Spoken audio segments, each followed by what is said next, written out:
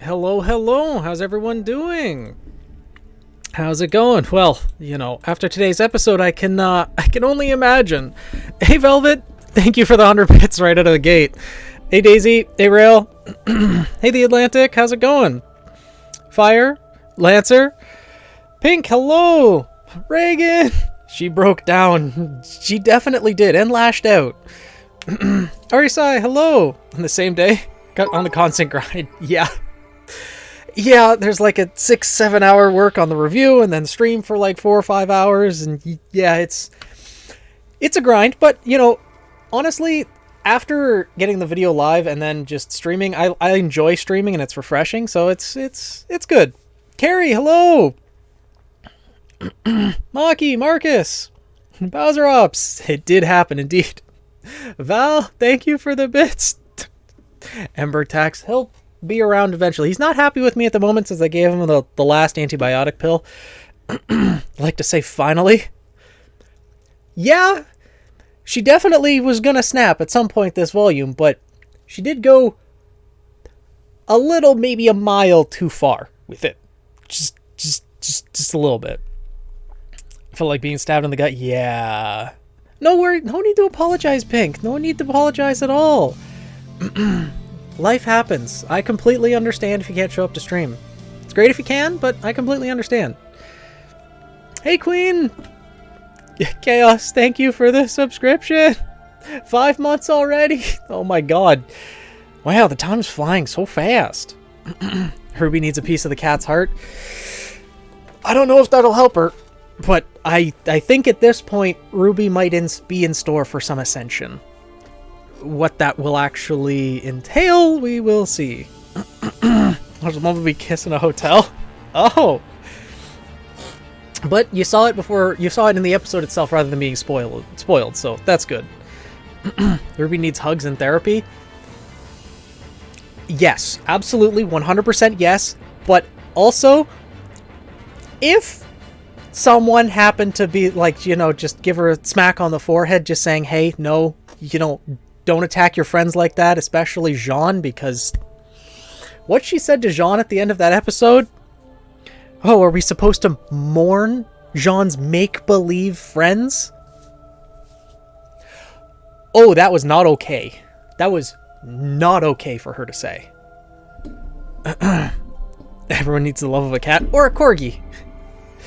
Atlas blows up, everyone. Alright, on to the next mission. Works out this time. Ruby, we have no idea what we're doing. Like, they're still doing the best that they can. I think Ruby is just trying to put too much pressure on herself at this moment. And it's just... yeah. For the poor Night Boy. Yeah, Jean... like, I don't... it's not a competition, not by any means, but it's difficult who to feel the most sorry for, because, like, Jean and Ruby are... Jean's been living in this constant hell where he's been reliving that same trauma of desperately trying to protect Penny with the people that he found in the Ever After, and he's been reliving that day in, day out, multiple times a day, desperately trying to save these people who don't want to be saved. And Ruby is it's fresh in her mind, everything that she just went through. Learning about her mother from Salem, losing Penny, losing to Cinder, losing the relics, losing the battle, like, oh my god. Right now, Jean needs us. In Ruby's mind, Jean needs us? Jean needs us? I need you. Who's there for me, huh? Absolutely, Velvet. But I mentioned this in the review as well. Everyone's going through their own struggles. Everyone had these same experiences in Atlas. Yes, Ruby's taking it harder, but also Ruby didn't say anything. Now, her team should have noticed what she was going through, but it's not fair for Ruby to lash out before even asking for help either.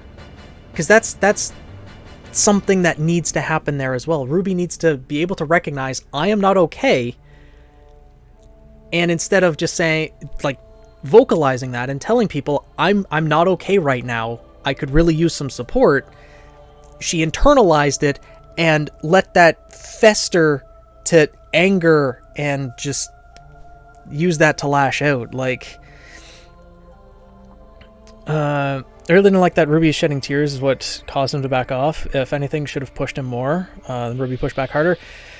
Yeah, there's like when Ruby started shedding tears after Jean lashed back out at her. Like, Jean's response was, it did go too far, but I can completely understand where that response came from, given what Ruby just said, and the fact that Ruby then started crying afterwards. It's just like, okay, like there was a lot going on there, and it was just. Oof. Yeah, people die where they're killed. Meanwhile, the ever after. Oh, really? Also, John's completely in the right when he shouted at her. Oh, yeah, he was completely right in shouting at her. Like, what she said was not acceptable under any means. He did go too far with his words, because what he was blaming Ruby on, like, it's your fault that the Jabberwockers all came to destroy this village. Well, Jean was the one who brought Ruby to the village already knowing that.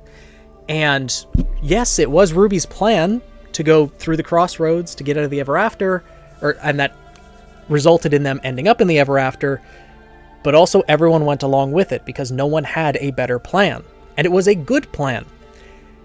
It just, how can you really anticipate that your enemy is going to use one of the 3 questions you get every 100 years from an all-powerful relic given by the gods to figure out what you're planning? It's kind of hard to anticipate. And there's really no way to prevent against that. Whatever your plan was, Cinder was going to find out due to the Relic of Knowledge. So there was nothing that could have been done to prevent that. So the things that Jean said to Ruby, I don't blame Ruby for, but I also don't blame Jean for yelling in the first place. But I also love the way that Blake told Ruby to shut up. I mean, Blake was just trying to help. Blake, I mean, when she went after Blake and Yang, like, Blake and Yang didn't deserve that. Granted, the entire idea that they were more concerned with their own emotions and feelings towards one another. Don't get me wrong. Love Bumblebee. It's great. There are bigger things at play. So Fire Emblem. We're gonna get to it, Pink, but I can understand. Given this episode, there's a little bit to talk about. When will Jean tell Ruby about Penny? It's gonna have to be soon, right? Because at the end of that episode, when Jean was saying, like, I've had to live with this. I was the only one that could do it. He never specifically said what it was that he did. You can see it on Weiss's face. She understood. And if Ruby actually knew that Jean was the one who ultimately took Penny's life, you know that Ruby, in this fit of anger, would have said something about that. Which, to me, conclusively shows that neither Weiss nor Jean told Ruby, Blake, and Yang the full story about that. The Rose had the right to be frustrated and angry, but went about it the wrong way. Absolutely. Ruby especially, I think when a note about it. Oh, Val also, yeah, thank you for the bits. It was at least 6 episodes to go on how the story will go before the volume ends. So it's a cliffhanger. 6-ish episodes? Val, there's only 10 episodes in the season. There's only 3 episodes left. There's only 3 episodes left, yeah. This was episode 7 of 10. So a lot is going to happen in these next 3 episodes. Both said through emotions without thinking. Ruby tried to speak up prior, but was always interrupted by someone. Her final breaking point was ignoring, questioning Ruby further about her well-being after she dropped Crescent Rose. Instead went to help Jean. I mean, it's not that they ignored her, it's just that, well, an entire village got wiped out in front of their eyes. They did go to help Jean. And, like, Weiss, Blake, and Yang should have noticed what Ruby was going through sooner. She didn't... I guess she didn't want to put that burden on the rest of her team by opening up about her emotions and talking about all that, but yeah, it was... Oof. Wait, only 10? Yeah, there's only 10. There's only 10 episodes. Only 10 episodes this volume. So, with only 3 episodes left, Neo has only been, like, had a couple cameos in episode 3 and now in episode 7. This was supposed to be Neo's volume. Like, she's going to have a lot of screen time in the last 3 episodes, I hope. And also we need to deal with Ruby's trauma, and also we need to actually find a way out of the Ever After. It's going to end up being the tree. I'm almost certain of that, because no one knows what happens on the tree, but that's how Alex got out, so, you know. How about the Phoenix? Are you joining the Little Protection Squad? I mean, Little is getting dragged along with this. So... But what's the protection squad? Why does Little need protecting? She better, otherwise we riot. I hope she does. I have a feeling she will. I think Neo's going to have a showdown with RWBY next episode. The makeup, and join her in getting the tree. I wonder if RWBY carries this anger with her to her confrontation with Neo, RWBY might just have enough anger to scream at Neo, and Neo would just be like, okay, well, whoa, I wasn't expecting this. What, like, she might pause for a moment and, like, say, okay, maybe RWBY, maybe this girl didn't kill Roman. Yang should have gone big sister mode, but she seemed to have priorities mixed between Bumblebee. Yeah, when RWBY was going off, Yang, like, stepped in front of Blake to, like, almost shield her from RWBY, and I'm like, that's your priority. You're right, her priority should have been to just, like, hug her sister and say, like, okay, look, it's okay, let's talk this through, yeah, I don't know, this is yeah, there's a lot that needs to happen. I think what they were going through, what they went through, how stressed they are, and how their minds are. People tend to not be in their best head and mind space. Yeah, that's very true. RWBY has been known not to be the best at processing negative emotions. Yeah, and those negative emotions have been building up so much over the last, like, couple days. I'm trying to emphasize that in a couple different videos now, because the events of the, like, finale of Volume 7, all of Volume 8, and all of Volume 9 thus far have taken place in, like, 3 or 4 days. This is all happening so fast. Lily needs protection because RWBY's last tether to sanity. Yeah. Puts a target on him. A little bit. Neo's probably going to take advantage of that, but we'll see. Well, Little does go by them, though. It's they, them pronouns for Little. I feel bad for Jean. He was there years. Yeah, this is what broke him. Absolutely. I was interested to see Jean go crazy. Jean has a better control of emotions. Like, you can tell at the beginning of the episode he's trying to put on a front, like he's okay. Like, you know, I'm not crazy. This is not crazy. This just... But by the end of the episode, he's like, I know I'm not okay. How am I supposed to be? Like, he does have that sense of maturity about him.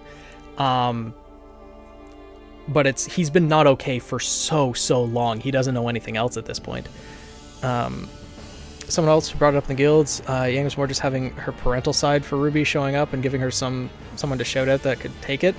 You know what? That's a good point, Rail. That is a very good point. I was making at it earlier. I kept noticing how good the Volume 9 animation is, like the movements in the fights and the way their mouse moving, facial expressions. Yeah, the animation's been improving volume over volume ever since Volume 4. Ever since they switched over to the new programs, got used to it, and have just continued getting better and better with it.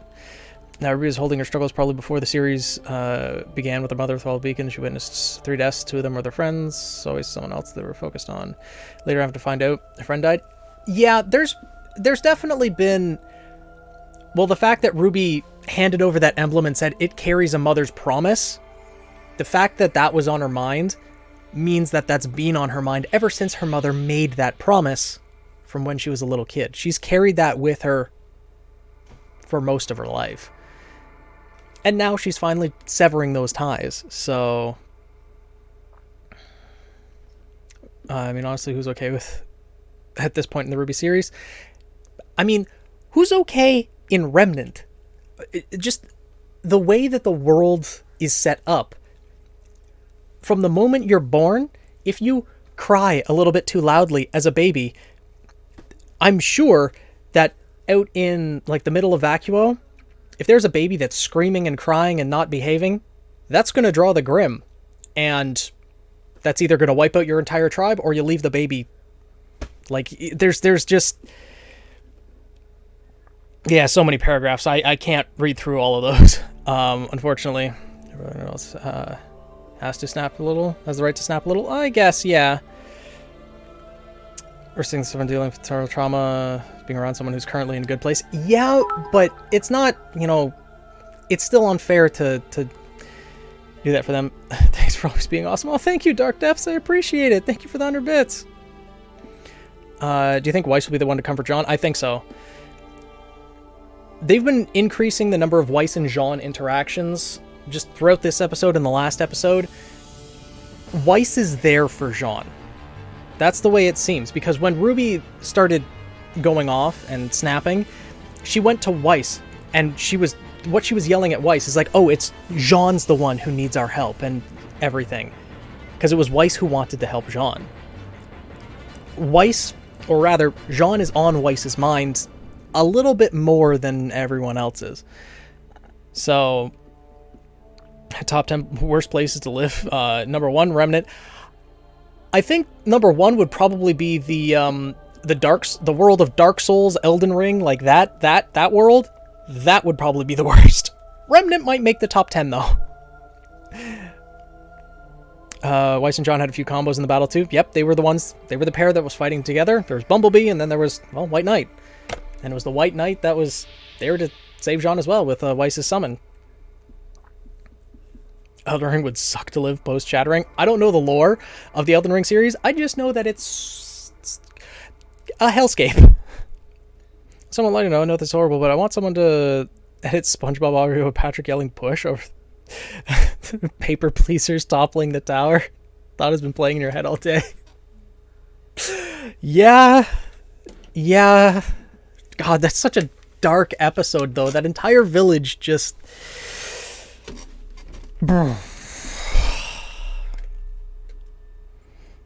Oof.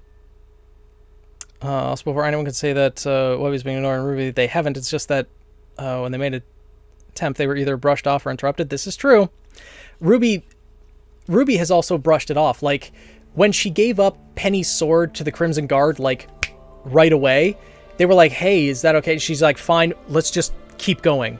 Let's stop pretending what we're doing and just keep going. It's like, okay, like, RWBY was adamantly not wanting to talk about it.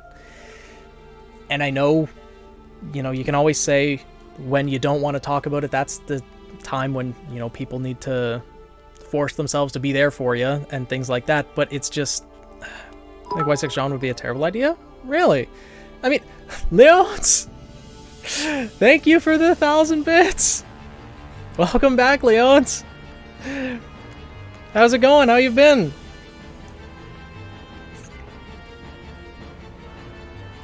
No, I don't agree, Squall.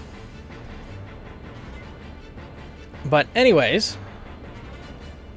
this is a comment also, but didn't Alex thinks Ever After was make-believe? His feeling that RWBY's using the same language? Yeah, she did. Or at least that's the way Jean described it, that Alex acted as though the rules didn't apply to her, that it was some fantasy world, and, well, RWBY's definitely seeming to act that way now. And that also is drawing more parallels between RWBY and Alex, which we saw in the opening when RWBY had that, psychotic smile on her face and was Alex turning around. So, yeah. Twice is only after him because of looks, and plus with everything that has happened with Pyro, why would he want to get with another girl? It'd just be a huge slap in the face to Pyro and her feeling. One, the thing that happened with Pyro was 2 years ago. People are allowed to move on. They can have feelings for others, and John had already had feelings for Weiss before Pyro, so some semblance of those feelings would remain. And two, Weiss wouldn't just be going after him for his looks. She didn't like his looks at the beginning of the RWBY series. Jean has proven himself as a reliable and capable person. He was literally her knight in shining armor back at the end of Volume 5. He saved her life. And that moment probably started to change her opinion of Jean, and she started to take more notice of him and see the more admirable qualities of him. I think it's a good ship, personally. Is the dub decent on RWBY? Yes, because it's actually strictly voiced in English. So technically it's an American-made show from Austin, Texas. The Rooster Teeth company's based in Texas. So yeah, it is very, very good. I highly recommend watching it if you get the chance. Though we are on season 9, there's a lot to catch up on. I cried when I saw Jean also cried. It was hard to see all men cry. Yeah, it was a lot. Can I point out Jean protecting all this time, protecting a town full of citizens who want to die? Yep, I mentioned that during my review as well, Squall. He was reliving that moment of, well, Penny's death. Penny asked Jean to help her pass on. And now Jean is reliving that moment every single day, trying to prevent that same thing from happening. All of the paper pleasers want to ascend. Jean's desperately trying to prevent that from happening. Yeah. So basically, the three in the most mental pain are Jean, RWBY, and Neo at this point. Yep. Weiss still has some as well, but I knew that at some level. Still have Conbrain. Fair enough, Leons. Which has never shown interest in her after the stuff with Pyrrha. They've had very little action in the volume and just makes no sense to me. I think it's just a huge disservice to Pyrrha. And it seems that he still cares about her with List and helping on homework. No one's saying that he would have to stop caring about Pyrrha to be happy with someone else. Pyrrha's always going to be in his heart. He's never going to forget Pyrrha. But it's the little interactions that have taken place throughout the volumes that maybe hint at something else there. We're not saying, next episode they're going to get together, start making out and baby making. No, that's not what we're saying. It's just the sparks of romance could be starting. It's just... Val, thank you for the 100 bits. Dark Depths, thank you for the 200 bits. Do you think the rest of the team didn't catch up with the decisions RWBY took before the snapping took place? How do you mean didn't catch up with the decisions RWBY took? Maybe they didn't clue in that those decisions were because she was struggling mentally. Do you think that RWBY could turn to Salem for comfort instead of family and friends? I don't think so, because Salem was the one who took her mother. RWBY might try to go to Salem for information, but I don't know. Fire Chrome, you haven't seen episode 7 yet? Oh no! Well, at this point, it's going to take to the end of the volume for Jean, RWBY, and Neo to pull their heads out of their butts. I don't think their heads are in their butts. They're just consumed by their own trauma. How you feeling about the pop-off scene? It was a lot. Both of them said a lot that they probably didn't mean, RWBY especially. I take in the concepts of playing with in this episode are good, but the pacing and sheer lack of addressing them up to this point really drags it down. Pacing in general takes a lot from the volume as a whole. I mean, to each their own, Lancer. I kind of like the slower pace of the volume. It's more exploring the world, establishing the world, and having these undertones of, hey, we're not okay while all this is happening. Like, the events of Atlas are still fresh in their mind. And everything up until this point has really all been happening in one day, I think, of being on the Ever After. So, although it feels slow to us as we're watching it episode to episode, what I always do before, judging an entire volume is I judge each episode individually, make my reviews on it, but then afterwards, when it is all out, watch it all in order. It gives you a whole new perspective on it, and is the way that it should be watched, I think. I just think it's not there yet for Weiss and John. No one's saying it is there right now, Pink. No one's saying it's there right now. And Pink, it's not that your opinion means nothing. It's having a conversation. We're each saying our viewpoints. That's not disavowing your opinion. That's... Anyways. Well, Crom, you'll be stabbed by repeatedly. Overcoming the trauma is what I meant by pulling their heads at other butts. Ah, okay. Is this the first time they slept since late Volume 7? First time they slept on screen, maybe. We know that Volume 8 took place over about 2 days, give or take. So I'm assuming they had some time to get rest there, but... At the end of Volume, can we have a stream going through the episodes on stream and discuss stuff? Sure. Yeah, things we missed and things like that, probably. Yeah, that'd be a good idea. Just for this episode, I watched the beginning of the volume. Yeah, it probably brought everything into a new perspective, didn't it, Tuffy? It was either going to 2 places, either the blacksmith or JW's acre. Yeah, it's possible. I think Jean can make good lasagna. Another thing is going to agree. Yeah, this is true. This is true, Phantom. Do you think when Weiss said John isn't all there, it kind of reflected Ruby's mindset and she wondered if her own team was doubting her behind her back? That could be as well, Squall. That could be.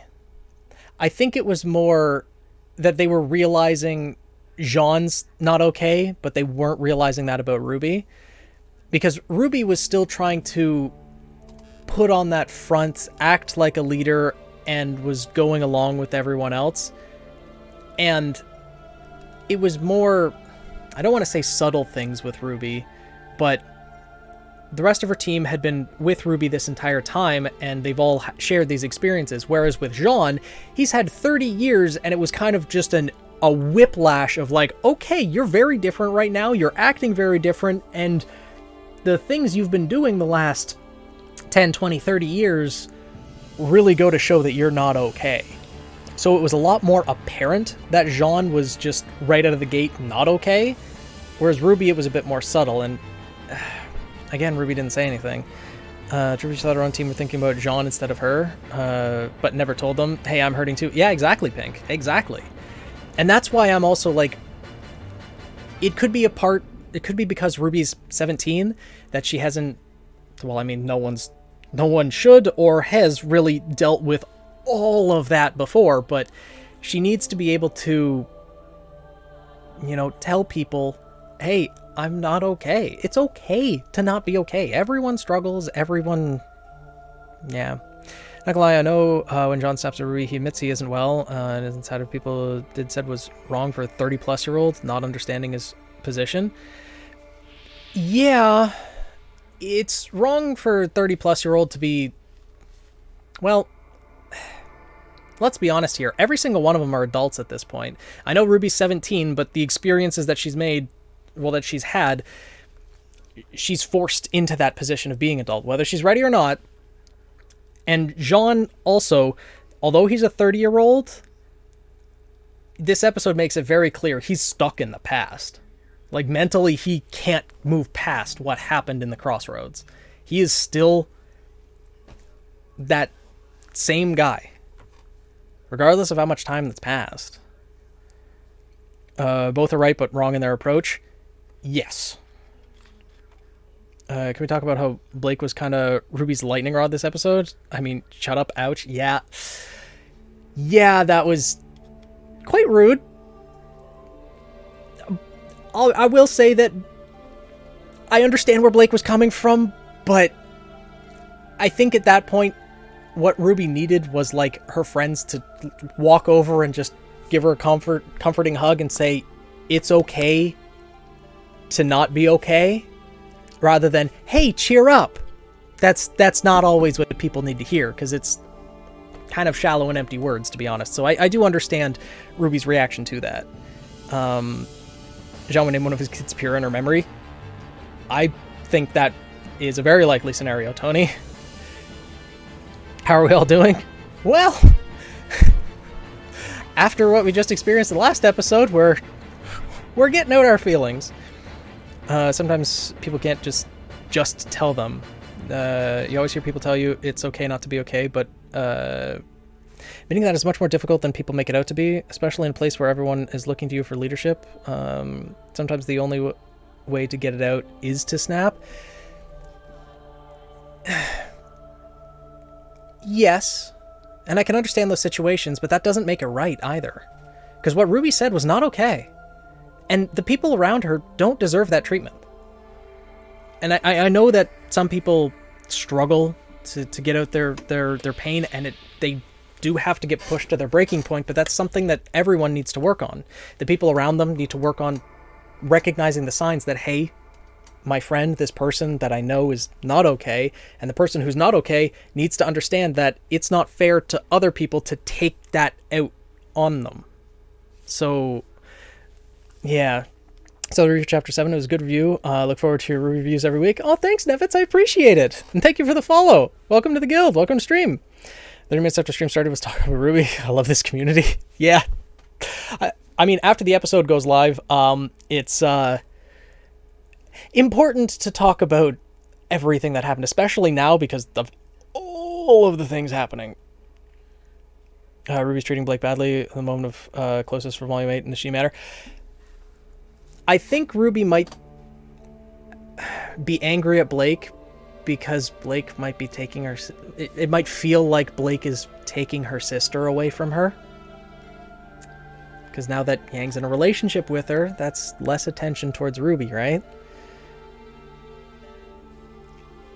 So I can understand how Ruby has some anger towards Blake personally, because her sister, Yang, was all Ruby really had growing up, and now Blake is a threat to that.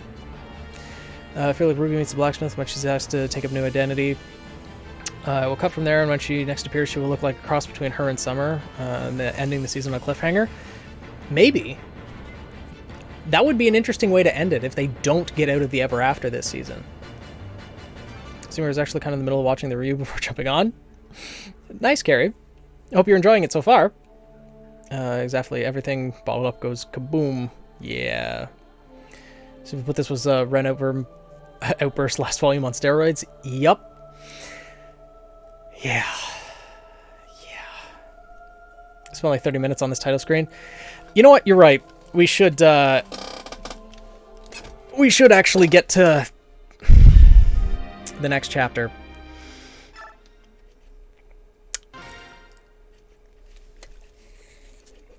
And this chapter,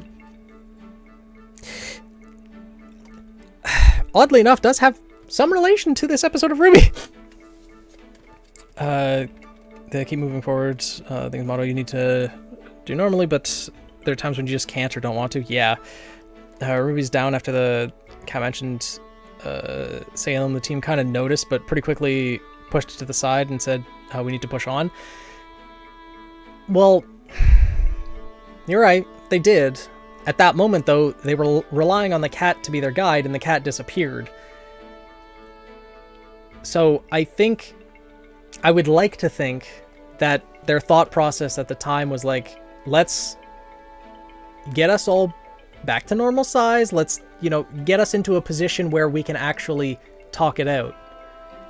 And then they never really got to that point because they encountered Herb, and that just added to the trauma. Then they escaped that, got to the garden, and then that burned to the ground. And then they met Jean and were carried on to the adventure until now. See God Void and Goddess Astrid. I think that everyone is pretty well equipped.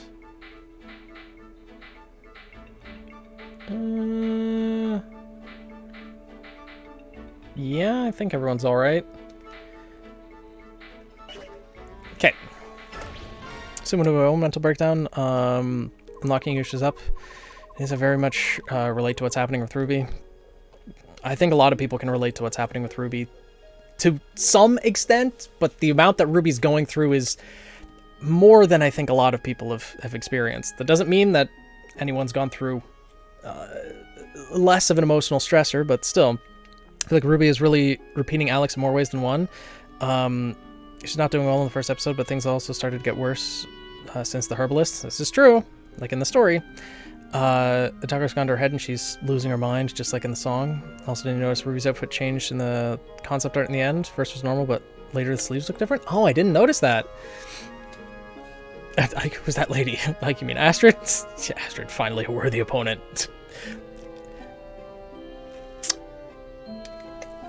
Boyd has more health, but Astrid's just stronger than Boyd now. My Lord Ike, were you able to find the medallion? No, it's gone. I fear that Dayan may have somehow stolen it. What? Is such a thing possible? I don't know to what degree, but there can be no questioning Dayan's involvement. Is the medallion special? Yes. Oh, yes. I beg your pardon. What is it? My question may have touched a sensitive area. Oh, no. It's not that I don't want to discuss it with you personally, I just can't really talk about it to anyone. It's a private matter. To give people context who may have missed last stream, the medallion that Mist was carrying, that, you know, looked like it was on fire, aka the fire emblem, is an ancient medallion that seals a dark god, and anyone who touches it will lose their mind, have all of their negative aspects of their soul amplified 1,000-fold, and will go on a murderous rampage. Except for those who have a high level of balance within their soul, like Ike's sister Mist. And we find out that Ike's father, that Ike's mother was the same as Mist and was the original possessor of the medallion within the last 20 years. And Ike's father, Grail, touched the medallion for but a moment and went on that murderous rampage and ended up killing like an entire troop of soldiers as well as his wife, aka Ike's father and mother. So, yeah.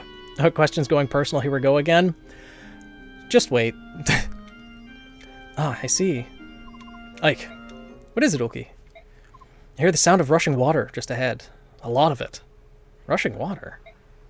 According to the map, there's a large river up ahead. That must be what you hear. This is unnatural. Warped. It is not the sound of a normal river. General Ike! Sir, we've got trouble! The road ahead is blocked by water. What? How can that be? Perhaps a local river is flooded. The whole region is soaking wet. Is the road completely impassable? No, sir, we can move forward, but the water's turned the ground to mud. And the water is still flowing at a tremendous rate. This is going to cut back our speed dramatically. This is the work of Dayan. They thought to impede our progress in order to gain some time for themselves. And they've succeeded. Blast. Is there nothing that we can do? Well, if they were able to flood the road only when we approached, there must be a floodgate in the area. So if we can close them, we'll shut off the flow of water, right? Makes sense. Let's get some scouts looking for gates. What's that? Hey, if you're looking for something, leave it to me. I am the Hawk King's eyes, after all. What do you mean? These peepers of mine can see for miles and miles. They're quite handy. It would be a shame not to use them. White Knight is definitely being pushed. I'm here for it. I wouldn't necessarily be pushed. I think it's natural progression, but yeah, same here. You've been talking for ages. I have a bad feeling you know who stole it. Well, there have been a hint or two here and there. Is that some Lagoo's power? You're a hawk with the eyes of a hawk? It beats your fantastic wit. My eyesight isn't actually a racial ability. It's just my own natural talent. Heck, my pal Ulki has ears that can hear grass growing on the other side of the country. I see. Well then, job's yours. You think you can find the floodgates? I just look for some openings with a lot of water pouring out, right? Yeah, I can handle that.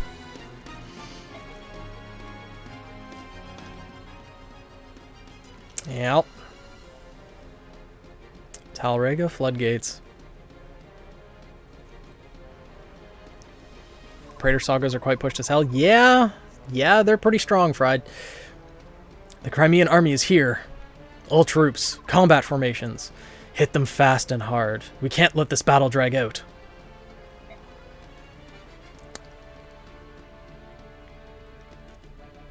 So, those are the floodgates.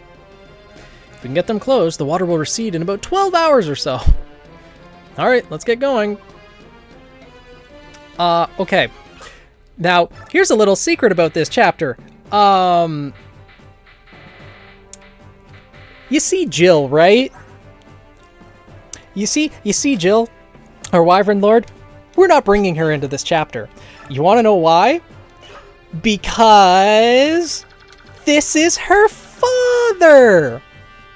You know how Ruby's struggling with losing her mother? Well, now we have to take Jill's parent away from her. And, fun fact, if you bring Jill into this chapter and she happens to talk to her father, if she does not have an A support rank with Mist, she will betray us and there's no way to get her back. So, we're not going to force Jill to fight her father. Whew, let's pull a Salem. Yeah, no kidding. No kidding. Yeah, so fun times all around. And currently Jill has a B support with Mist, so she would end up betraying us if she talked to her father. Yeah. Oh, right, we have Khalil now, too. I don't think I want to swap out any of my units for her, though. Definitely not Astrid, who has maxed out her strength at level 6. Yeah, keeping Rayson, keeping Mist, Nephany, Ilya's really good, Zoran's excellent. Like, yeah, I think this is who we go with. So we're the bad guys? No, Dayan's the bad guys. It's just, well, to give context of what happened here.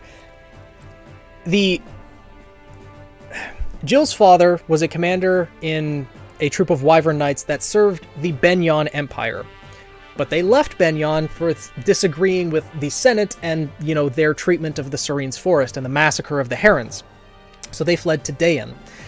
And now that they're in Dayan, the Mad King has taken power and is pushing this war. And now, one of the generals in the Mad King's army has forced Jill's father to open the floodgates, literally flooding his territories, regardless of the safety of the citizens that are there. Similar to how the Paper Pleasers had their own town flooded. How many levels can Astrid gain? 20. She can go up to level 20. She's a level 6 paladin, so she started out as a bow knight, as a level 1 bow knight, so she went up to level 20 there, then promoted to a paladin, then went up to level 6. But she still has 25 strength, which is unnaturally high strength growth for what she has. I checked after stream, and she has like a 40% chance to gain 1 point of strength with every level up. She started with like 6 strength, so she's went up 19 strength, and like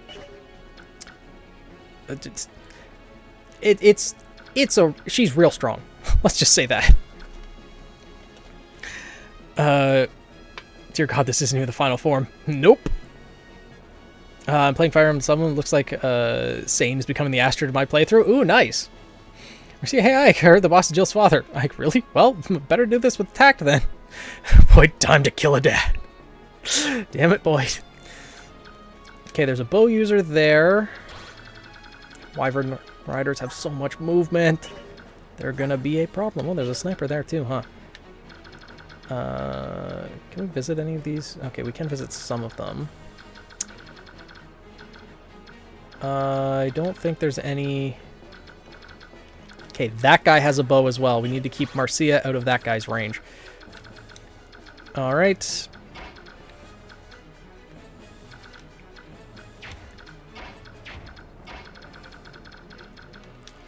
Okay, well, Astrid, my God, Astrid can just kill. Like, she can just murder everything and anything. Holy wow. That's honestly insanely impressive.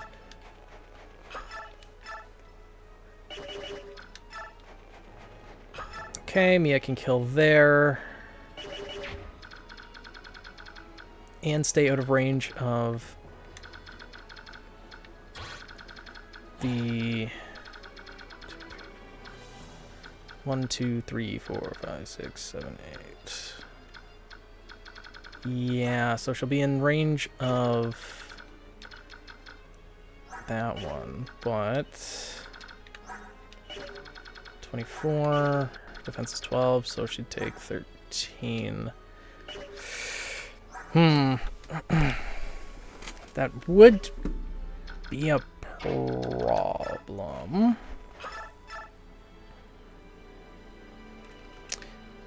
If she takes a hit from both of these guys.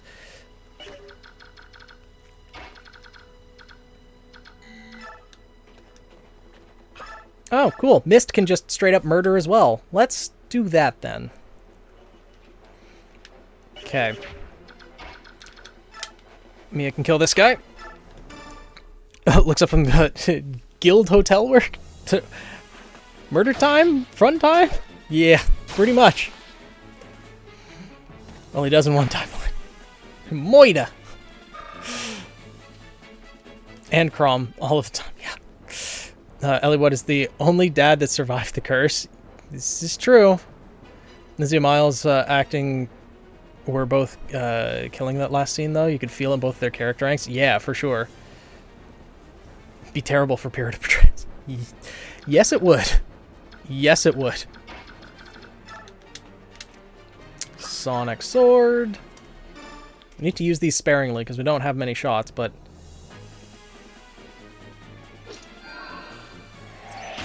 Oh, the animation's really long for these attacks, but...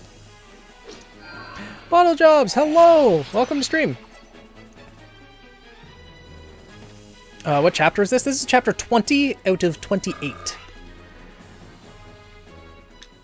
Now Astrid should be able to... Yeah, Astrid's so strong. Has anyone done a good RWBY-related April Fool's joke today? I had thought about it, but I'm glad I didn't, given the weight of the episode that happened today. I decided against it. But no, a good RWBY April Fool's joke has not been made. Okay. Keep everyone out of range of that. Huh.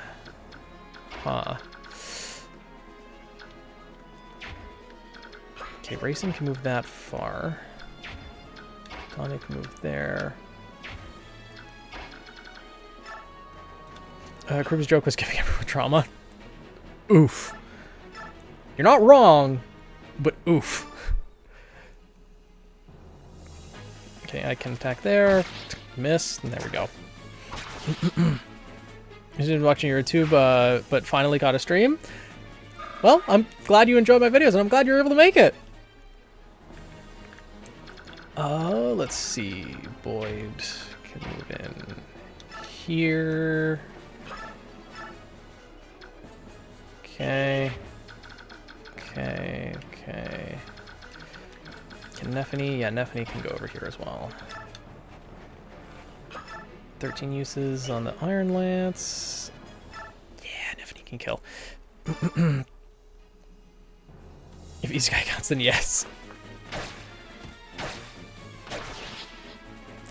And sadly, no, we have not. Ah. Geez, the amount of companies that make April Fool's ads and videos. Yeah. And, you know, I was thinking about this earlier today as well. Like, before the episode aired. Back in my day, you know, when we were in school, April Fool's jokes were like, haha, there's a whoopee cushion on the chair and things like that. But now it's like, here's a fake trailer, or like people sharing a video saying, hey, a trailer for this new season that you've been waiting for however many years. It's out there. And then it's a Rickroll. And it's like, no, you're getting people's hopes up and then crushing them as a joke. And like, that's not fun. It's made it so that no one can really trust what anyone says or does.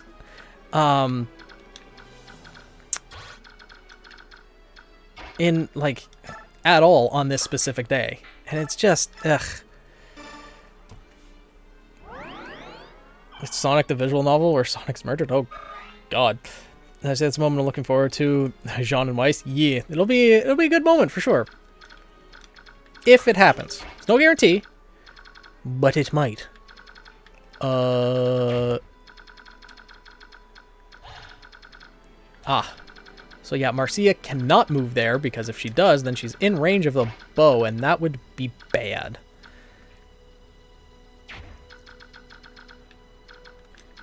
But she can move here.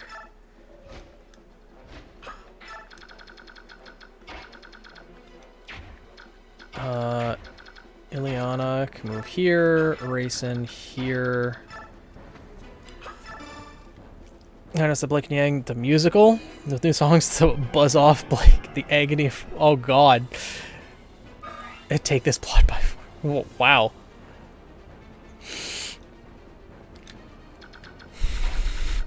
Those are some interesting song names, to say the least.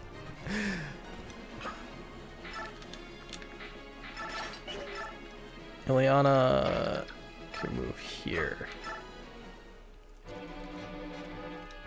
General, how long are the floodgates to remain open? Until the Crimean army has been defeated. Sir, if we wait too long, all of the neighboring farmland will be drowned. The locals are already quite upset. They may not abide by this much further. General. Enough, soldier.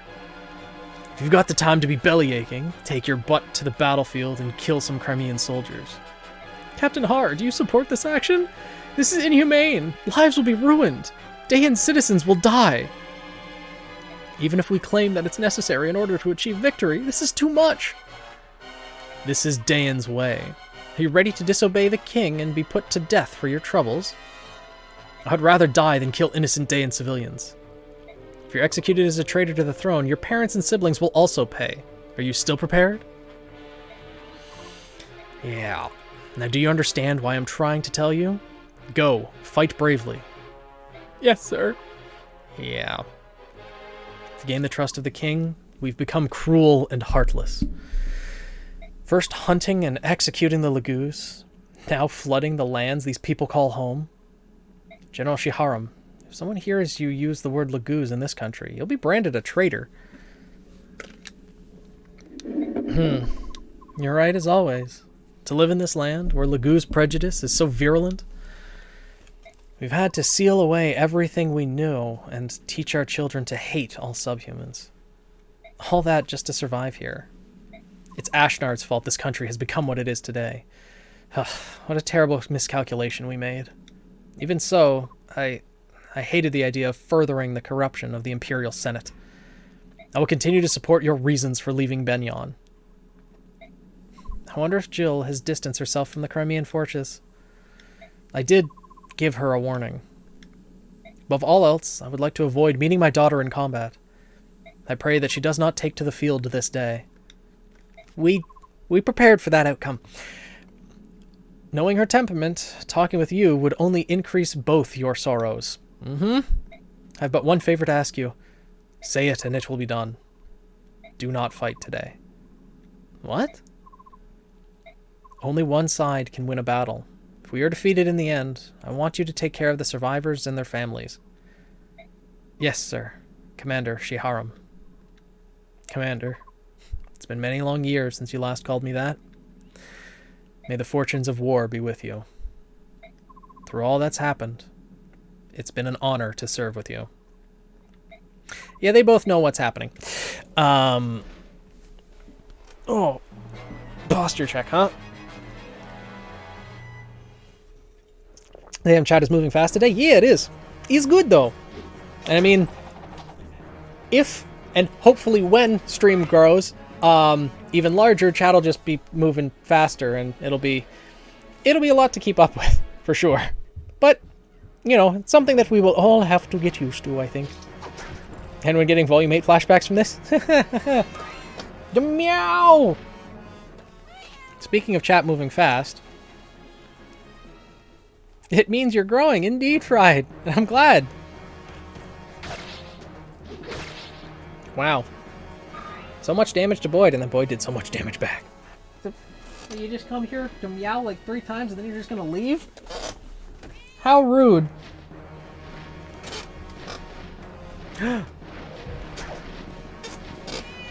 Oh. Wyvern Riders are so beefy. So Ember's okay, missed a few sessions? Yeah. Thankfully, it seems like he is. He's eating again, he's pooping fine. I just gave him his last antibiotic pill today, so hopefully... Oh my god, Astrid! Holy shit! She woke up this morning and ate her violence juice. Jesus. Happy for you, thank you, Squall. She woke up this morning on the violent side of the bed. Lord Emberton, what are your commands? Destroy the non-believers? Believers? Understood. Holy. Meow. Astrid got the Ember buff. I mean, Astrid's just ripping through enemies. She's insane.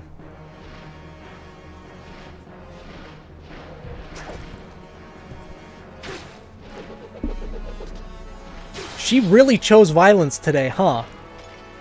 She's just dodging. She dodged every single enemy attack and hit 2 crits. Wow. Magic, speed, luck, and defense. Wow. Wow.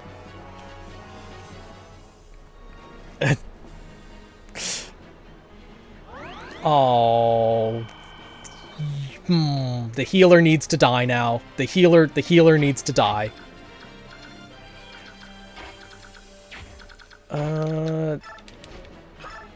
Okay, where's that paladin? There's the paladin.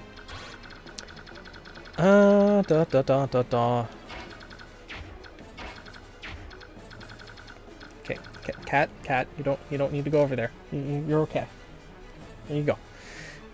Oh, that guy has a night killer. That's dangerous.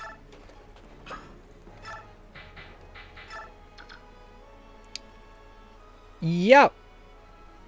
Because that one is gonna deal effective damage to both Mist and Astrid. So I'll have Mist kill there. It's not gonna do much. She ate her violence juice? Something about that doesn't seem right.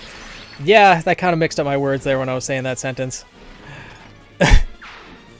Astrid, all of you will perish. Void. Hey, like, yeah. I think I'm in love. Oh God, yeah. Oh, gross. Cat, why? Yeesh. Okay. Hi. Hello. Yes. Hi. Hi. Okay. Oh, well, Astrid's taking the title of Queen of Death, huh? Another crit. I didn't even stop to look at what her crit chance was, but I don't think it was that high. What? Wow. Astrid just is craving violence today.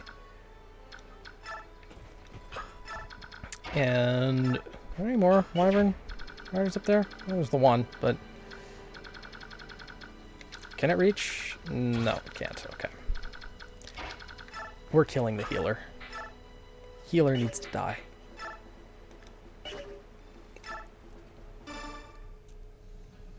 Possible boss bird, easy for me. Okay, well, healer just was turned into a red paste. Is stream lagging? Uh-oh. I hope not. Difficulty challenge unlocked. Play the game while chat is distracting you. Yeah. Yeah, that is something that I've experienced a little bit by this point, but he's not bad. It's not too bad.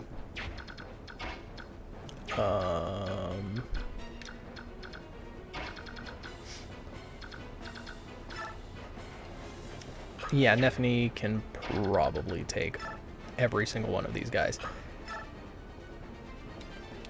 What's Nephany's speed? Oh, 22? Yeah. She'll be fine. Because, yeah. Okay.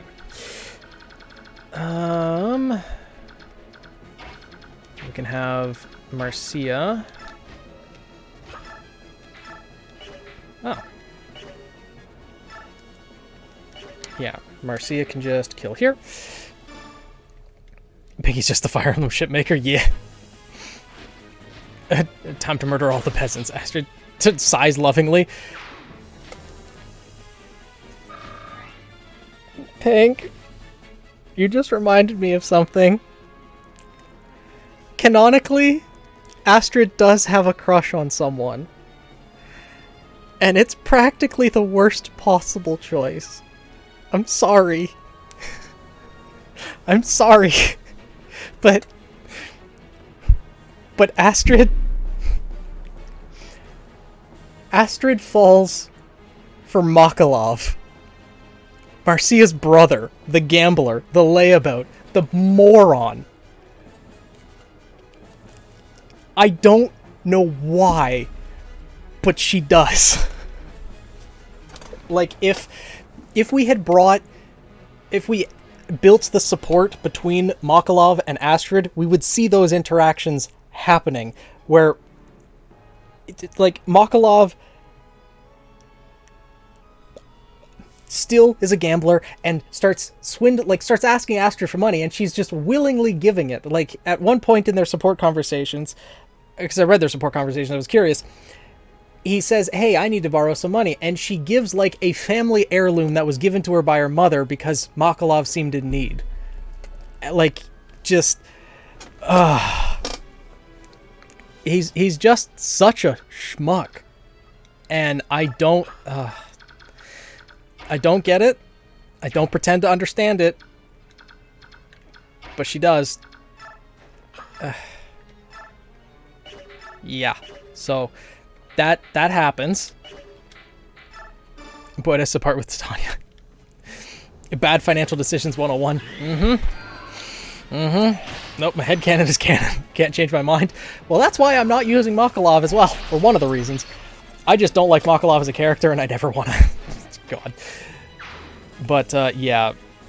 Makalov is one of your uncles. Oh, no. Oh, no. Oh, wow. The guy can do 1 damage with a 1% hit rate. If he actually hits Ike, I will be severely impressed. Nope. With Marcia and Ike just watching in the background. What if Path of Radiance was a GBA game? That would be interesting with GBA graphics. I really like the graphics of Path of Radiance and Radiant Dawn as well. Yeah, they have swords. Okay.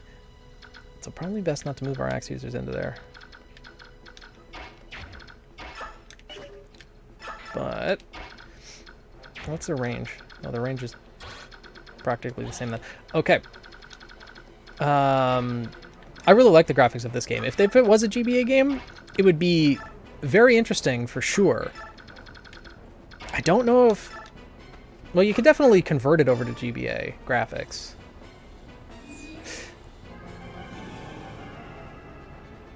Because it's pretty much the same functionality. It would just look a lot different. Because right now, each of our units has unique sprites in the map. How's the bishop moving down there? So we play Radiant Dawn after Path of Radiance? I will be playing Radiant Dawn, absolutely. But maybe not immediately after Path of Radiance, because Legend of Zelda Tears of the Kingdom is coming out at the beginning of May. Of course it had to run, of course So I'm probably going to play that. Oh, that's a killer bow. I forgot that was a killer bow. Okay.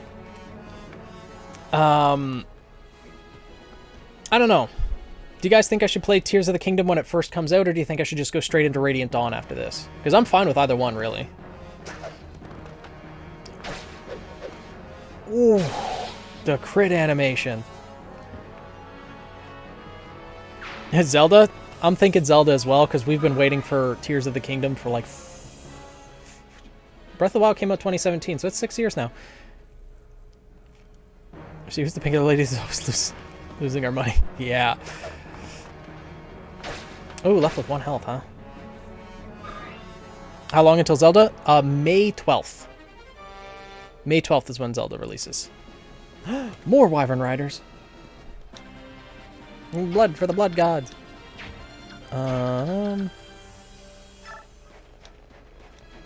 Dynax. Okay. Ileana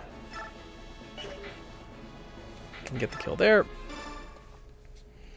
Surprise, well, you're old. Yeah. 2017 was 6 years ago, yep. Something like 40 days? Yeah, there's still all of April, so there's going to be a gap between when I finish Path of Radiance, I believe, of 2 to 3 weeks. So maybe we'll start Radiant Dawn, but I also don't want to, I don't know if I want to start Radiant Dawn and then not finish it or take a break in the middle of playing it for a month or two to play Tears of the Kingdom. I don't know.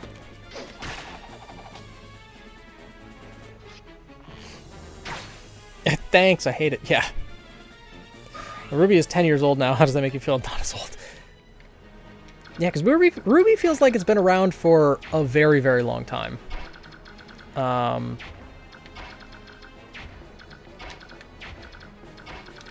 can move there, race in here.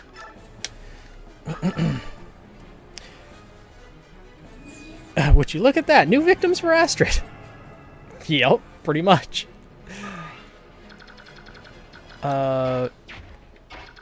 You know what?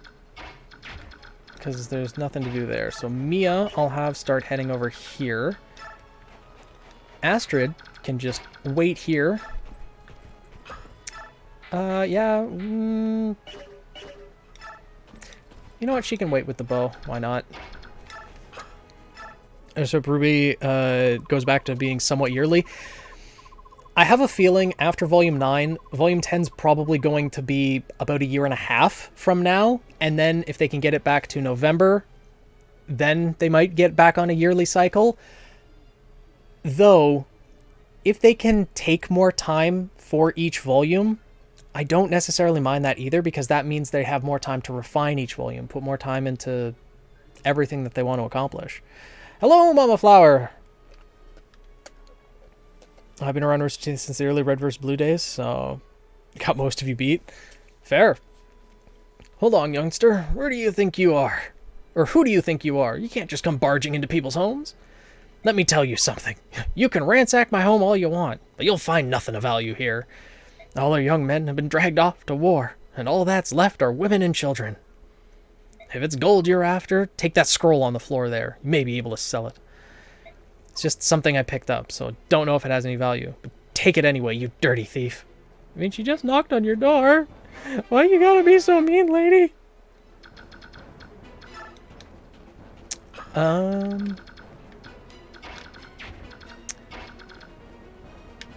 Ike can probably kill this guy. Oh, yeah, absolutely.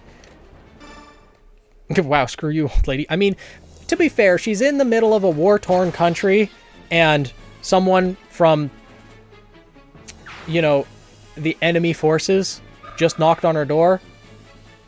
But still, it was definitely uncalled for. It was rude.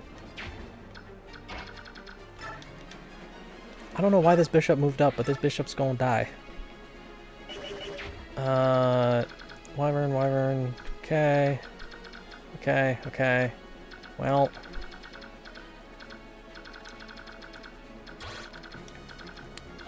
Oh, wow, that guy's got a lot of range, and he's got a steel bow and a longbow. Oh, great, and such a useful skill. I mean, honestly, that skill might be useful to give to Astrid.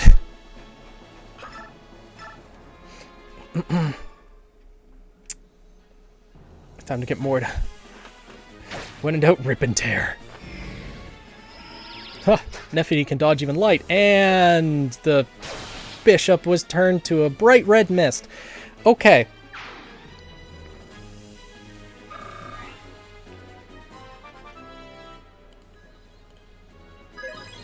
Oh, Nephany, no! Why such a bad level up? Oh.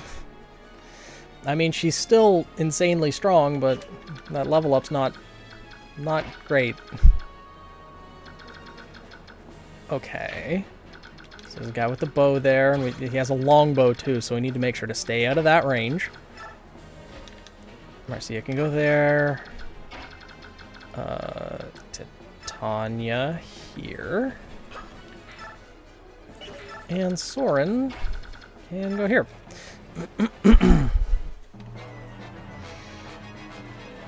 Oh, just gonna straight up attack Nephany. Completely unrelated. Is anyone interested in curling? I've been curling a few times. I was part of a curling club when I was in high school for a year or so. Of course, I just nearly start rip and tear. Prefer to lead with artillery. Okay, is this guy gonna stay within range? Yeah, he will. Oh, you've chosen to attack Nephany, have you? You have chosen death.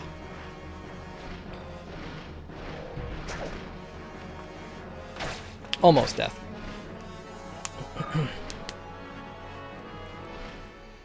And the other one's probably going to attack Nephany? Yeah.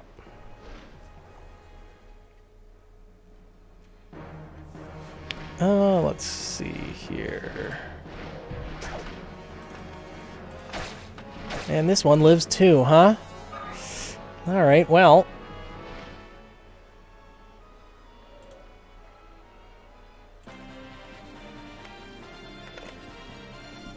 Alright, now... we need someone to go visit the village. Probably... Marcia. Well, Marcia can actually get the kill here. Yeah, so we'll do that. So they'll give cover fire and flush out the enemy. Unfortunately, the artillery in this game is mostly ballista, and they're only on a very select few chapters.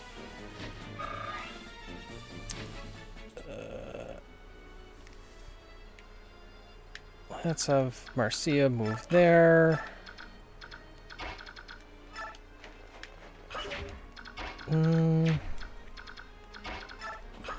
Can visit here. You filthy Crimean.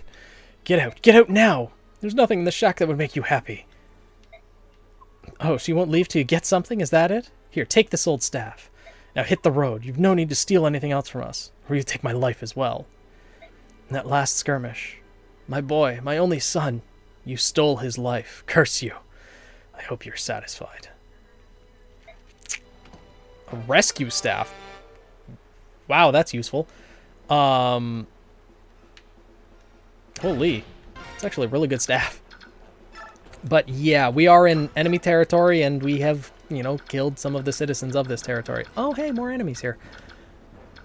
Oh, and more up here, too. Well, I guess Astrid's just gonna have to kill them all. Missed defense is 10.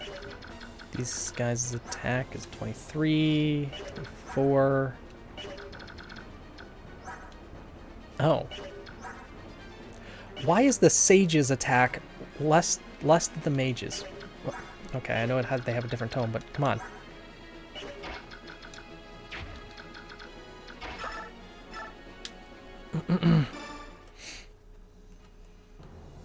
No, folks, I don't usually stay longer, but have an early start tomorrow. Alright, see you, Fire! Sleep well! Enjoy the rest of your weekend! Enjoy the rest of your week, or hopefully see you Tuesday as well.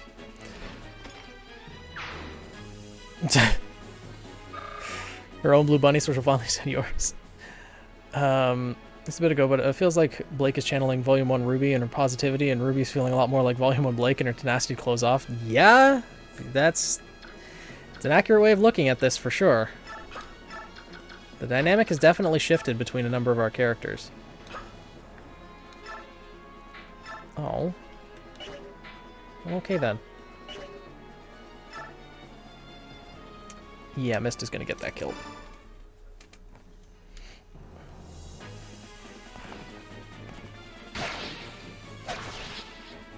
And dead. Phoenix, we have mobile artillery. Her name is Astrid. You're not wrong. You're not wrong. She's... like, she's got the strength of a warrior, the speed and skill of a swordmaster, and the defense of a general, as well as the resistance of a sage. Like, she's... she's insane!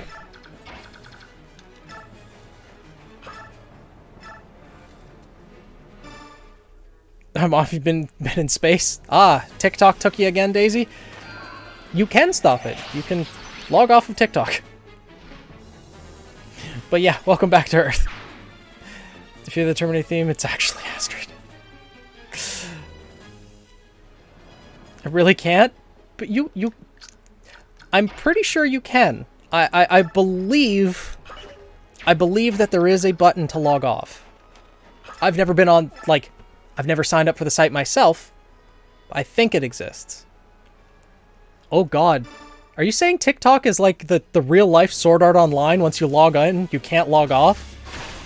Oh no. Oh god. It's not always TikTok. Sometimes you just space. It's not always TikTok, but some of the time it is. But that's fair. Life can definitely get distracting at times.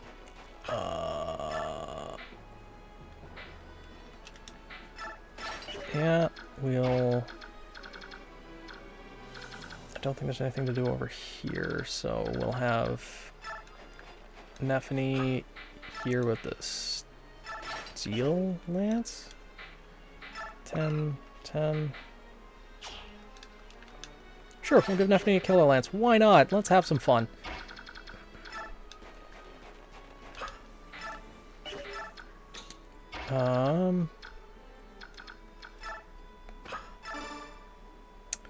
We can chant here for Mia. She can move back up to the front. Astrid causing hell at max strength at level 6. Yeah. Well, she's level 7 now, but I confirm she does just drift off sometimes. Fair. Fair. Hey, Violet Embers. How's it going? What did I miss? Well, Astrid's continuing her killing spree. And RWBY, episode 7, was, a lot. Yeah, mages can do nothing to Mist right now. Tim is nothing but a time sink. Just delete the app and you'll be better for it. That's why I never got it in the first place. It is... Ooh! That's a Blizzard Tome! Okay, then. Wow. Okay. But yeah, TikTok... I'm a firm believer that TikTok is just lowering the intelligence level and attention span of anyone who uses it. Really the next generation, but you know, it's for anyone. It's making people unable to focus on things for longer periods of time because they're getting accustomed to just seeing things for like 10 seconds and that's what their attention span is for. 10 seconds. Okay, move on to the next thing. Okay, move on to the next thing. Okay, move on to the next thing. Okay, move on to the next thing. It's just like... No. Congress gets their way. It might be banned soon in the US. You know, I'm not going to get into commenting on politics. I'll just insult Daisy like that. I'm not insulting Daisy. But that's what TikTok is, like, conditioning people for. It's not an insult directed at a single person. Like, and I'm not saying it's lowering Daisy's intelligence. Unless she's one of the people who's participating in the Tide Pod challenges or has thought to do so at one point in time. And I have way more faith in Daisy's intelligence than that. Like, good lord. But there are people... The TikTok trends that start on there have severely impacted my faith in humanity. They're just dumb. Funny enough, I like the longer videos on TikTok. Don't talk about US problems right now. Yeah, that's fair. To be honest, TikTok is more reliable for news to me than any news. I don't know how I feel about that. Because I don't know of any reliable news channels on TikTok. I don't know any channels on TikTok, I'll be honest. But,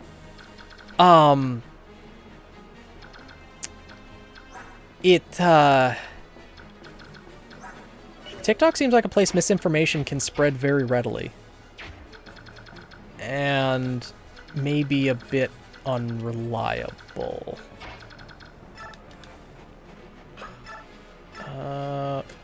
Okay. Okay. Yeah, let's go with that.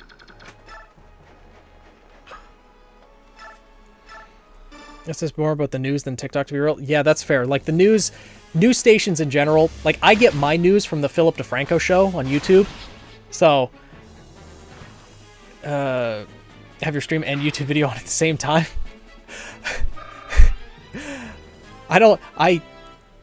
I'm sorry you have to listen to that my voice that much. That must get annoying.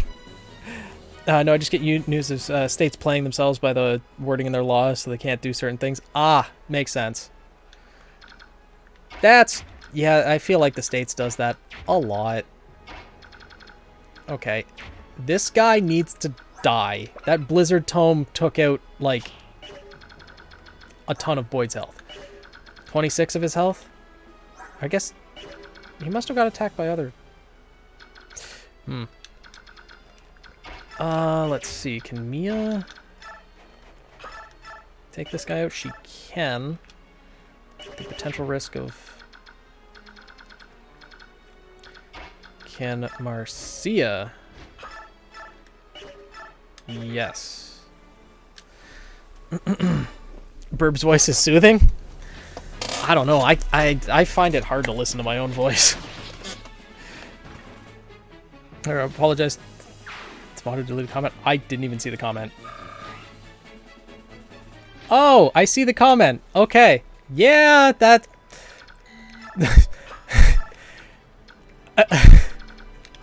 I understand why it was deleted.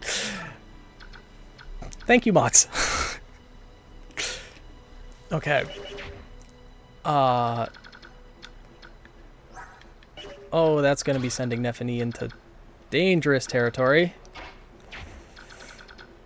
Why does he have a Bolganon tone? Oh my... Okay, that... Ike has 10 res. That's something, but... Youch! That's a lot. Wow. I finished 2 figures in review shots, usually. Who are they? Skathik is the one with the spear on... yeah, Skathik is the one with the spear. That's the lower one. And the one at the top with the bow is Atalanta. 2 of the best waifus from the Fate series. I listen to Sarah videos constantly. It's not just because Zelina and Sarah are both cute. I need to get back to making Sarah videos. I say that all the time, but I really, really do. Okay. Let's have...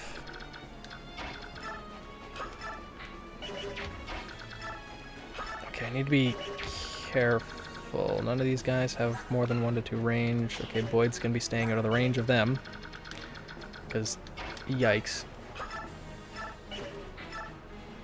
Okay. I've heard of Fate, but don't know what it actually is. Yeah, the Fate series... To give a quick premise, it's... Well, I guess the modern world of the Fate series is similar to our own. However, magic exists as kind of a secret society. And occasionally, there is a quote-unquote war that happens, the Holy Grail War, where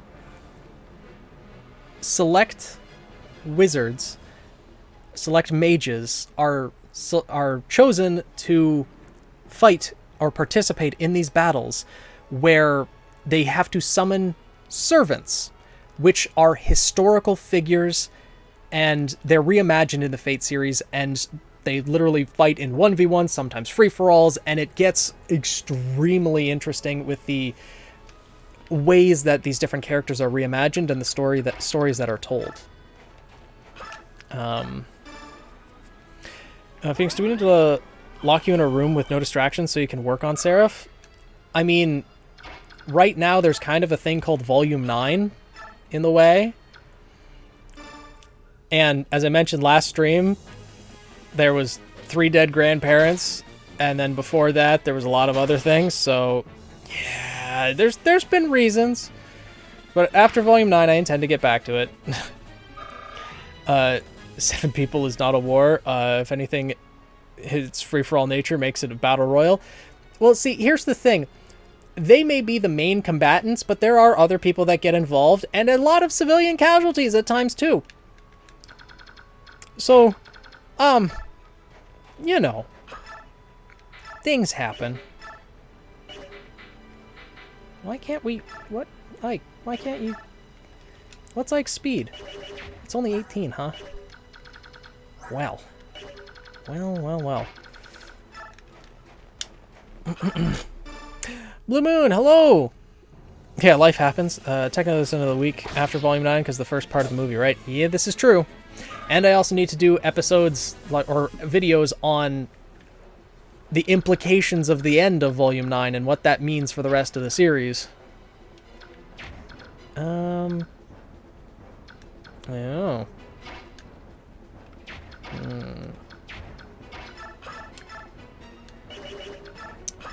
Okay. Oh my god, Mist can even do 20 damage to the... Wow.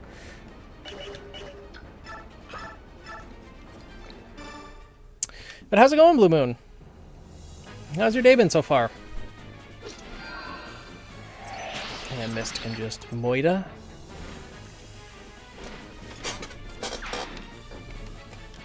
Okay. Now we'll start sending Mist back over here.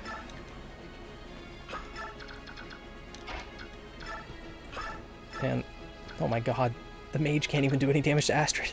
Holy. Okay. I do think it'll be, that'll be part of getting sent home. Astrid with the crit again! Just so far in the volumes, do you think Jean's current condition is reversible? Yes. But I think they're building up the irony of the fact that he's so against people ascending that I think he's going to end up being the one to ascend. God, Astrid's stats are... Wow. I think he's going to be the one that eventually is remade by the world, and when he is, that's when, well, he's going to return to his younger self. What's that guy's range? Okay.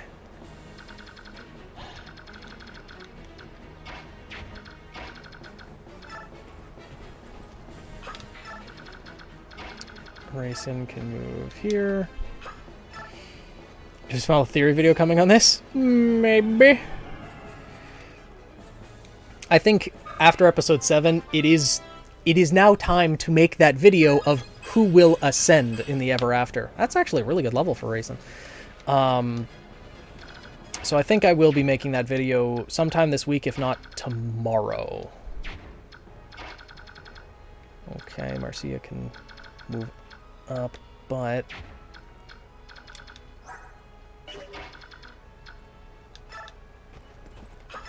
Can Titania kill here? She can, but she doesn't have that much accuracy. What's Ike's defense? Oh, Ike's defense is 20. Okay, he's just... cracked. Yeah, Marcia, I'll move here. Titania here. Mia here. Oh, that guy... Wow, that guy just took the boss's elixir to heal himself. You know what? Sure. Someone gets sacrificed, I think it'll be Neo. Yeah, assuming it even works that way. I don't think it'll work that way. I think something else happened to Lewis. Just we don't know at the moment what that is. You dare attack Mia? Ha! Your attacks are futile. Get wrecked, boss. No kidding. Although Ruby is fixable, Jean's age and mental state, not so much. Well, the fact that it's been saying that when you're remade by the Ever After, your memories are rewritten, what I'm thinking is going to happen is all the memories that Jean has of the Ever After are the things that are going to be rewritten, and Jean's going to be reborn as the younger self as when he just arrived at the Ever After. I think it is just going to be a straight up reset, but which I know some people are going to say that maybe isn't the best way to write it, because that would mean that, oh, Jean's experiences in the Ever After might have meant nothing, but I don't think Jean's going to be the exact same as when he's remade. I wonder if Ascension is even bad. After all, most fairy tale changes drastically over time. It's not... I'm actually the only one who spoke about it. Perhaps that's why she's the only one in the story. True. Hey, Ray, how's it going?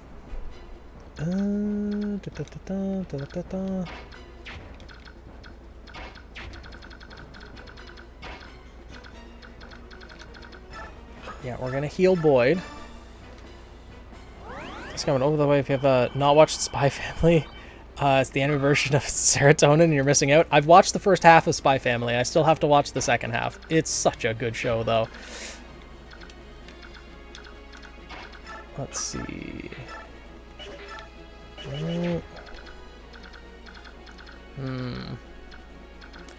Yeah, the boss has a tomahawk and a full guard, huh?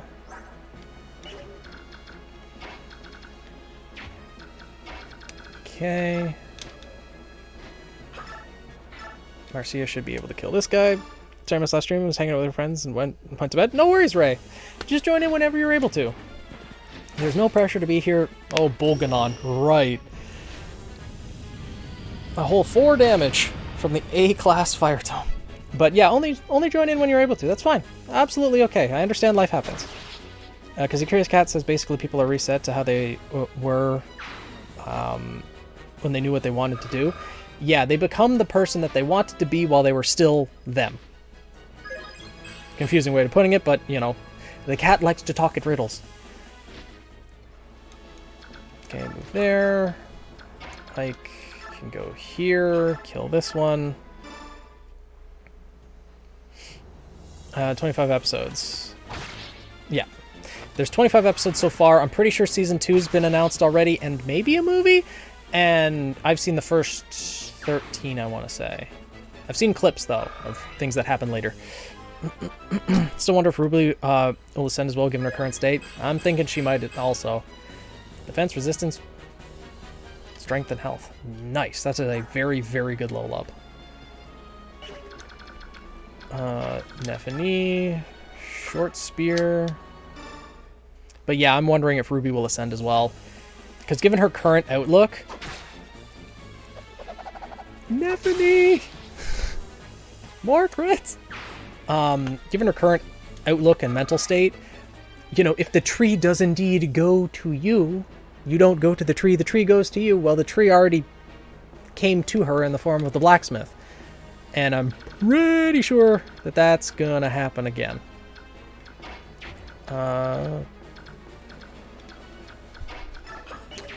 And this time, RWBY is actually going to take a weapon off the wall, that being the one she sees as Summer's old weapon. Let's... Okay.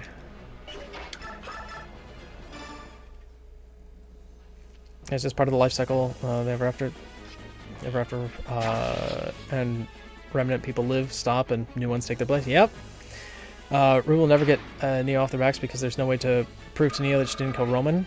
No scroll recording, visible proof, just RWBY's word, which, given what happened to the cat in Ironwood, isn't worth much at the moment.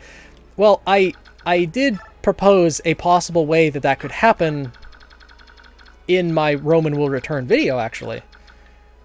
That if Neo conjures a...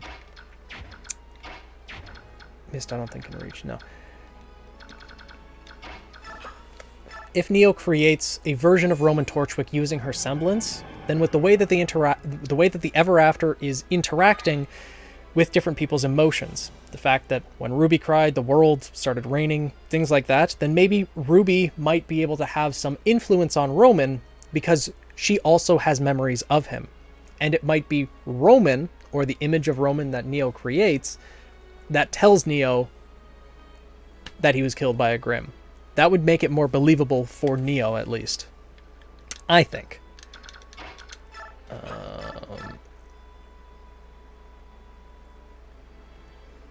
Oof, that's a lot of damage. There's a context, John has parallels to Salem. She also couldn't deal with the cycle of life and death, and let Ozma move on? Yeah. This is true. But a warning, this episode contains scenes that may be distressing for some viewers. Seriously, Kirby, this is every chapter, though. Yeah, but it's certainly necessary, especially for this one, considering that the paper pleasers do essentially want to unalive themselves. It's a very sensitive topic, and that warning needs to be there. But yeah. Miss Raven and Ty, I do as well. I want to see more of those two. I'm still hoping that when RWBY is all said and done, after 12, 13 volumes, however much it's going to be, that we get a Team Stark spin-off story. Arrive in 15 turns. Well, it's turn 7 and it's just the boss left. Yeah, it's just the boss left, so I think we're doing okay.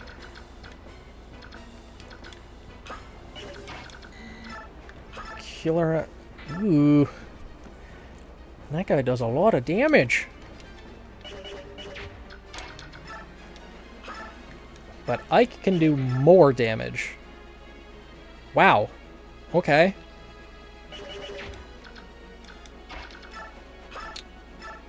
Mia can do 14.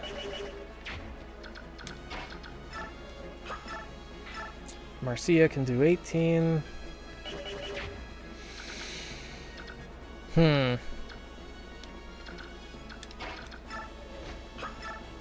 Yeah. So stream peak time seems to be an hour and a half in. I'm not even looking at how many people are watching Stream Velvet, so I don't need to know. I can look at it afterwards. Neither of us desires a drawn-out battle. Come, hold nothing back. We're either getting Team Stark or the Boruto treatment. I'm okay with either. God, I hope we don't get the Boruto treatment. It would be nice to see at the ending of the RWBY series to see a flash forward like 10 years in the future and see where everyone is. But if when Salem is defeated and everything is resolved at the end of the series, if they do a sequel series, that means they have to have a bigger threat than Salem. And unless you're fighting the gods themselves, or they're going to go to another world or something, like go to the Ever After, find a different world other than the Ever After, and that's who they're gonna... and that's where they're gonna fight, or that's the enemy that they're going to face, then it's like, well... I don't know, you need some way to get that plot actually moving. You know what, let's just have Ike kill him. We got turns to spare. Oz becomes new threat. I mean, I think Oz is going to pass on by the end of this volume. Not the end of this volume, the end of the series. Ooh. The rest is up to you. And there goes Jill's father. A great Aether. And we got a tomahawk. Yeah. Where is it? Yeah, Ike has the skill Aether. In certain instances, triggers both Soul and Luna consecutively. It could have a story about the war between humans and the Fonz. Yeah, like having flashback series where it's, you know, during the time of the war, seeing Nicholas Schnee and Jean's great-grandfather and all of these iconic figures in Remnant's history. The first King of Vale, which is Ozpin's reincarnation, and like, was it the King or Queen of Vacuo at the time? The Monarch of Vacuo and that system and the establishing of the Huntsman Academies, there is a lot that could take place there. Having 1 or 2 volumes spin-off story of that, having Team Stark backstory and their adventures at Beacon and working for Ozpin, discovering the world. Like, there's so much that they could do. RWBY prequel? Yes. You know, before they were all moved to Menagerie? Yeah. Alright, see you, Ray! Thanks for joining in! Oh, and hydrate as well. RWBY shouldn't have a sequel series if it doesn't want to watch us. Prequel, however.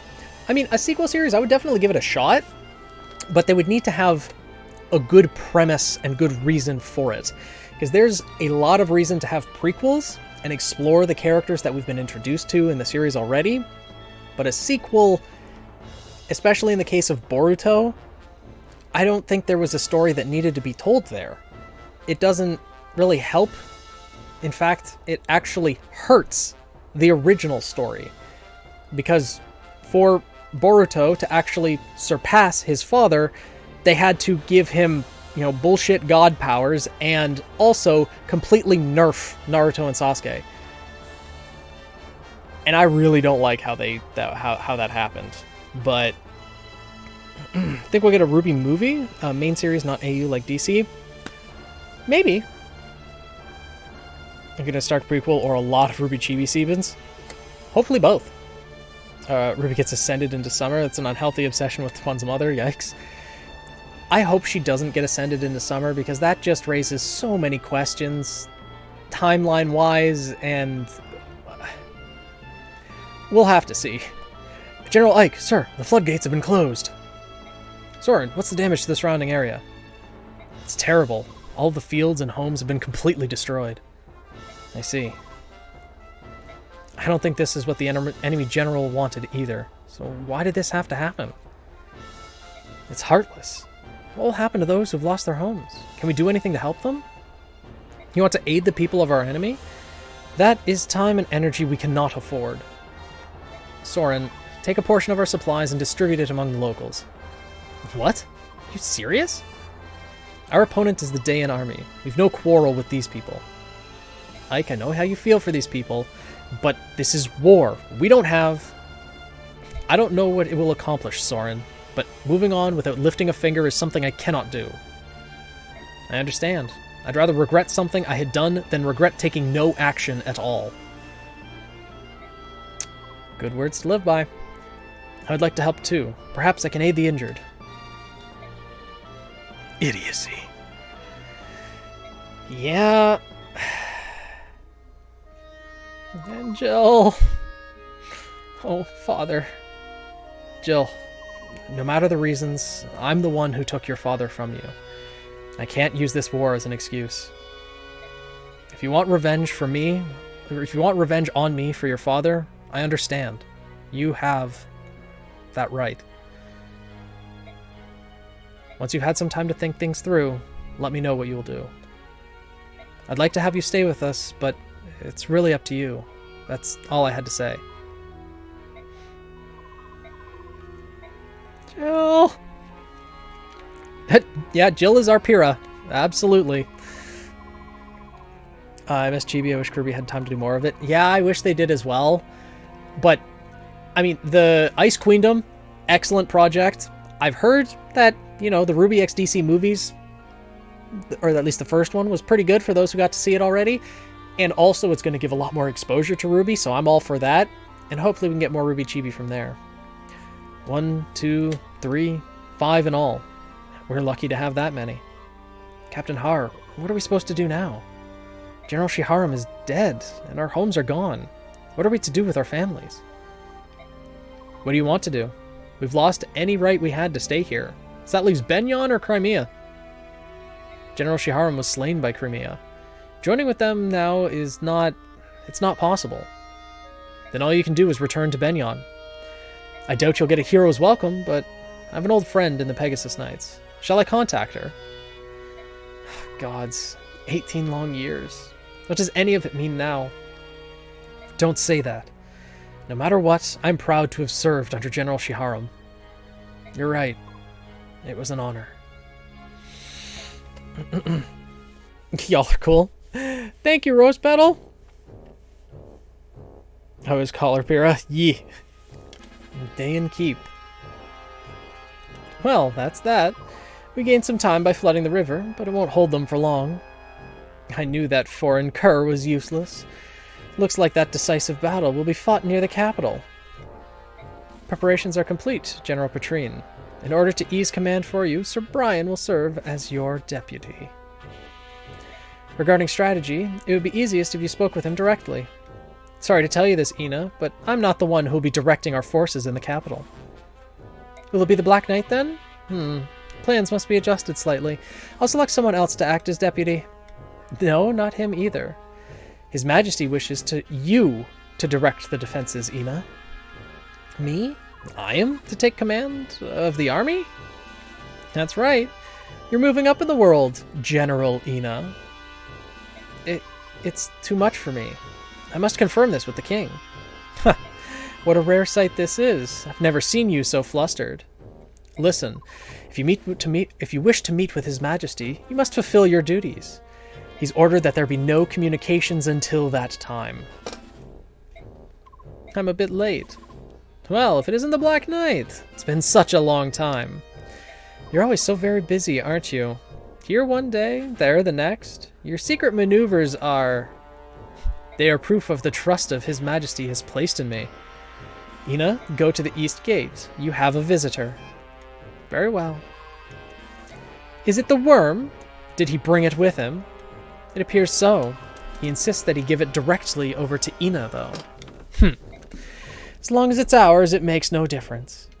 When Ina returns, you will be the one to take it directly to the king. Show care that it is not unwrapped on the way there. That could be unfortunate. I don't need to be told that. More importantly, what will you do now? Me? I will... Ina, have you been well? Where is Leiron's medallion? Right here. Take it, please. It feels so heavy. And it's not all the wrapping either. Could it be the chaotic energy of an evil god? So, you can now return to King Ashnard's side, can you not? No, not yet. What do you mean? I've been entrusted with the defense of the capital. I must face the Crimean army. No! Thank you.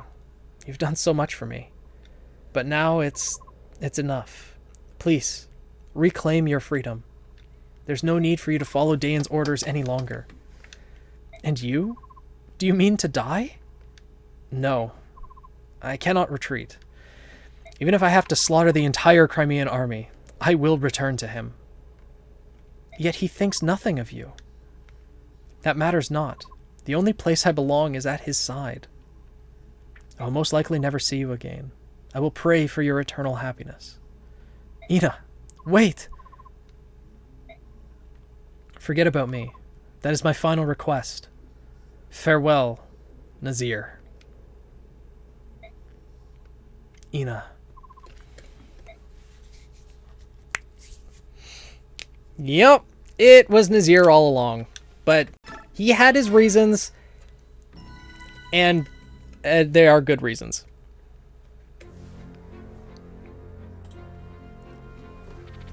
During the battle for Talrega, Ike and the rest of his company came to a bleak realization.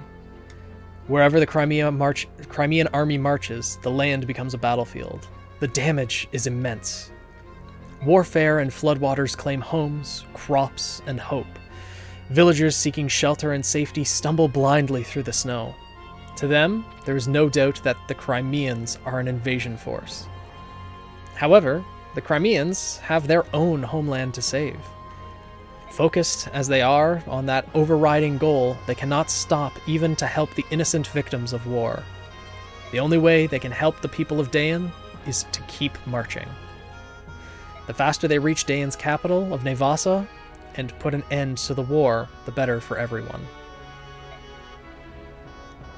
Nazir, was that the blue-haired boy? Yep, it was.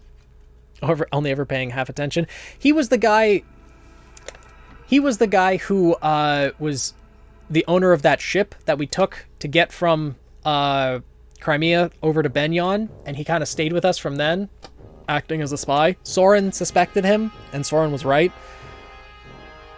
What? Are you telling me that His Majesty has not yet returned? Yes, sir. We've sent many messengers, but we have yet to receive any sort of official response. The Crimean army is on our doorstep. What is His Highness thinking? If we want to protect the capital, we need a leader equal to one of the 4 riders. Just in case. I'm sure the king has considered this. Lady Ina, I don't understand how you're able to remain so calm. Daean soldiers are the most elite warriors on the continent.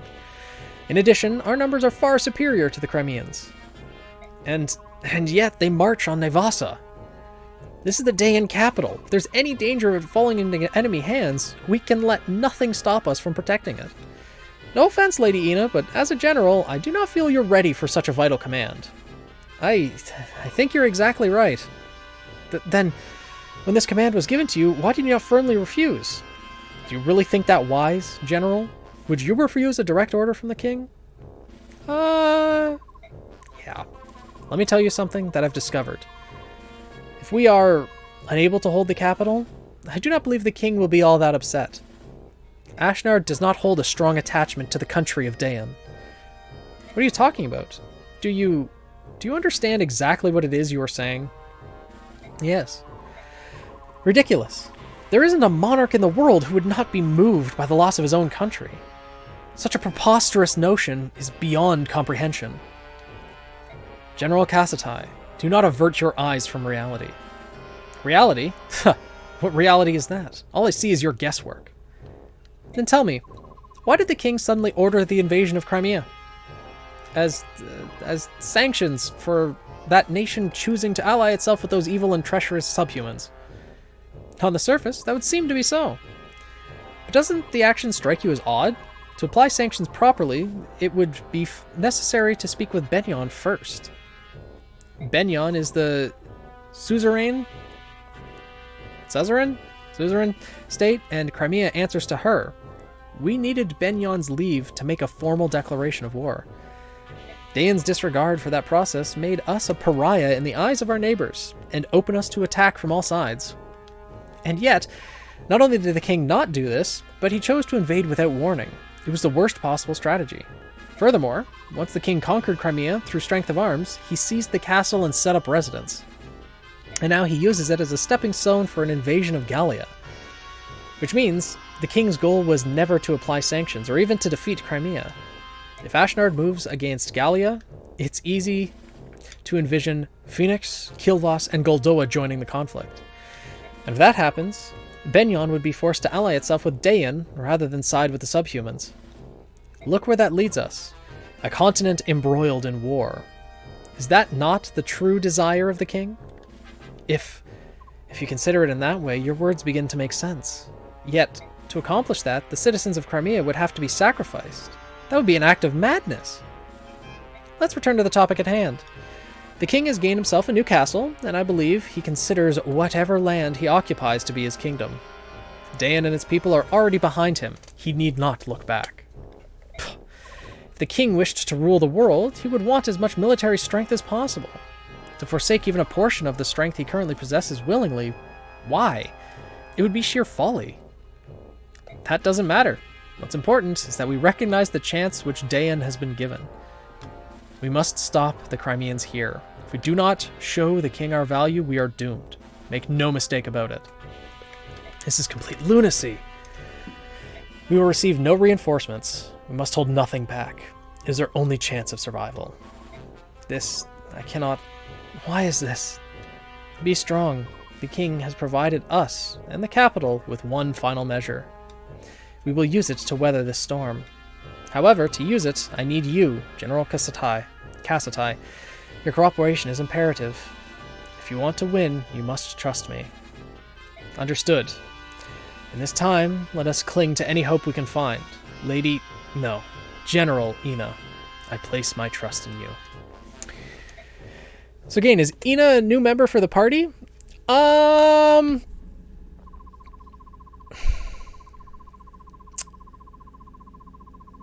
Possibly.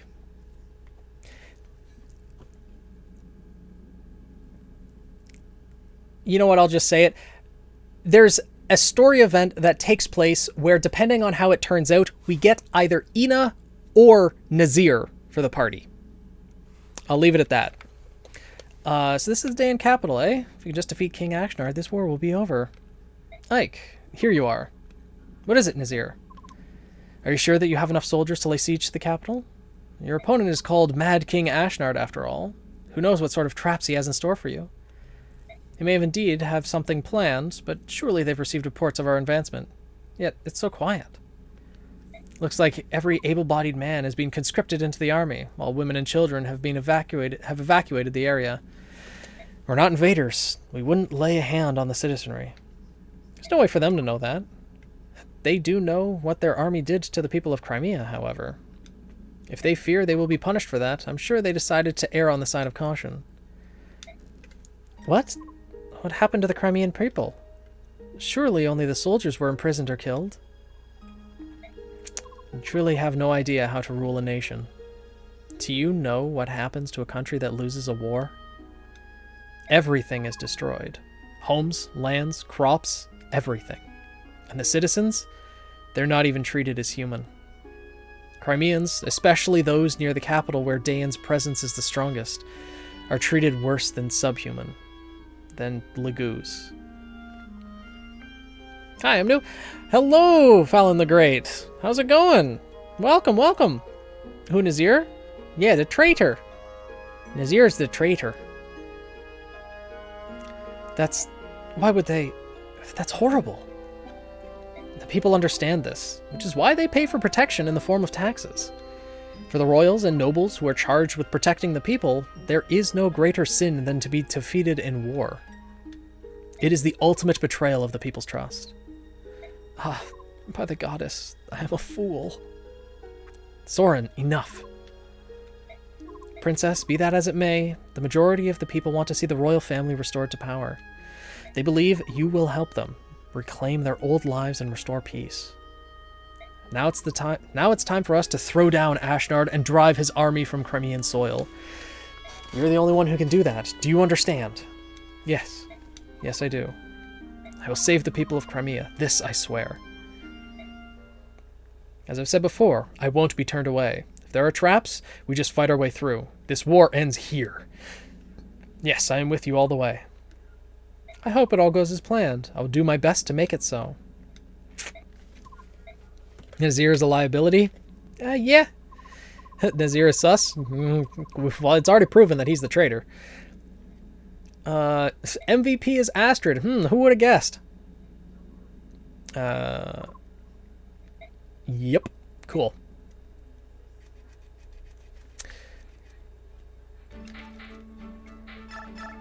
Yeah, I'll round out one of Ike's levels. Okay, then we get the other one. Nazir's liability. I mean, Ina's the enemy general right now. So... Oh, Ike capped his strength now too, huh? Well, alright then. Ike, a strong boy.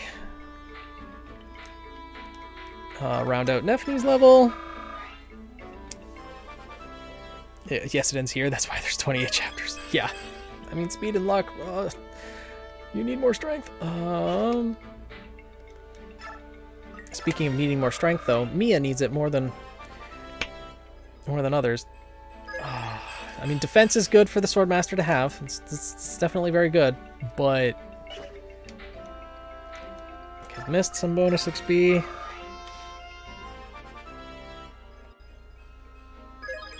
Health and luck. Astrid, I mean, she doesn't need it. She's fine. Rolf, Zyhark. Well, we didn't take Jill into the last battle, so we'll give her another level. Blatant enemy is better than a traitorous friend. Yeah, but I can understand. Once you know the full story, you'll have a better understanding. Oh, and we'll round out Boyd's level.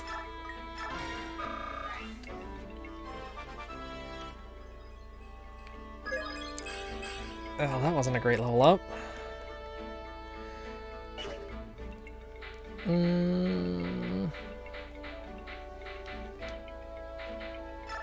wow, Mist can't even get a full level from that. Alright, so I guess we...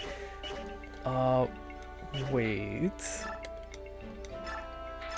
Give the Tomahawk. We will forge a steel sword.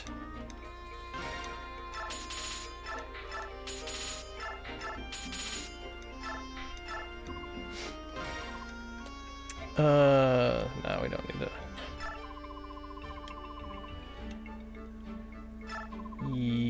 Yes.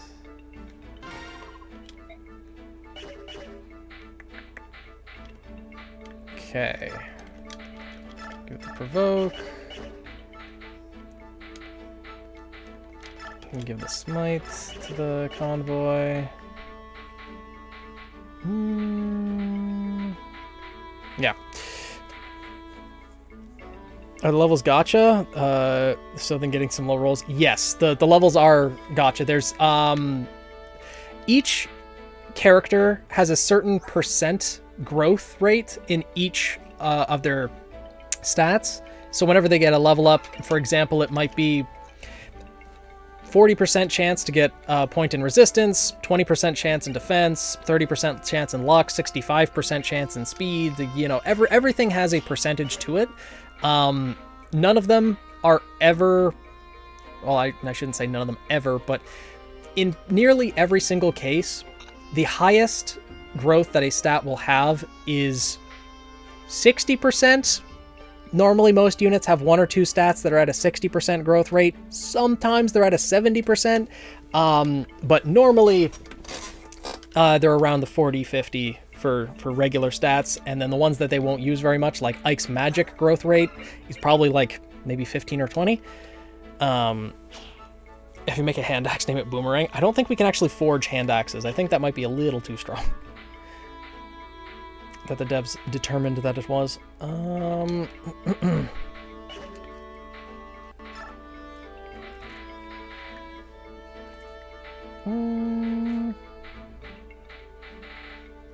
I don't think we need any supports.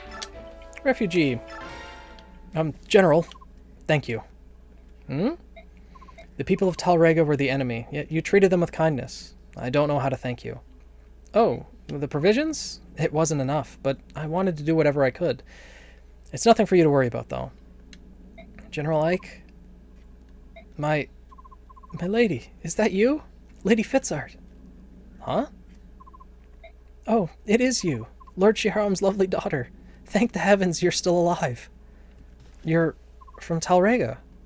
That's right. I'm Sophie, from the village of Luma. I can't live there anymore, so I brought my two sisters here to the capital. After that battle, I was sure that you'd been claimed by the Dark Angel, just like Lord Shiharam, but here you are. Is this your bodyguard? Ooh, so strong. You watch out for my lady, you hear? She's Lord Shiharam's precious little girl. You keep an eye on her, and don't let those nasty Crimeans get near her. Actually, Please listen to me, my lady. We understand all about those floodgates. Lord Shiharam would have never done such a thing if he had any other choice. We know it was those Crimeans that did it. Why, when he wasn't on duty, Lord Shiharam and his men used to help us with the plowing and the planting. And once, when my sister got sick, he loaded her up on his own wyvern and brought her to the capital to see a doctor. He's the only one who ever cared about us country folk. He opened up his heart to each and every one of us. He was a good man. Those dirty Crimeans are to blame. If they'd never come to Dayan, that battle wouldn't have happened, and Lord Shiharam would still be with us. Sister, I'm hungry. You're going to be all right. I'll find you something to eat in a little while. Just be patient. The soldier over there gave me this. Can I eat it? Don't be stupid. Throw that away right now. We'll starve to death before we take charity from Crimean killers. Milady, though the Crimean army is nearby, run! You must escape and survive. We're gonna live. Even if we have to eat mud and weeds, we'll do it. And one day we'll have our revenge on those bloodthirsty Crimeans. If I can't do it, my children will. And if they can't, then my grandchildren will. We'll get them someday, I swear it. I have to go. Promise me, milady. You must go on for Lord Shiharam's sake. You mustn't get yourself killed. Yeah. Yeah. That's war. Hi, Velvet. Came back at Ike has some harem protag skill. I mean, Jill's not interested in Ike. Missed. Ike. Are you alright? We've come a long way, haven't we? Do you think we can beat Ashnard? Of course we can. We have to. If we lose, Crimea may never be rebuilt. What are we going to do, brother? I'm frightened. The medallion was my protection. I mean, I think you got it backwards there. I think you were the medallion's protection. Now that it's gone, my confidence has vanished. Missed. For as long as I can remember, I would talk to the medallion like I was talking to Mother. After Father died, I felt like I was talking to them both. Where could it have gone? We'll find it. And even though it's gone, Father and Mother are looking down on us and protecting us. You're right. I'm sorry. Father and Mother are in my heart, and I've got you and everyone else at my side. So even without the medallion, I'm all right. Everything's going to turn out fine. I know it. That's the spirit. Ike, Mist, if you're going to chat, why not go inside? Even if the snows are beginning to melt, it's still cold out here. Oh, hi, Nazir. You're right. I do feel a bit cold. Shall we go back into the tent? Uh-huh, let's go. You too, Nazir. Forgive me. Yeah. Nazir, what's wrong? Hurry up. Oh, of course. Oh, hi, traitor. Yeah. Yeah. Let's just check if everyone's weapons... Steel sword. Yeah, I think Ike will be okay with that. Yeah, should be fine, should be fine. I think Boyd's okay with that. Mia I think should be okay.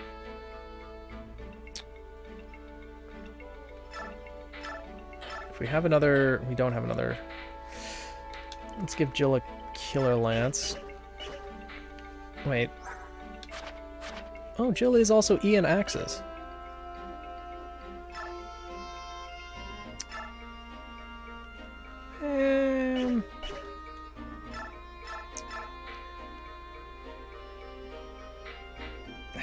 You know what? Let's stick with the lances for now, I guess. Titania's fine. Astrid's fine. Zyhark. Yeah, I think we're good. Alright. All I hear is Kylo screaming, "Traitor!" Is a killer lance or a killer lance AEE? AEE. I don't know what that abbreviation stands for. It's a lance that has a high crit rate. General Ike, sir, the castle gates are open. That's not good. What are they planning? It must be a trap. This is unexpected. Making us lay siege would be far and away to their advantage. I have no idea what they're playing at. Even so, we will not back down. Right, Ike? Right. If we can't tell what they're planning, it matters not how we proceed. Let's just fight as we go. Move out. Keep your guard up. Yeah, and that's how you walk into a giant pit. Oh, it's this chapter, huh?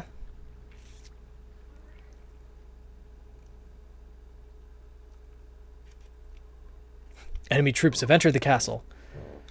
They're moving already? Such recklessness. Don't they suspect a trap? I can't believe they've fallen for it. Crimea follows a general named Ike. Perhaps he follows no procedure. Perhaps he relies solely on instinct. I don't know if he's brave or merely reckless. It's unbelievable. Regardless, we continue as planned. Close the gate and seal off their escape route. This contest will be decided here. Now then, it's time for the final measure you spoke of earlier. Will you show us what His Majesty left for us? What could possibly allow us to destroy an army in one fell swoop, provided we can herd them here? General Kassetai, no matter what I show you, do not be shocked. You must continue to trust me without question. I swear it. On my name as a Royal Knight of Dayan, I will not betray you, General Ina. Thank you.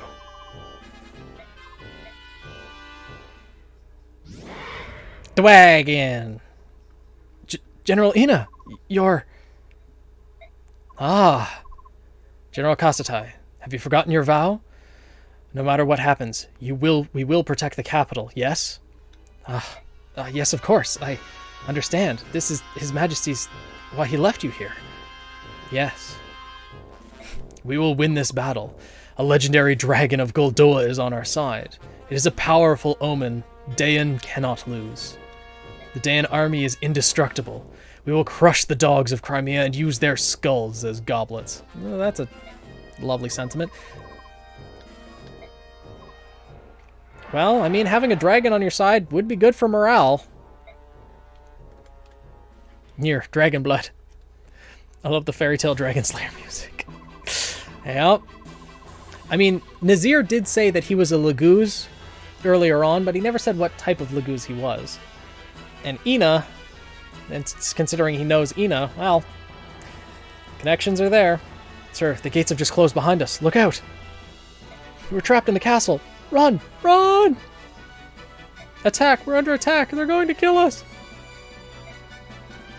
Stop, all of you. Get a hold of yourselves. You must not panic.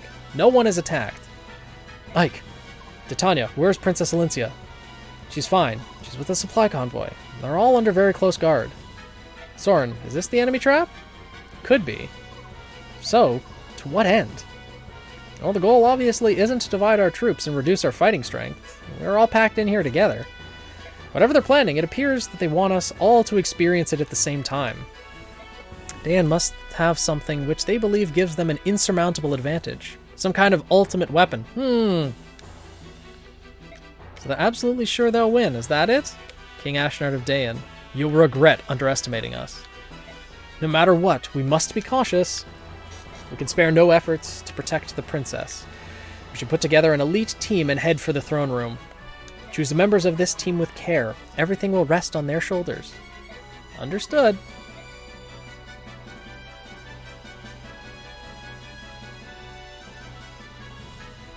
Okay.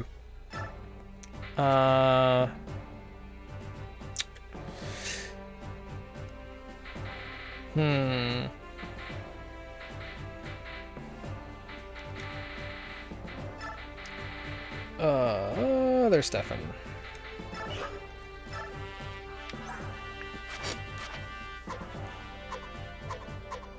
I mean, Zyhark has comparable stats to Stefan. Yeah, it's worth it to train up Zyhark over Stefan right now and see what his growth is until he can get close to level 8.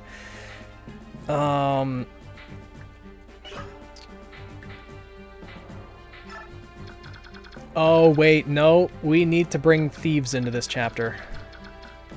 Because there's a lot of doors to unlock, it looks like. Oh, and hey, look! There's an enemy general! That we've never seen before. I wonder if he's recruitable. Yeah, there's a door there, and a door there. Do we need to bring 2 thieves into this chapter? I think we might. So, Zyhark might have to sit that one out. Okay, he still has... I think Volk can still operate as... Even though he's an assassin, I think he can still operate as a thief. I hope. I think it's also worth it to... There's Soth. I mean, Soth is level 1 though. If he gets attacked even a single time, he's not gonna look good. Oh yeah, Turneo's facial hair. Yeah, he's got a killer moustache. Thanks to Murder, I now know that Lewis is in the mirror. Yeah. Yeah, the mirror in the opening is Lewis. Let me tell Phoenix to choke again. Oh no, did I miss a joke? Hey, Captain Kazul, how's it going? So question, when you saw Volume 9, Chapter 6, and you noticed the shadow forming around Ruby when she saw her weapon, do you notice the second shadow in the center? You mean the tendrils that were kind of like creeping up Ruby? There's a difference in chemical reaction between spicy food and straight heat, maybe not. Sure, the spoiler, but since Sarah can take in heat, like Nora does with electricity, does that mean she's able to take it? Yeah, it's chemical heat and spice heat are different things. So, unfortunately, she cannot. Yes, the thieves go to the back. Mages can stick behind.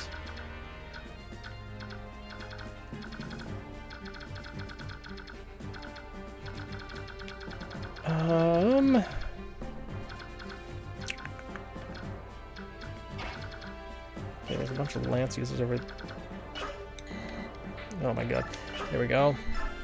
Yeah, reposition. There. Yeah, that should be good. There's a shadow on the border. I'm talking about what looks like a silhouette in the center. I guess I must have missed it then. Custom staff requested. There goes Ryoma. I don't think we have that many characters. Oh, shadow almost looks similar to the dark flashback where we had of Summer in the Witch Salem. Mother said those words to me. Maybe. I'd have to go back and look.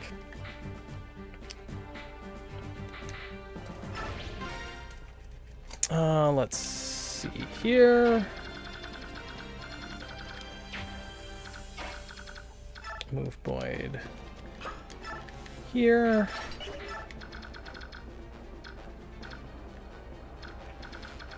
Then we have Nephany up there. Mia, our queen.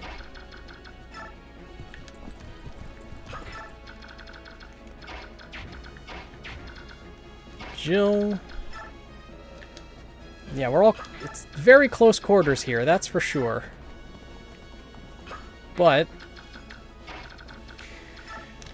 that means we'll have an entire massive unit of people just charging the enemy. So, it has its strengths and weaknesses, I suppose.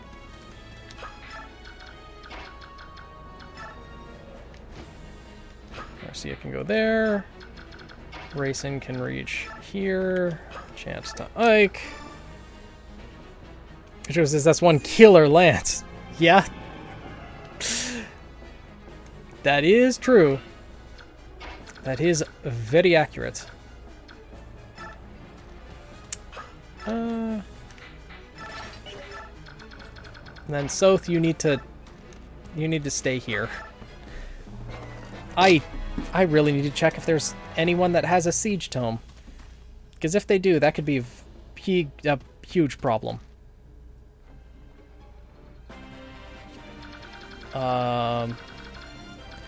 There is a swordmaster with a killing edge. That's a potential problem.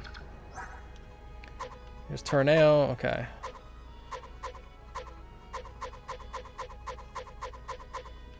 Oh. That guy has a sleep staff. Gross. Oh, and that guy's got a brave lance. Oh, that's where that guy is? Okay. I'll have to deal with him. There's another one with... Oh.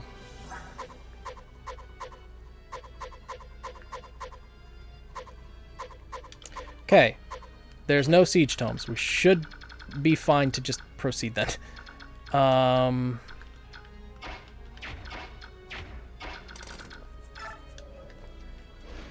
Breathe! Literally Ina's attack. Yeah. Just breath attack. Is effective. Sleep staffs are cringe. Yeah, sleep staffs suck. Jill's almost hitting the ceiling with her attack animation there. But they're not as cringe as Berserk staffs from the Game Boy Advance Fire Emblem games. Those are terrible. I hate those stabs so much.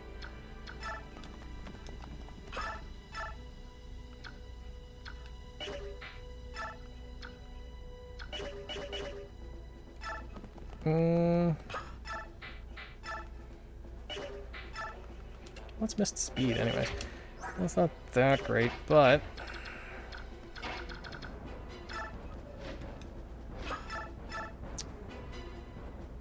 Yes, let's kill here. It doesn't. You know what else is annoying? Me? I'm gonna help her out. Phoenix House, Saro spicy foods. She likes it. She likes spicy foods. Zelina, not so much. The snack taste buds don't mix well with spicy foods.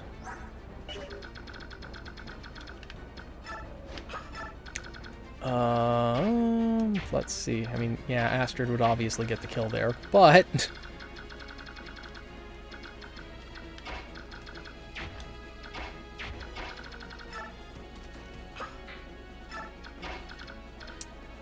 let's see here. Can't quite get Ileana up there, but...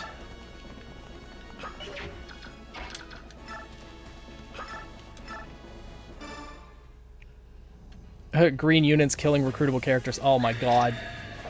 Yeah, that is terrible. I hate that so much.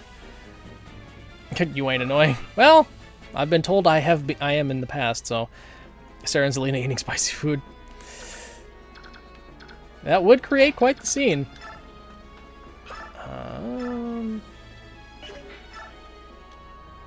Okay.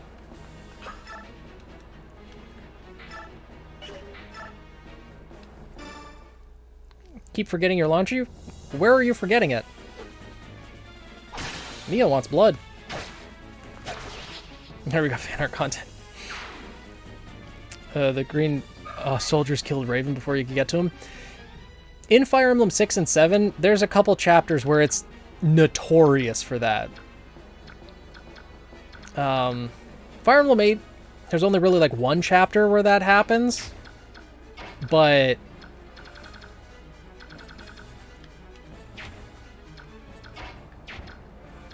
it's a pain, to say the least.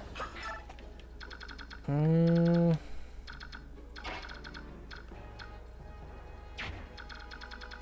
dude with an axe, a couple dudes with bows, and this, and this, and this, and this. Okay, Boyd I'll send up that way. Grayson can go here. Chant for Volk.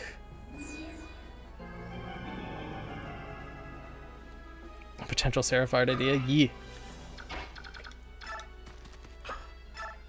Oh, look! There's a warrior in here! You will fall to Nephine's lance.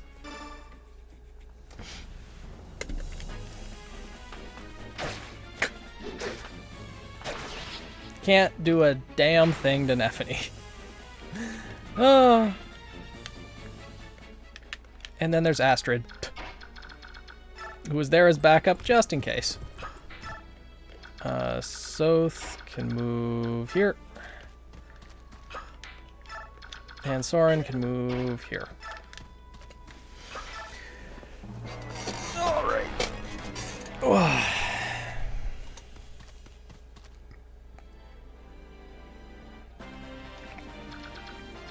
Oh, he can almost reach.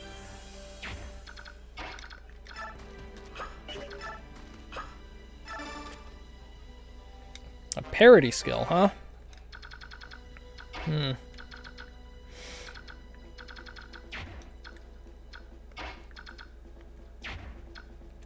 Let's see.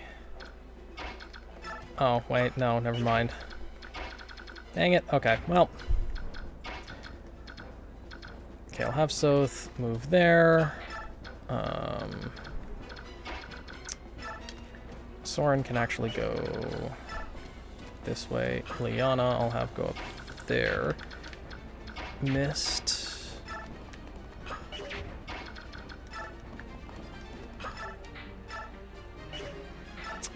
She can't do that much damage, huh? Well...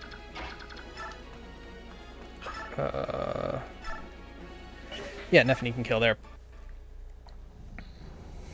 Damn, yeah, no kidding. Ow. You dare harm Nephany? Well, Astrid will make sure you pay for that. Iron Lance.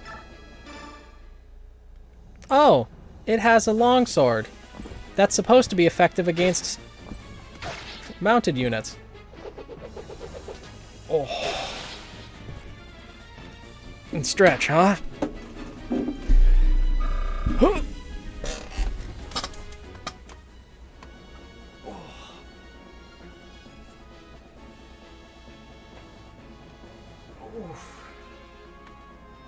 Ugh. Oh. Oh. And hydrate. Astrid, it would seem like his free trial of life has expired. Sounds accurate. Mist can heal Nephany.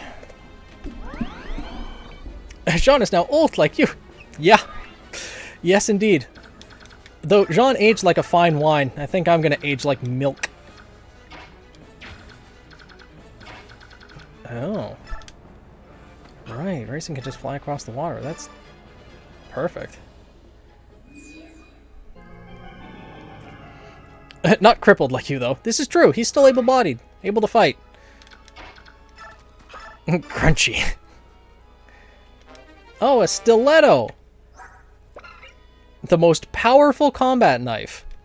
So that's obviously meant for Volk. I guess Soth could use it too, huh? I mean, Volk still has 14 strength, but even with the dagger, that's only 22 attack. Whereas Nephany with a basic Iron Lance is already at 27. That would make it 30. Like, just knives aren't strong enough in this game. This guy with the longbow, guy with shine.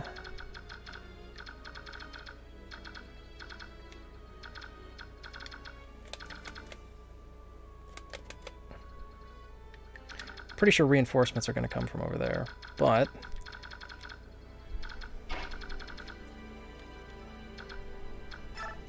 Boyd can move up here.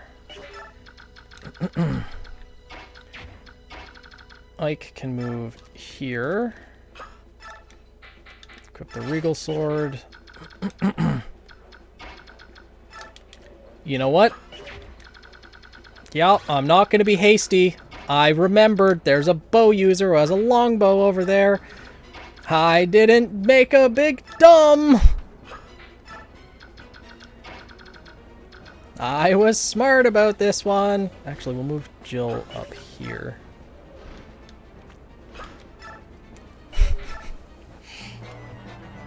Love how we've adapted to the crunchy team. Yeah. God, that phrase was just so good. So, how's General Beard? He's doing all right. He's near the end of the chapter. We need to work our way all the way around. And then we'll get to him.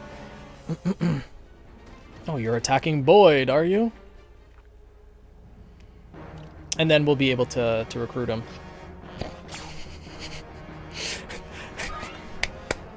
Clap, clap. You did so good there. You tried.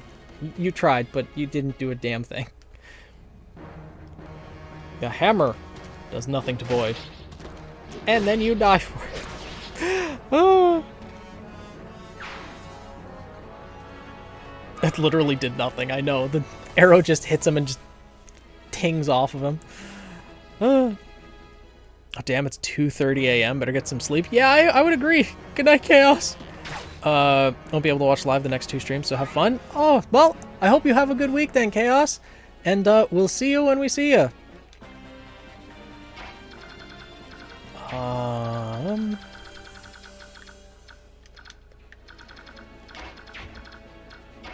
What can Mist do there? Not too much.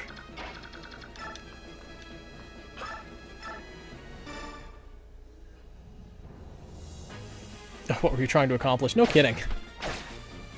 Whatever it was all for naught. Mist can move over here.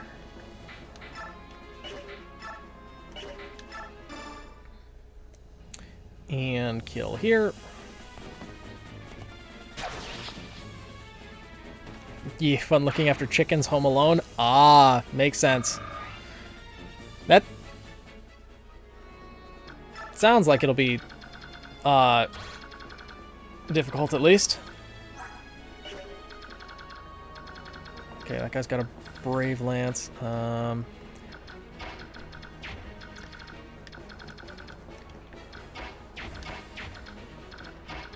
What is this guy? Elfire. Steel lance. Okay.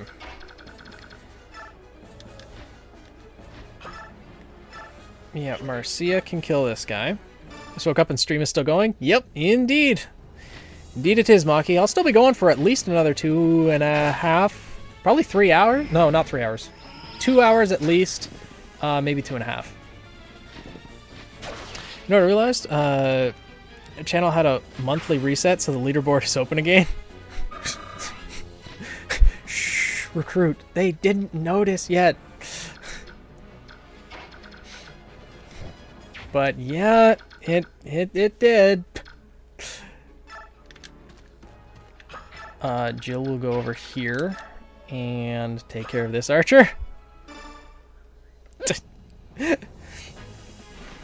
No, Daisy, no. A ping from server woke me up. Why can't Zelina eat spicy food? The snack taste buds. Little sensitive to spicy food.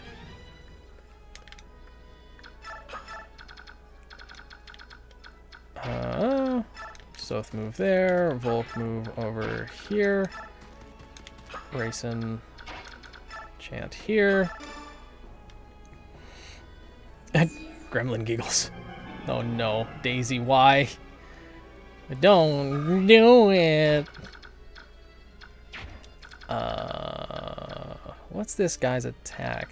26, speed's 15.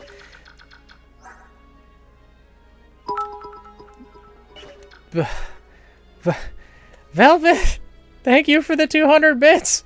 Don't give in to the peer pressure. And besides, Leon's is #1 anyway, so, you know. Okay, the attack's 26.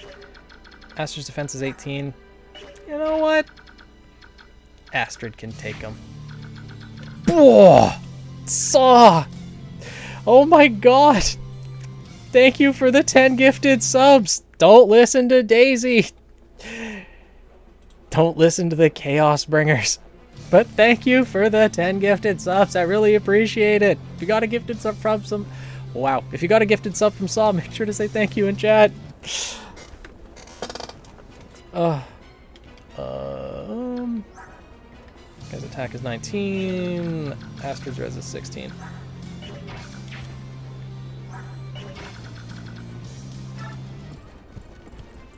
Astrid can go right here. Item... Culinary.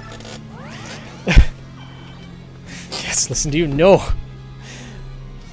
So I've already established that Sarah gives the best hugs, but would one pay to be hugged by Best Bird? I don't think she would offer hugs for monetary value. I think I'm obligated to listen to the flower. No, no, you're absolutely not. Do not be slave to love. No, don't do it. It's not worth it. Don't give in to the siren song. Thank you for the bits, Velvet. I do appreciate it.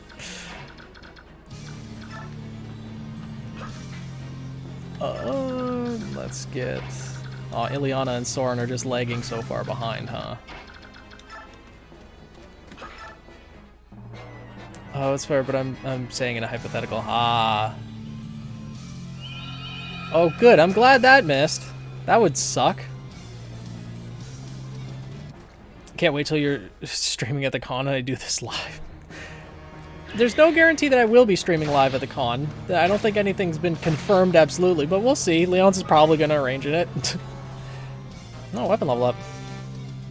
At least it's not 25. Saw, don't be making threats like that. You're gonna hear the fairy tale theme for a while. Indeed. It's a good theme though. For us there is tomorrow. Is no tomorrow. We cannot be beaten, nor can we withdraw. We must defeat the Crimean army and bring his majesty back to us. And now there's the ping from Velvet's Bits. Ah, brave lance, huh? Yeah, well look at what simple iron lance can do. I cannot stop your march. But we are not yet defeated. General Ina, protect the capital. Alright, officially hate Dark Nuts. Oh god, it depends on the game. The ones in the Wind Waker, they're fine. They're fun to fight, actually. The ones in the Minish Cap suck. Skill, speed, luck, damn.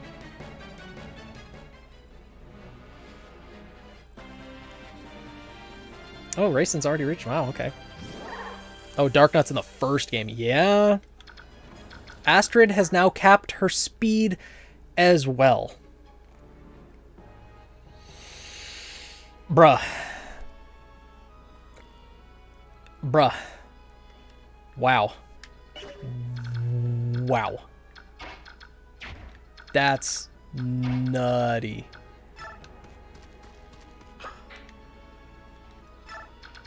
That is quite insane.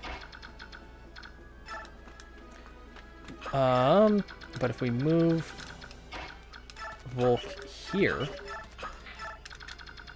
and then chant here. Should we do that at the con? Nope. Keep your money for buying stuff at the con. You want to purchase the stuff at like the oh, a sage. Oh, and stairs. A sage has an L-fire, huh? Missed. Yeah, missed. It's basically don't mess with Astrid unless you want to die. Yeah. Oh, Minish Cap. Yep. Have you gotten to the part where there's 3 Dark Nuts in a room yet? Because that's the most annoying part of the game, I think. Just put a $50 bill on your head? Why? No. Like right now? Because I don't see a notification. No. Speaking of what is more scary, Angry Zelina or Disappointed Sarah? Angry Zelina? She'll literally bring your worst nightmares to life. Just by looking you in the eye. I wouldn't want that. Nah, you don't piss off Zelina. That's just a no.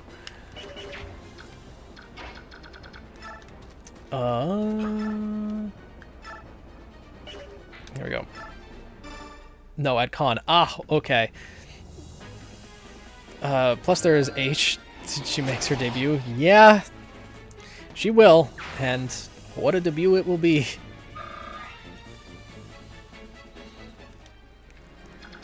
Let's see.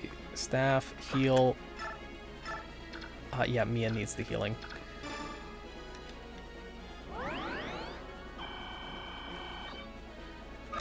Can Jill? Oh, she can reach.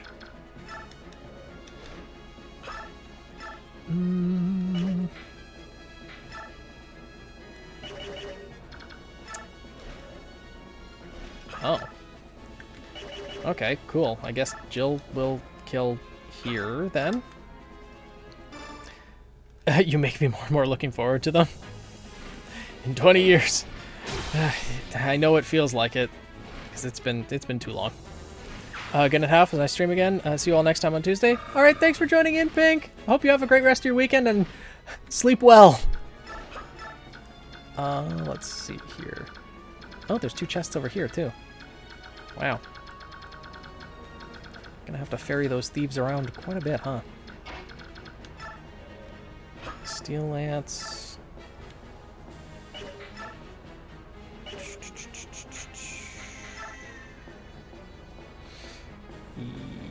Yeah, let's just guarantee. And open using a shield and then counterattack for slash. Then if fight back Dark Knight, which is so fast, you have to change tactic to using bombs. Yeah. And then 6 spawned in different rooms. And I'm like, you know what? It's another day problem. Oh, I've been abusing the rewind feature. Oh. Okay. I plan on playing the Minish Cap at some point on console on stream, so I will not have access to that rewind feature.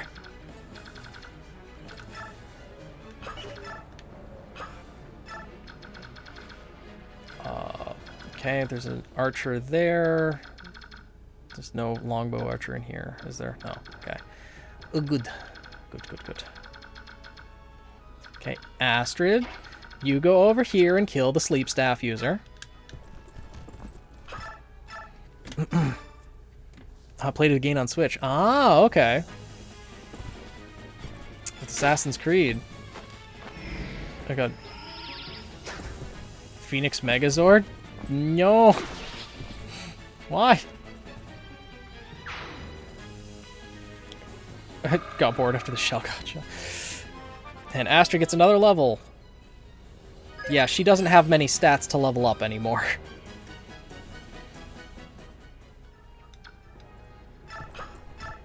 Man, there's so many doors to unlock, huh?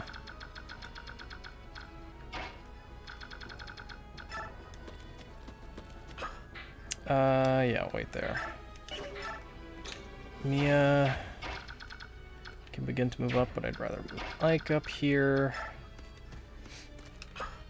He can wait there. Mia can just move here just to keep out of the range of any javelins, and we'll see how this goes. Oh, go away. Good. Sleep stabs. They suck. Phoenix, have you played Oracle of Seasons and Ages? Yes, but I've never actually completed the games. I have both of the original cartridges, too. I have a lot of the original cartridges, actually.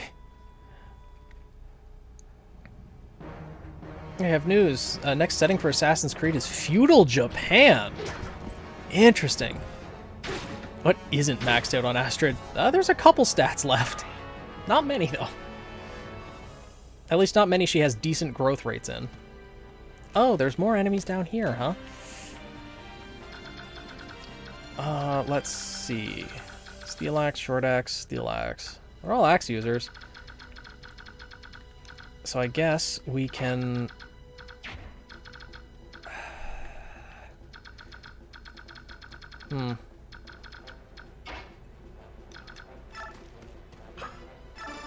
So we can... Ooh, an energy drop. That'll be useful. No, I can't reach there, but...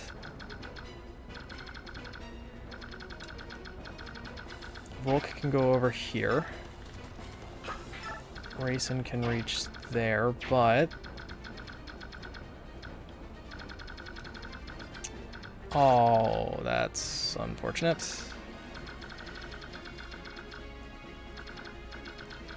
Okay, Rayson can go there, I guess.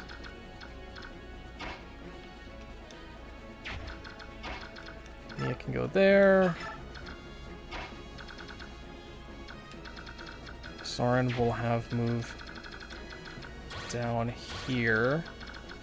Start preparing to take these guys out along with Ileana. Actually, I'll move Ileana there. Have Rayson chant for all three. Can explanations that Tempest 6 prototype designed to test transformation for Phoenix 7 the main character pack. However, so large, complicated that it takes 2 pilots, so I figured to ask you Daisy. Ah! Interesting. Yeah, no need to go down there, so we can just move over here.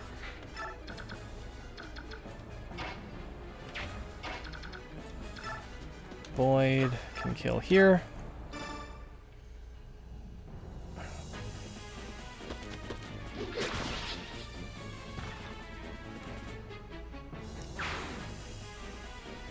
Yeah. Oh, Ike's actually taking some damage, huh? Mist can move here. Neffany here.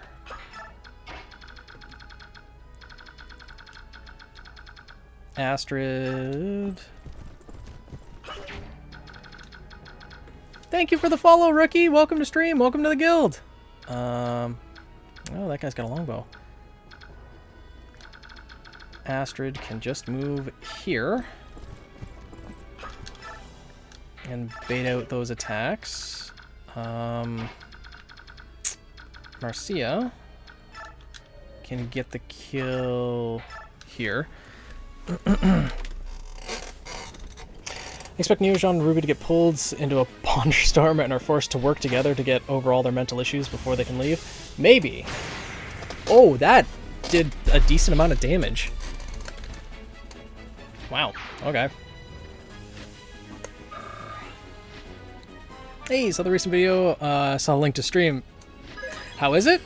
The video, or like the episode or stream? Stream's been good. Video was, or well, the episode was pretty heavy, but everything's been pretty good. How have things been on your end?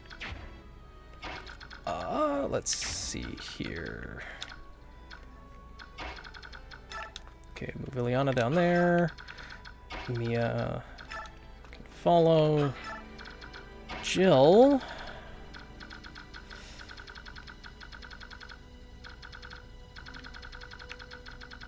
We can probably move up here. And Ike.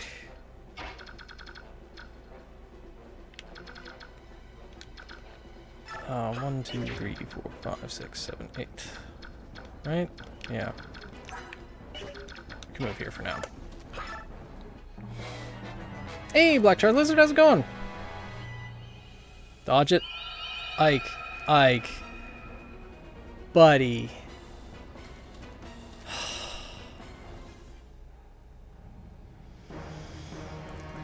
Oh, that's frustrating. When your Lord character is put to sleep. Doing good, recovering after this past RWBY episode. Yeah. Like Neo's ready to murk both, but can find Hush only for voice, then tell them arm to fall any of them instead. Or to leave must all help each other with the pain they held on to. Possibly. There's a couple different ways it could play out for sure. 2 Myrmidons and a Swordmaster, huh?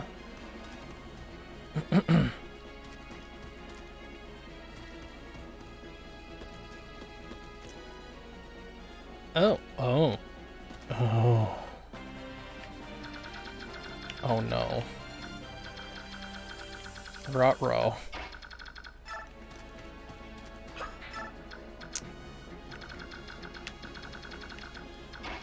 I think Boyd can probably solo most of these guys. But Ike is, kind of asleep for 4 turns? Ugh, gross.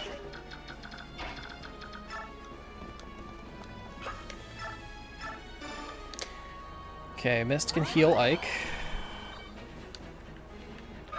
Volk can go over here. Open the door. Oh, just regular chest, okay.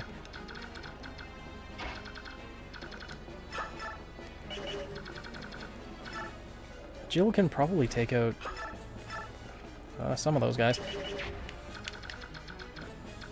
Let's see. Yeah, Mia can take out that guy.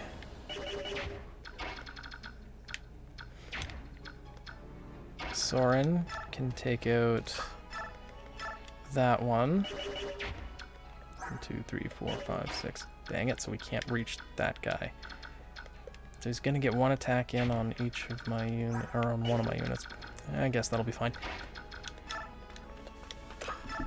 Frankly, I'm conflicted. On one hand, she needed to because her teammates were honestly pretty aloof with the whole thing. On the other hand, it's heartbreaking.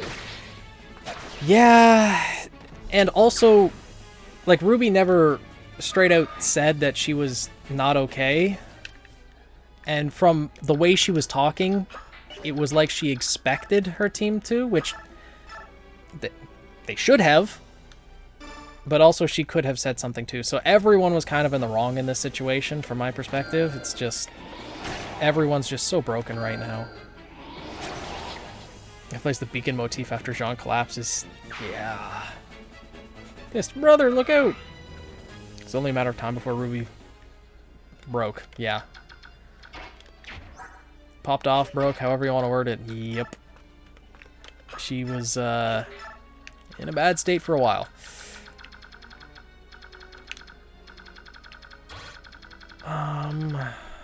Huh.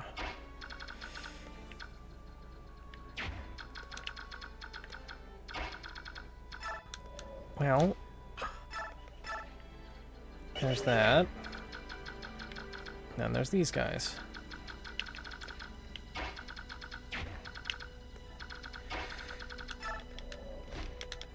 We're gonna make sure that this guy dies. While now having 66k feathers. You know, have 66. I'm sure there was an order for that specific number. Oh no. Thought I was ready. I really did, but I was not. It was a rough episode for sure. True enough, I can see that. RWBY should have spoken up, but she wouldn't really be able to given her state of mind. Yeah. It's just such a difficult situation all around, really. This guy doesn't have a killing edge, does he? No, just an Iron Blade. Astrid's already level 10. She's gonna max out soon enough. But she's such a good unit.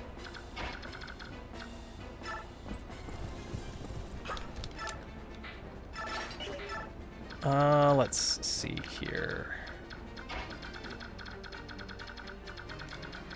Yeah, Nephany will have to move there.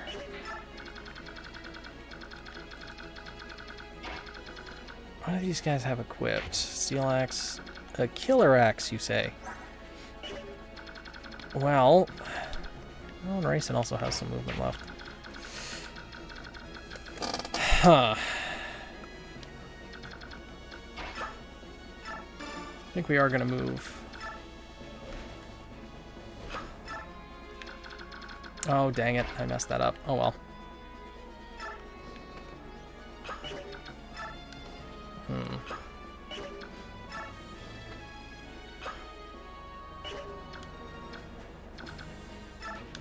Well, at least I can chant for Boyd. Get him moving down a little bit. Stop the goose. I'd like to think Jean's list implies the fact of getting attacked by a giant bloody goose every day. That's what it certainly sounds like. It does absolutely sound like that. Stop the goose. And would you stop with the sleep staff? Miss?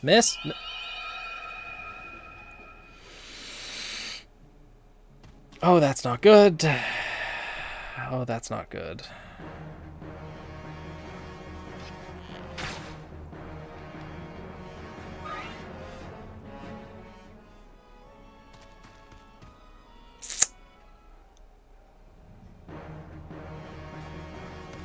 Well, okay, there's that.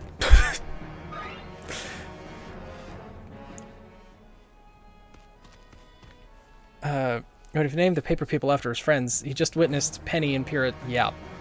He just witnessed all of them died. If you want to need to beat Astrid.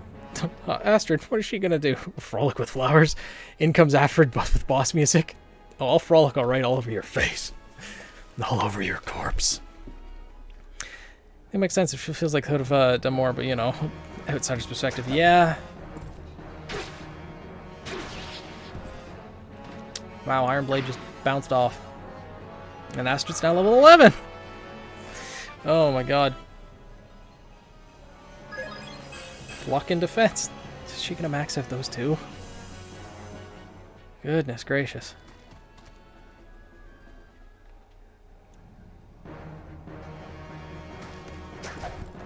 Okay. Goodbye. See how to wake him up? We just have to wait. We have to wait, I think, 4 full turn cycles for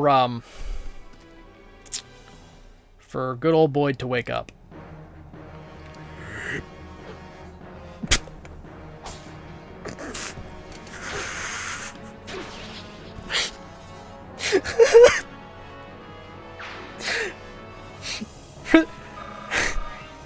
For those of you who didn't recognize what just happened there, that Swordmaster hit a critical hit on Astrid and did 0 damage. Yeah. Yeah, Rail. That crit did absolutely nothing. Just, I'm going to kill you. Ting! Oh. And then nothing happened. Oh, it's beautiful. Oh, talisman. But after Jean went off on Ruby, I was expecting her to clap back harder. That's what we would hear about Penny. I was expecting that too, but to me that proves that Ruby doesn't know that Jean was the one who finished off Penny. Fairy Skulldust! Excellent name. Thank you for the follow. Welcome to stream. Welcome to the guild.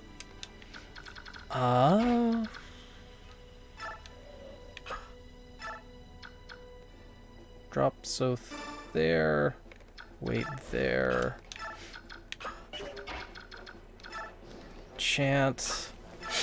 I hope that it's nothing too dangerous behind this door. And what's the prize? Oh. I was gonna say what's the prize behind door number 1, but that's more than the other doors. Okay, Nephany, you have some killing to do. Yeah, let's just go with the Steel Lance and wipe them all out. Hello! Didn't know you had Twitch, just here from YouTube? Oh, welcome! Yeah, I made a Twitch channel 4 months ago and have been streaming about 2 times a week ever since. I try to mention at the end of every video, but I know most people probably click off the video by the time it gets to the end because it's pretty much the same spiel every time. But, yeah, I'll try to do a better job advertising it. You missed an enemy crit, do 0 damage. This is true.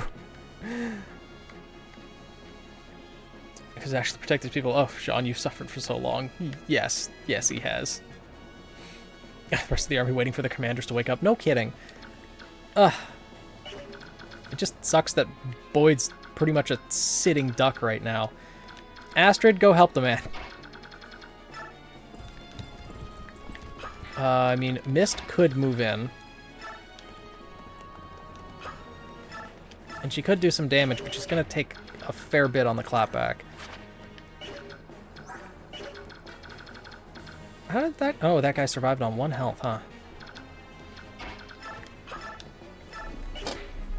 I feel like Ruby's fighting back the urge to escalate it beyond Sports after Jean, given the expression which seems to be anger and sadness. I think she didn't know how to respond. Because... like, the most she could have said is, well, you agreed to the plan, but that doesn't change the fact that it was her plan. And she was already feeling the weight of that failure. So I think she kind of, in that moment, agreed with Jean. Which make her tears feel just so much worse. Oh, right. Dang it.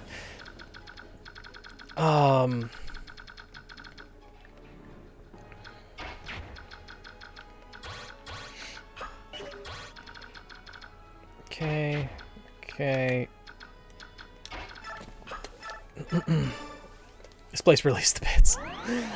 With Watts going off on deserving being worthy, I think Jean is deserving and worthy of being happy. Agreed. Okay. Oh, Marcia needs to be healed, doesn't she? Yeah, 7 damage, 7. Yeah, Marcia, you're not gonna go in there because that's dangerous.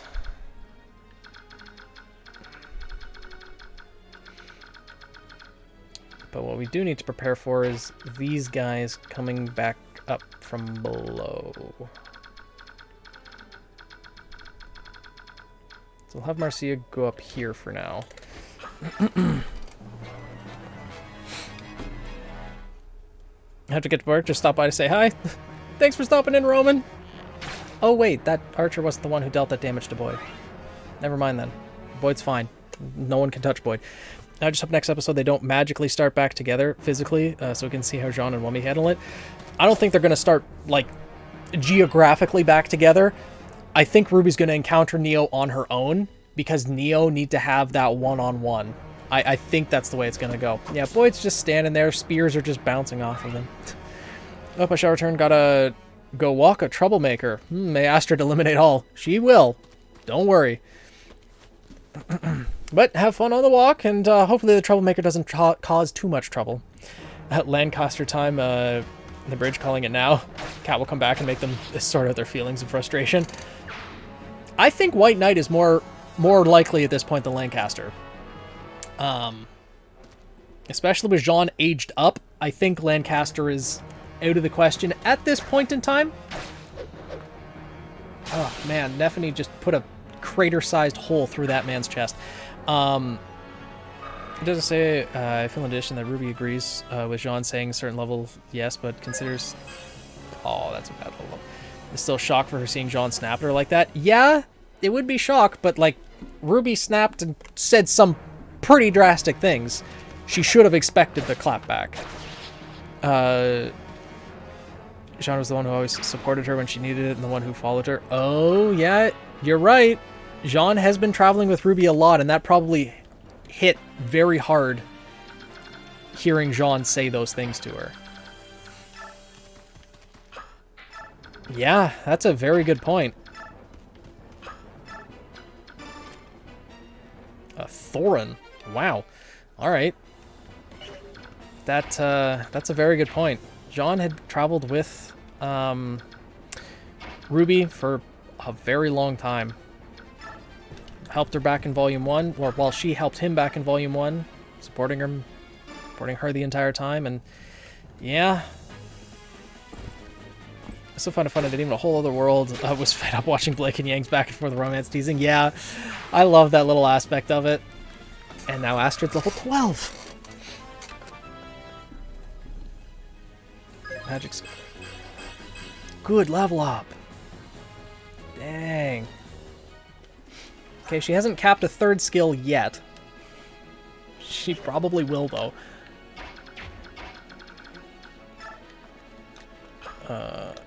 Get Ileana back up here. Soren. Start moving back up as well. No any enemies came from back here? No. Okay. It's just these guys to deal with, huh? And Ike can't friggin' move.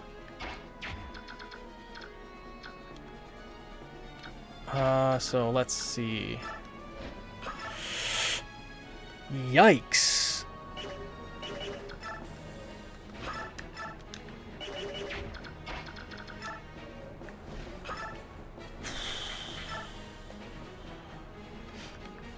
Youch, that's a lot of damage there, huh?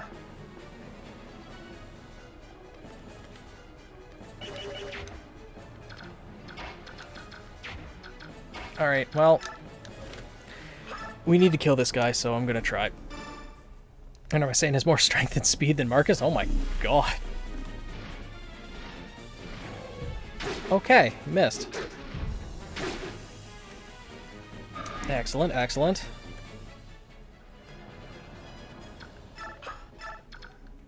26, 26, 27. Steel Lance. Eesh. Oofa, doofa, that's a lot. Okay, so here's what we're gonna do. We're gonna...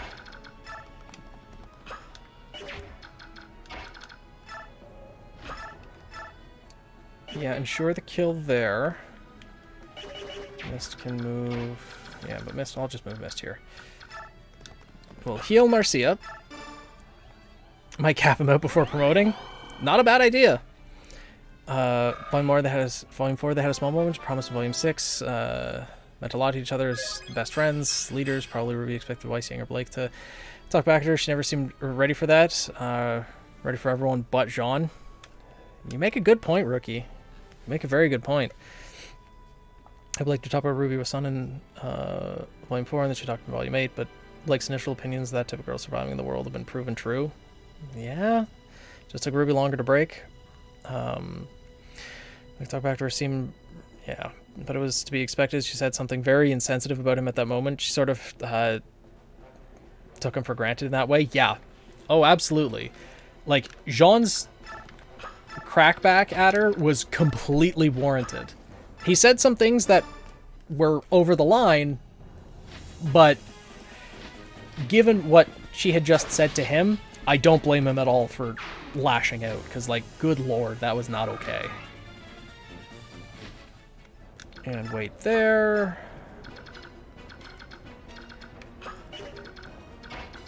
Chant here.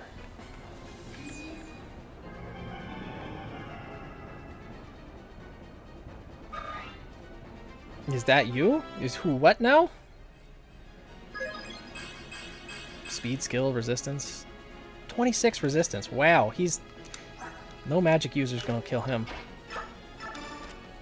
Murder of Birds, hello! Welcome to stream. How'd you like the, how's episode 7 treating ya? How's the trauma going?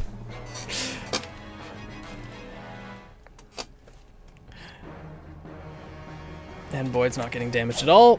Expecting the strong point where it breaks, the line you will cross. Yeah, something like that. Boyd's just such a wall. But yeah, welcome to stream, Arnold. How's your day been so far? You know, outside of the obvious as well. Damn. Marcia can almost kill. Phoenix is happening. Oh yeah, Issa Badiola had the credit for the purple paper. I did see that. They're prepping Issa to make her grand CL return in the future. I didn't know that Issa voiced CL. That's awesome. Given that we're going to be going back to Vacuo, probably in Volume 10, there's a possibility that we may stay in the Ever After. Probably not. But with all of the refugees in Atlas, they're probably going to give a cameo of a lot of different characters, a lot of the teams at Vacuo, and I do hope they mentioned CL specifically in an earlier episode of Volume 9, both as a reference to you, of course, but also that they're probably going to show her on screen. Alex, thank you for the resub! I'm praying that they station CL in Vacuo like they did Cordovan and Argus. It's either they stationed CL in Vacuo, or she was one of the ones who went through the portal and they just didn't have time to show her. Similar to Team Funky, how it was pretty much only Flint and Neon that really got showcased, even in scenes during the actual war that was taking place, but none of the other teams from Atlas. So I hope, because they're probably going to take about a year and a half for working on Volume 10, I would imagine. I don't think it's going to be like Volume 10 releases like a straight year from now. I think it's still going to be some time, and I think they'll have enough time to model, rig, and animate all of the different characters that they're going to showcase, and they'll be able to put CL back on screen. Yeah, definitely Team Coffee, as well as Team Sun, Team Auburn, Team Indigo, not Team Bronze, rest in peace, as well as, oh, I just realized why it sucks so much that Ike is, wow, okay, we're just gonna have to wait out the turn order then. And so many teams that we saw back in Volume 3, I think they're gonna show all of them on screen, to some extent at least. Just cameos, because they know how much people love to see characters that they've might have only seen once or twice come back. Some say CL is a Husk character with nothing to show, and Arnold's argument was Cobalt and Ivory from Funky. I mean, what do you mean Husk character? What? Okay, every character that they have introduced on screen goes to expand the world. No character is a Husk character. I don't understand where that statement comes from. Just because a character may have only been shown once or twice on screen and maybe hasn't really contributed anything too much to the overall plot, it makes the world feel more alive. Would you prefer that every other character is just a shadow character like in Volume 1? Nah. CL is important, as well as the rest of Team Funky with Cobalt and Ivory. Like, all of them are important in their own ways. Every single one of them. Okay, Mist needs to probably focus on healing. Okay, Ike will be unsleeped. He'll wake up next turn. Thank God sleep staffs only have single uses. Or 3 uses. I'm still waiting to still see Bun Bun and Mia. Velvet will appear. I wonder if in the end credit scenes of Volume 9, they eventually return to Vacuo, and Team Coffee and Team Sun will be there to greet them. Oh, Marcia, no! A nothing level up. The dud. I was jokingly taking shots at Cobalt and Ivory because I haven't seen CL in over 6 years, which is absolutely fair. Absolutely fair. They chose to... Granted, I understand why they put Cobalt and Ivory on screen just to show the entirety of Team Funky, but what would have also been great is if we saw all of Penny's team. You know, have Penny and CL and the 2 mystery people that they never introduced. That would have been great. That would have been great too. But I'm guessing maybe there wasn't time, because Volume 7 and 8 were worked on pretty close together. That was still when they were following the yearly release schedule. And then Volume 9 was the one that was delayed by a little bit. Okay, well, Nephany can move up. Mia can go over here. Well, if they want to attack Ileana, they can, but that guy's just gonna die for it. The episode itself was equally cathartic as it was shocking. Yeah, Ruby and John were so validated in their respective feelings. Absolutely, though RWBY definitely took a couple things too far.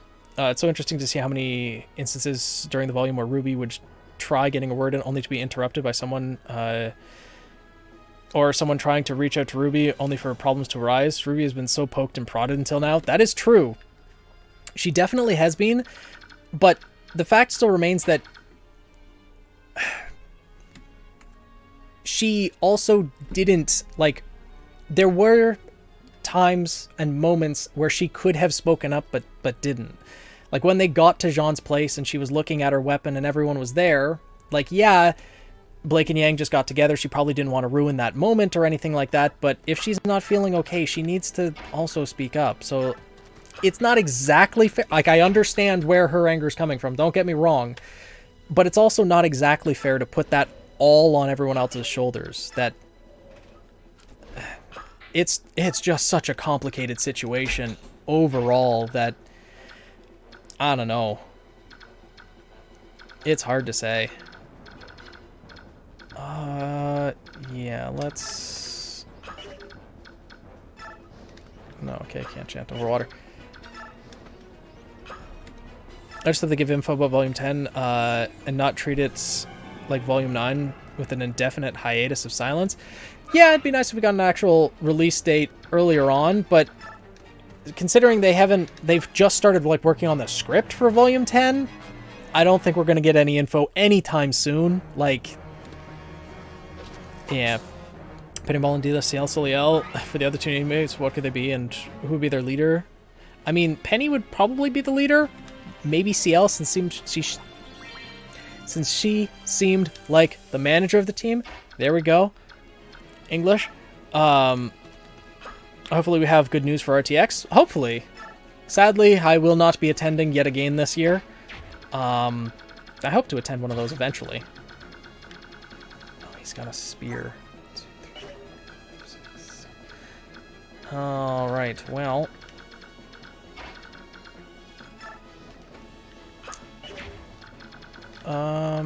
Let's see. I'll have Nephany move up, take care of this guy. Oh, at that point I feel Ruby was in a state to bring it up herself since she mentally alone, despite them being there. Yeah, she's been struggling for a long time. That burden was all on her shoulders. And she was putting more pressure on herself because she felt she had to fulfill the role of leader. But, and as I mentioned during the review, it could be due to her age, it could be due to a number of things where she felt that she wasn't allowed to speak up, wasn't allowed to ask for help. And I think that's something she still has to learn. That'll be due to life experience and due to just, well, learning in general. But, it'll, hopefully work out well in the end. We can hope, at least. I guess it might have been smarter to move Ike over this way.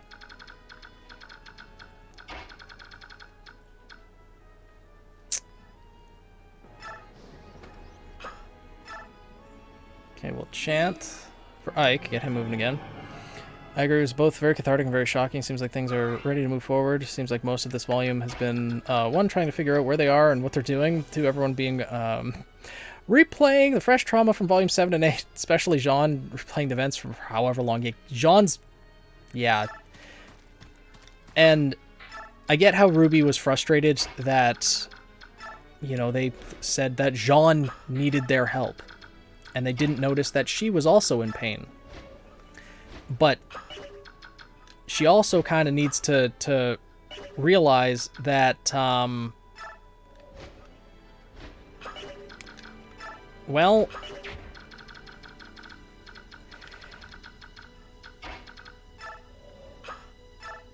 what was I going to say? Jean's change took place over the past 30 years or so, like 10, 20, 30 years, however long it's been. Jean's change was much more drastic and much more noticeable for all of them. They could see that change a lot more readily than with RWBY because they've been... Oh no. Don't move that way. Oh. Well, that's not great.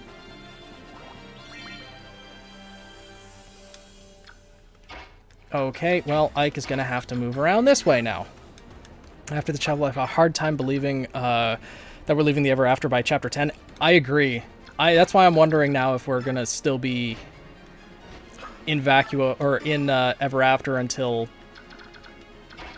close to mid-Volume 10, perhaps. There's whatever they plan for Neo, Ruby's potential identity change, the resolution of that, the recent argument being resolved, Alex and Lewis's ending being revealed, the final confrontation. I feel like isn't enough time for 3 chapters. I agree. Unless they're going to make each of those chapters at least like 25 minutes, there's just too much that they need to do. Because also, is Jean going to be de-aged? Is he going to deal with his trauma? The main 3 that have things to work through are RWBY, and like RWBY with her own mentality and the struggles that she has, Jean, his mentality and struggles, Neo and her conflict with RWBY, and then just generally getting out of the world, which they've spent the last 7 episodes trying to figure out and have made very little progress on. So yeah, there's a lot more to come. And if we stick around in the Ever After, I'm not going to complain. It's a very interesting world, and there's a lot that can potentially happen.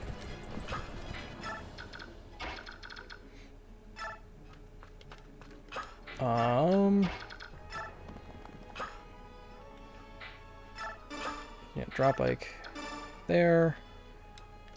Wait. Okay, Tornado can move there.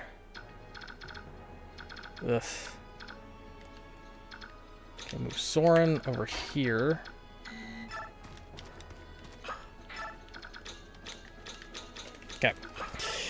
I guess Ruby might have been more understanding if she'd been in Weiss's position, though whether she would be quite as understanding, I don't know. Yeah, because that's another thing. It doesn't seem like Ruby knows that Jean was the one who took Penny's life in the end. And with that being the case, it really... Well, that's just one more thing that needs to be resolved by the end of Volume 9. And I do not know if it will be.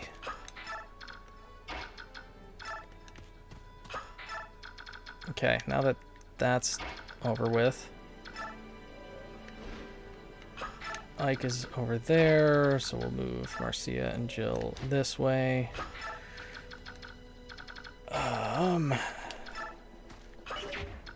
Who needs healing? Well, Boyd. There we go. Yeah, because there's just so much interpersonal conflict, internal conflict, and just general issues that need to be worked out before they can return to Remnant. I want to see what's happening in Vacuo as much as everyone else does, but we need the time to explore these feelings and these issues that are going on. I think they've done a good job with it so far.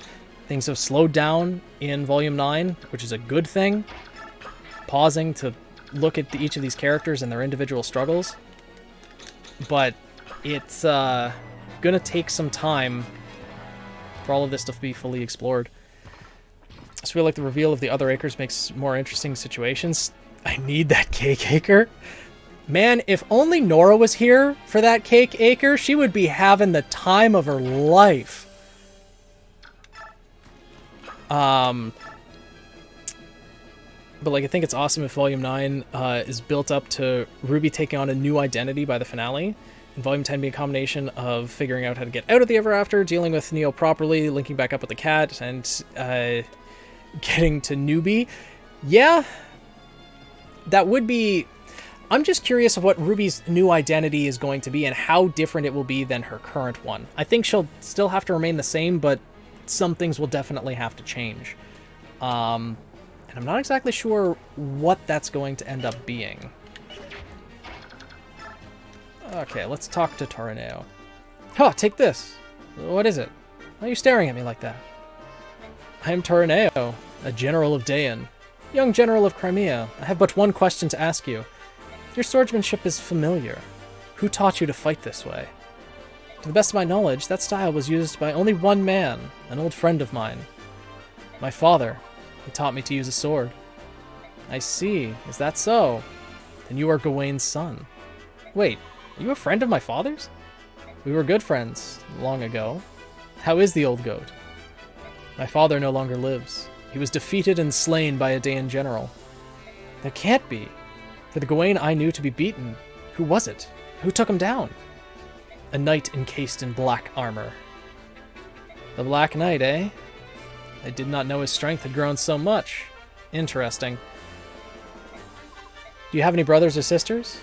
I have one sister. In that case, I will not fight you. The world must not lose Gawain's style of swordsmanship. I surrender. You may lock me away, or execute me, or what you will. I care not. Are you sane? Very much so. I had already decided that I would die in this place. I have served this country for many years, since the time of the previous king. But the current regent, he rules through fear and wants nothing but war. I can abide it no longer. If you plan on dying anyway, join us! We have need of strength such as yours. You would take a former Dayan general? I cannot. Your fellow Crimeans would resist. They would never accept it. Our army does not have the luxury of being so picky. Please, lend us your strength. As you will. I've already thrown my life away. If it can serve you somehow, you may have use of it as you see fit. Perfect. Now we got another general. Excellent. I recently got a bunch of Fire Emblem games before the 3DS shut down. If you played other Fire Emblem games, if you've never played one, oh, you've come to the right place. I've played... this is currently Path of Radiance. I've played Radiant Dawn, Blazing Blade, Sacred Stones, Fire Emblem Awakening, Fire Emblem Three Houses, Fire Emblem Shadow Dragon, Fire Emblem Shadows of Valencia. Yeah, there's a few. Yes. I have played Fire Emblem games. They are very fun, and I do highly recommend them.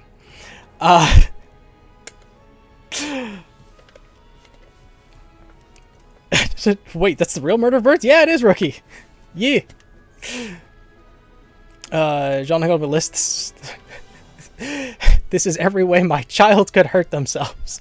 Maybe we talk until our baby's born before freaking out. Yeah.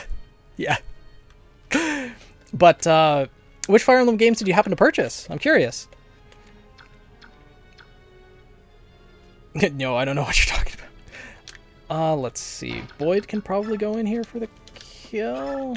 Steel Axe. Not quite. If Nephany can kill, I will be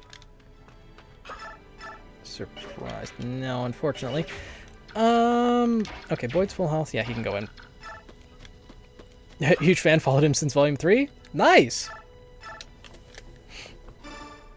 So we now have a general. How strong? He's pretty strong. Gatry could surpass him if we actually trained Gatry up. I wonder what Ty's up to, given that last saw I heard from RWBY was in the emergency broadcast. And the Yang, longer at least. You see her. Like, Tornado's a strong general. 22 defense, 22 strength. He's very good. His speed's only 13, though, so he often doubles and can never double another unit. But he's pretty strong. Generals in this game, like, I mean, look at the scale of the map that we have. Generals just don't have the movement to be able to keep up. So, it's difficult.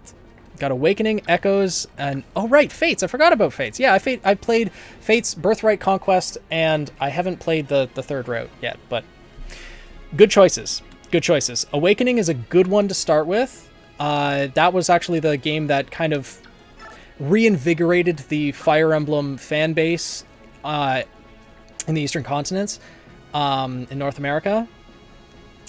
And Birthright is probably the better one out of Conquest and Birthright, because Birthright, the plot line makes a bit more sense, and is also...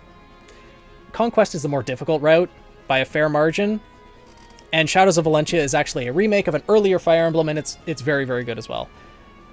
You're going to overload the man with Fire Emblem effects. I like Fire Emblem, what can I say? I mean, the game I played just before this on stream was Fire Emblem 8, The Sacred Stones, and now we're playing Path of Radiance, and then we're going to play Radiant Dawn, and then we're going to play the Binding Blade, and then the Blazing Blade, and then Fire Emblem ROM hacks. Phoenix, will you ever dye your hair? You know, at some point in the future, I have thought about maybe making that like a subscription goal on Twitch to maybe dye my hair a different color, but that'll only be once I'm if I can ever get to the point of becoming like a full-time streamer / YouTuber, because I don't want to have to go into work and explain to my coworkers why that happened, why my hair is like a neon pink. I'm open to the idea. I don't think I'd ever do it just by my own volition, because it damages your hair follicles, and your hair will dye pretty easily. Dye it red and orange. You know, I could just dye it just complete rainbow colors in the and then just have little eternal flame logos just like shaved into the sides of my head. Yeah, it's possible. Oh, I'm gonna play the Binding Blade first. Saw, don't worry. I'm gonna play the Binding Blade first, and then the Blazing Blade. Weird how they came out in that order. How the prequel came out later. Yeah. Dye your hair your natural color, easy. I feel like that's just getting the damage onto your hair for no value.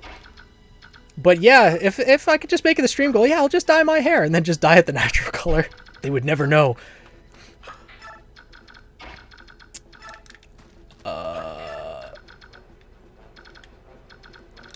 Yeah, we're not going to move Volk into that area. We're just going to move down here. Let's look at the proper mounting for Crescent Rose prop I have, but it's awkward. Well, I mean, Crescent Rose is a fairly large weapon. Can imagine it'd be a little bit awkward to position properly and have it mounted on a wall. So have you seen the lyrics to the song from this episode? I have not. I'm guessing they're gut-wrenching, given how the episode went in general. I mean, Blazing Blade came out first, but Binding Blade is the prequel. Because Blazing Blade focuses on Roy as the main character, and Eliwood is the main character of the Binding Blade, which is Fire Emblem 7. But Eliwood is Roy's father. So, you know.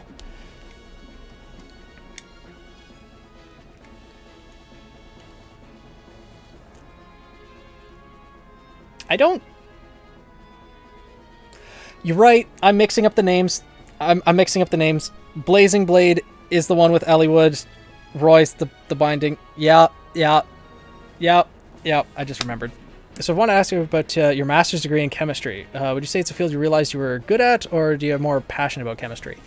It was definitely one that I realized I was good at, and that was because, like, I didn't know what I wanted to go into until, like, near the end of my first year of university.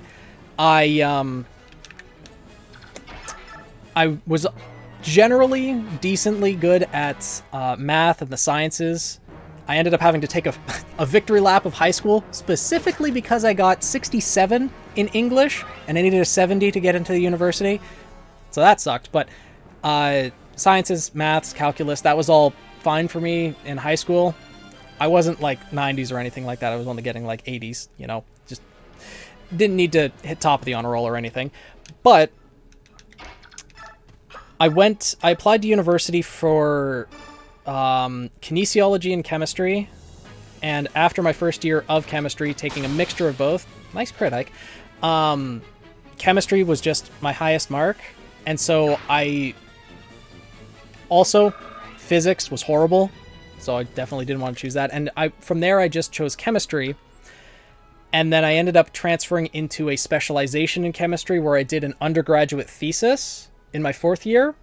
And through doing that undergraduate thesis, I got to know a professor, and by the time I finished my undergraduate thesis, he invited me to do a master's degree. I initially never planned on it, but I was like, okay, I don't have a job lined up out of school, so sure, why not?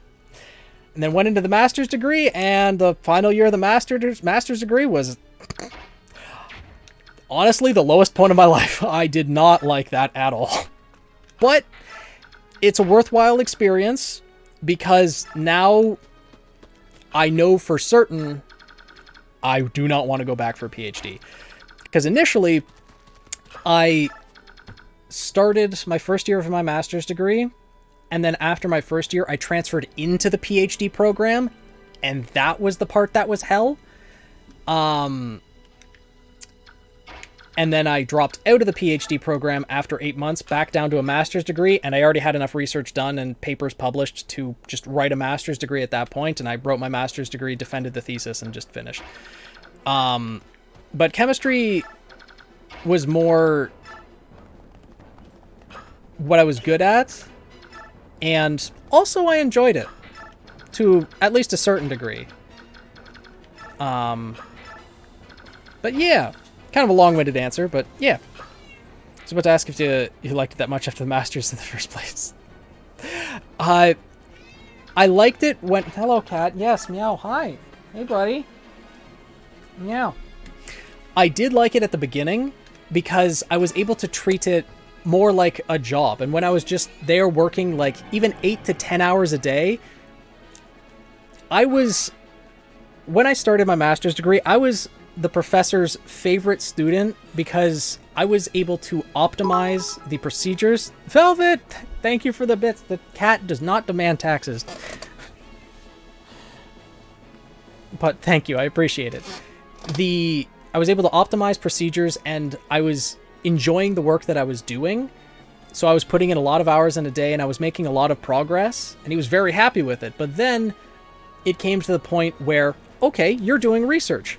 You've finished the tasks that, I've assigned you. Now you need to start reading papers and pushing the research on your own. That was the part that I hated about it.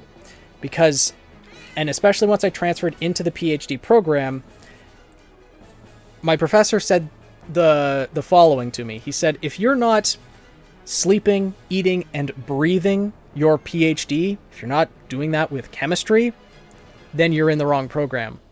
And after he said that to me, I'm like, okay, I'm done then.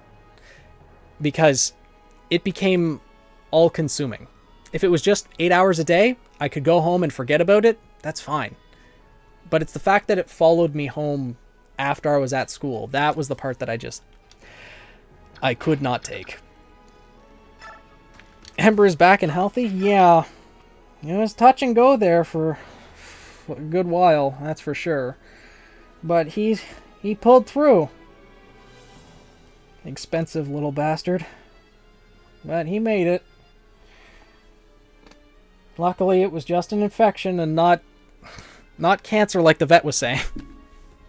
Father, give me pats like the bunny requested. Yeah, buddy. Uh-huh. Meow. What are you doing? What are you doing? Meow. Meow. Sounds like the teaching profession? Yeah. Oddly enough, I enjoyed being a teacher's assistant during my master's degree. That was actually fun. Well, yeah, it was actually kind of fun. Fun is probably the right word I'd use to describe that. It was enjoyable. But that was only 1 day a week. And also, being a teacher's assistant, you really start to understand some of the professor's perspective when they say, hey, listen, class, you're all idiots. You got an average of 34% on your midterm. That's the class average. Y'all need to do better. I now know why that's the case, because there's probably about a dozen students in each class out of like 100 or 120 that just get like 10% on their midterms. Like, I wanted to be generous with marks, but good lord, there were some midterms that were just bad. TAing for chemistry is a blast, sometimes literally. Yeah, sometimes things do explode. Unintentionally, too. It's, kind of hazards of the trade. Phoenix, have you tried Kingdom Hearts? I have not. Oh, Master Seal. Mainly because the storyline seems very confusing for Kingdom Hearts. I've watched a couple breakdown videos of the overall story, and it just... the way they broke it up between games is... did it ever cause something to explode?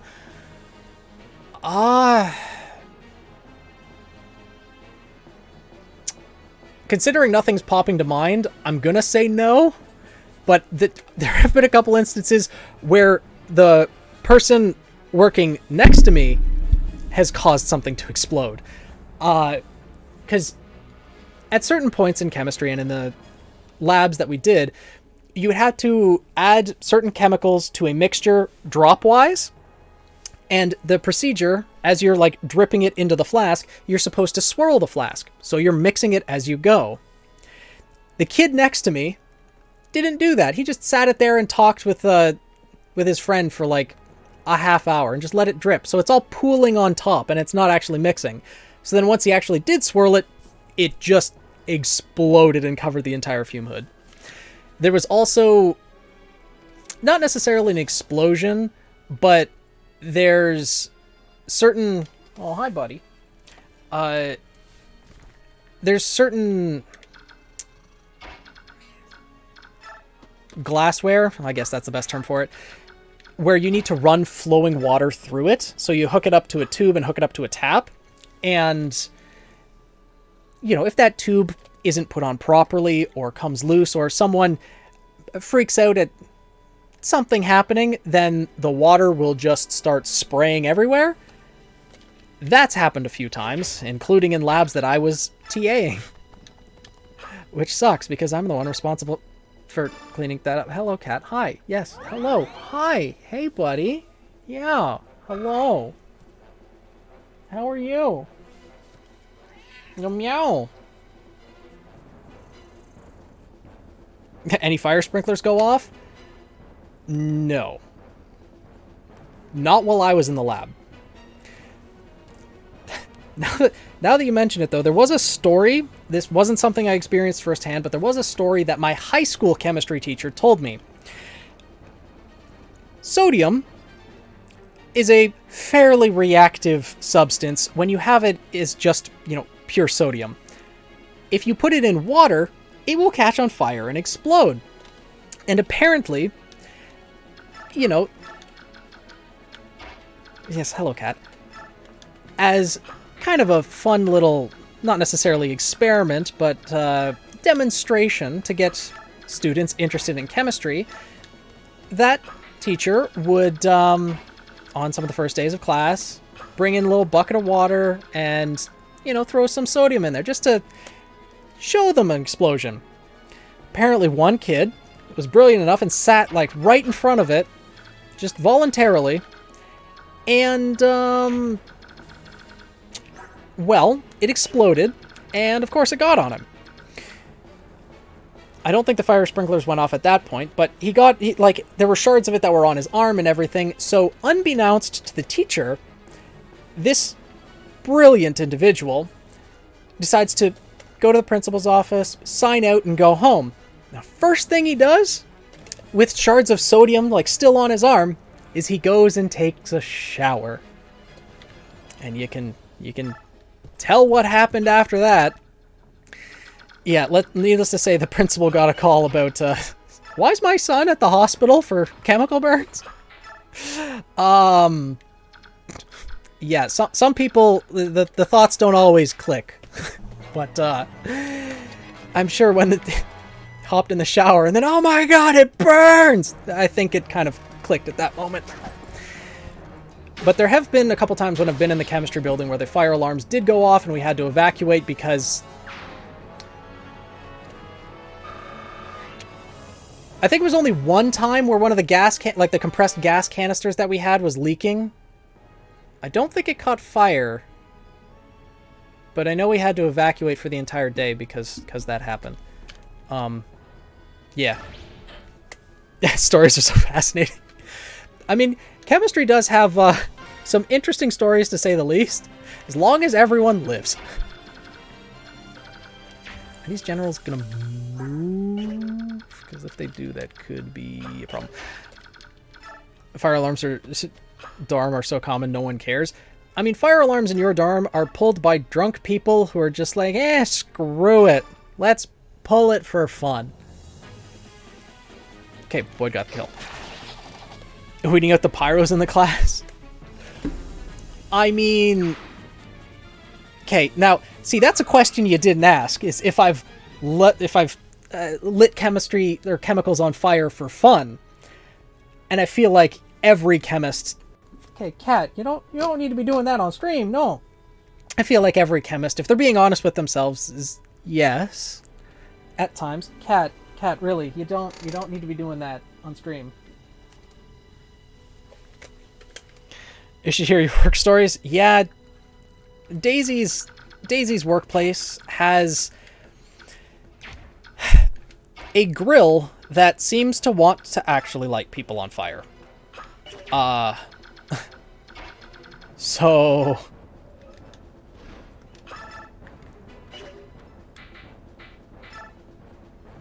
okay, that soldier's wielding killer lance as well. Now, didn't they remove the grill? Thought they did. It exploded once. Yeah, but I don't know if it's a... Ooh, yes, Jill got the crit. As explosive as, compressed gas. I remember watching your Q&A from a couple years ago, and I thought it was so cool you had a master's degree in chemistry. It's rare that I know anyone that pursues such an academic major. Thank you, I appreciate it. Yeah, master's degrees aren't really that common, and it was... I think it's a good thing. It was a good thing to have.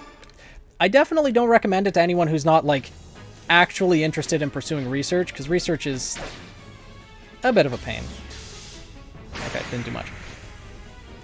Oh, Marcia with the crit. Organic chemistry was fun and extremely easy. However, labs always terrified me because it's always hyper aware of the consequences of not following procedures. Speaking of, I mean, I followed procedures, but they're, you know, how they always recommend, hey, you know, it's a good idea not to spill chemicals on yourself. This is going to sound unrelated, but I assure you it is. There is a non-zero chance that I may be sterile. Ashnard, show yourself. I'll finish the story in a moment. A Goldoan dragon? I've been waiting for you. You are General Ike, are you not? Who are you? My name is Ina. By the orders of the king, I am the protector of this capital. Withdraw. I've no desire to fight a useless battle with you. It's Ashnard I'm after. I see the chat. Let me finish the conversation first. I regret to inform you that the king is not here. What? The king and the main body of the Daean army remain in Crimea, where they have been since it fell. What are you saying? The king's abandoned the capital? I share your desire to see this conflict end, so rather than see you travel to Crimea to fight Ashnard, I felt it would be much faster for me to defeat you and your army here. That's one way to look at it. Problem is that I'll never let you do as you please with Crimea. We cannot have it both ways.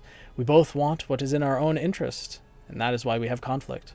If neither one of us yields, our conflict will continue until only the stronger of us remain. I have my own reasons for fighting, and I will see you fall. Okay, so back to the story.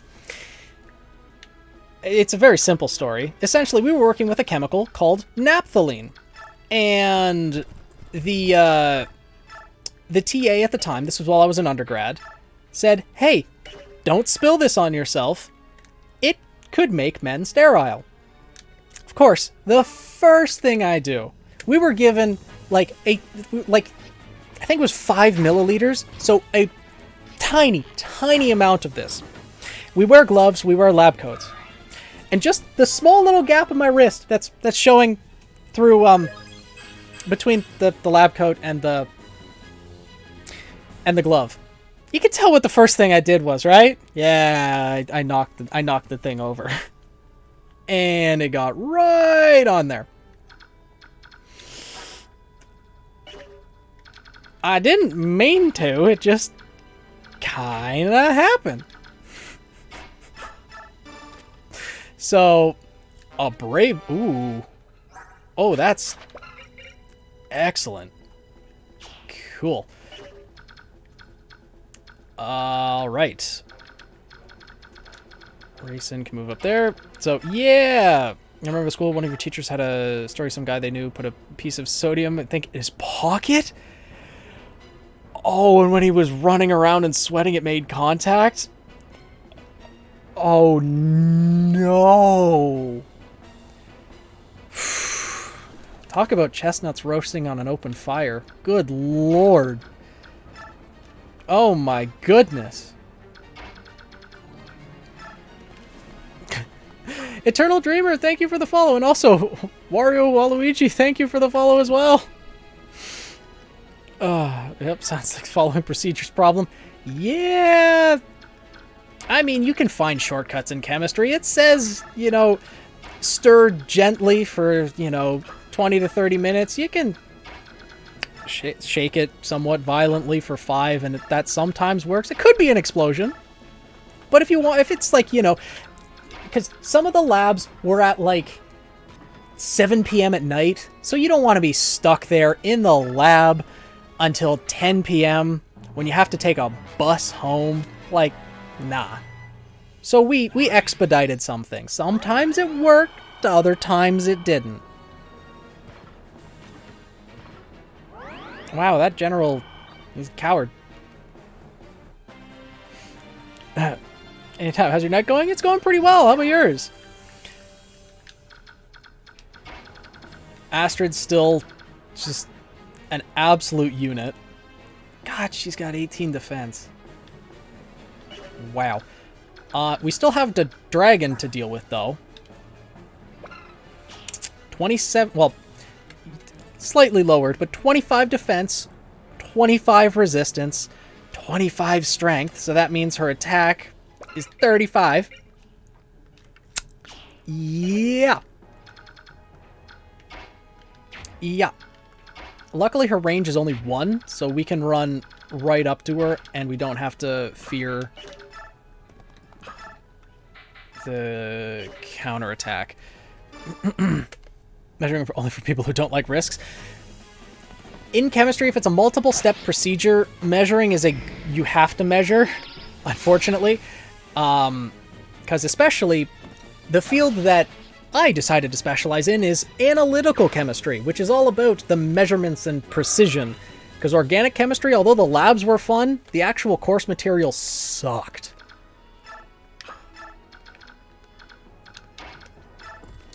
Okay, Astrid, I think you're going to need to do some damage here. Blue streak in Overwatch? Ooh, but aside from that, not bad. Just eyeball it.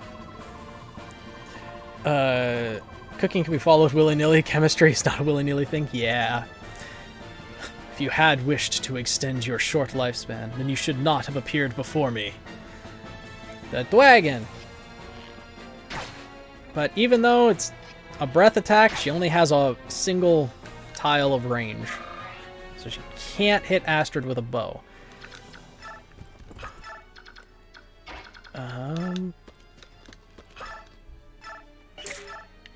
But yeah, 17 damage straight up. I don't think her speed's 20. She doesn't double Boyd? Really? That's actually kind of surprising. So Mysticus, I was editing clip. How's the burp sterile? Oh, that would be naphthalene. Chemical that can do that if you get it on your skin. Organic chemistry is what made me switch to computer science. Yeah, I think I passed it because the prof took pity on me after he recommended it. You know how I mentioned just a little bit earlier that there were some profs who said, hey, class, you just got an average of like 34% on your exam. That was my third year organic chemistry prof to my class. I failed that midterm because organic chemistry just... Doing reaction chains, like writing it down on paper, sucks so much. And I was never good at it, as was most of the class. Funny thing though, it's also that exact same professor that I was referring to when I said, when you start TAing for someone, you understand why that average of the midterm was so low, because I did end up TAing for that guy. And I also ended up giving some of his future students like less than 10% on their midterms because they were just that bad. Fun times. I loved electron pushing. God. Bloody, you're gonna give me flashbacks.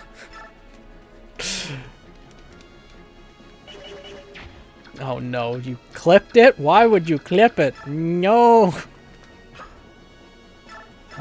Yeah, let's have an FNE. See, the opposite of you. Course material is fun. I hated the labs. Lab itself was fun, just hated the paperwork for it. Yeah. Second and third year university were a bit rough, having analytical chemistry, inorganic chemistry, and organic chemistry have labs every single week, and each have lab reports due every single week. But I was also a procrastinator with labs, so often what I do is I would be pulling at least one all-nighter a week, either finishing an organic chemistry lab or an inorganic chemistry lab. They sucked. I think I'm the opposite of you when it came to professor experience to TA ship. Oh, really? Also getting electrocuted by 120 amps is what? Oh, Marcia! Marcia gets the kill. Marcia the Dragon Killer. Bye, Ina!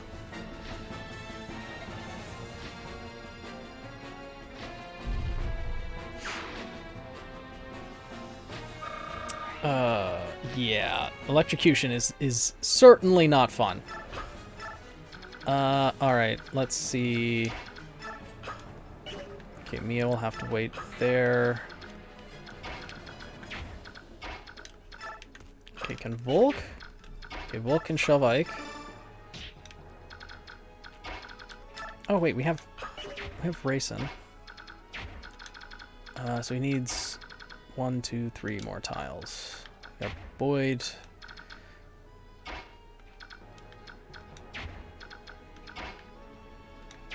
Okay, I think I can do this. I think I can get Ike to the seize point this turn. Oh, I didn't want her to die. Well, maybe you'll get your wish. Maybe, just maybe.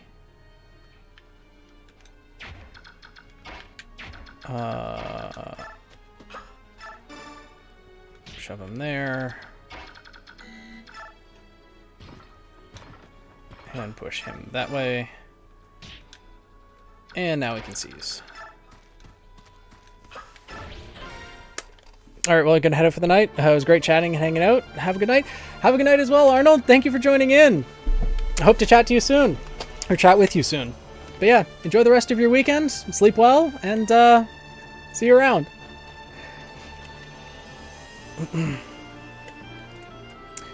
You are strong. I have lost. Then calm yourself and surrender. There's no reason for you to die. That I cannot do. What? I must go to him. No, wait! Nazir, good timing. Grab her, will you? I'm sorry. Nazir? Mm-hmm. Ah. Ike! Nazir, what are you doing? Go, now. Hurry! Yep. So you were the traitor. Someone's been giving information to the enemy. Was it you, too? And Mist's medallion. Are you telling me you've been working for Dayan this whole time? But you're a Laguz. Why? Talk to me. Ugh, this is useless. Get him out of here. His traitor's face is making me ill.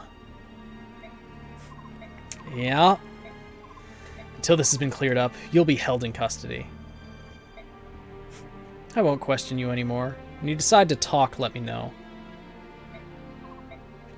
Yeah, the thing is, can you hold him? Go to Palmeni Temple. What did you say?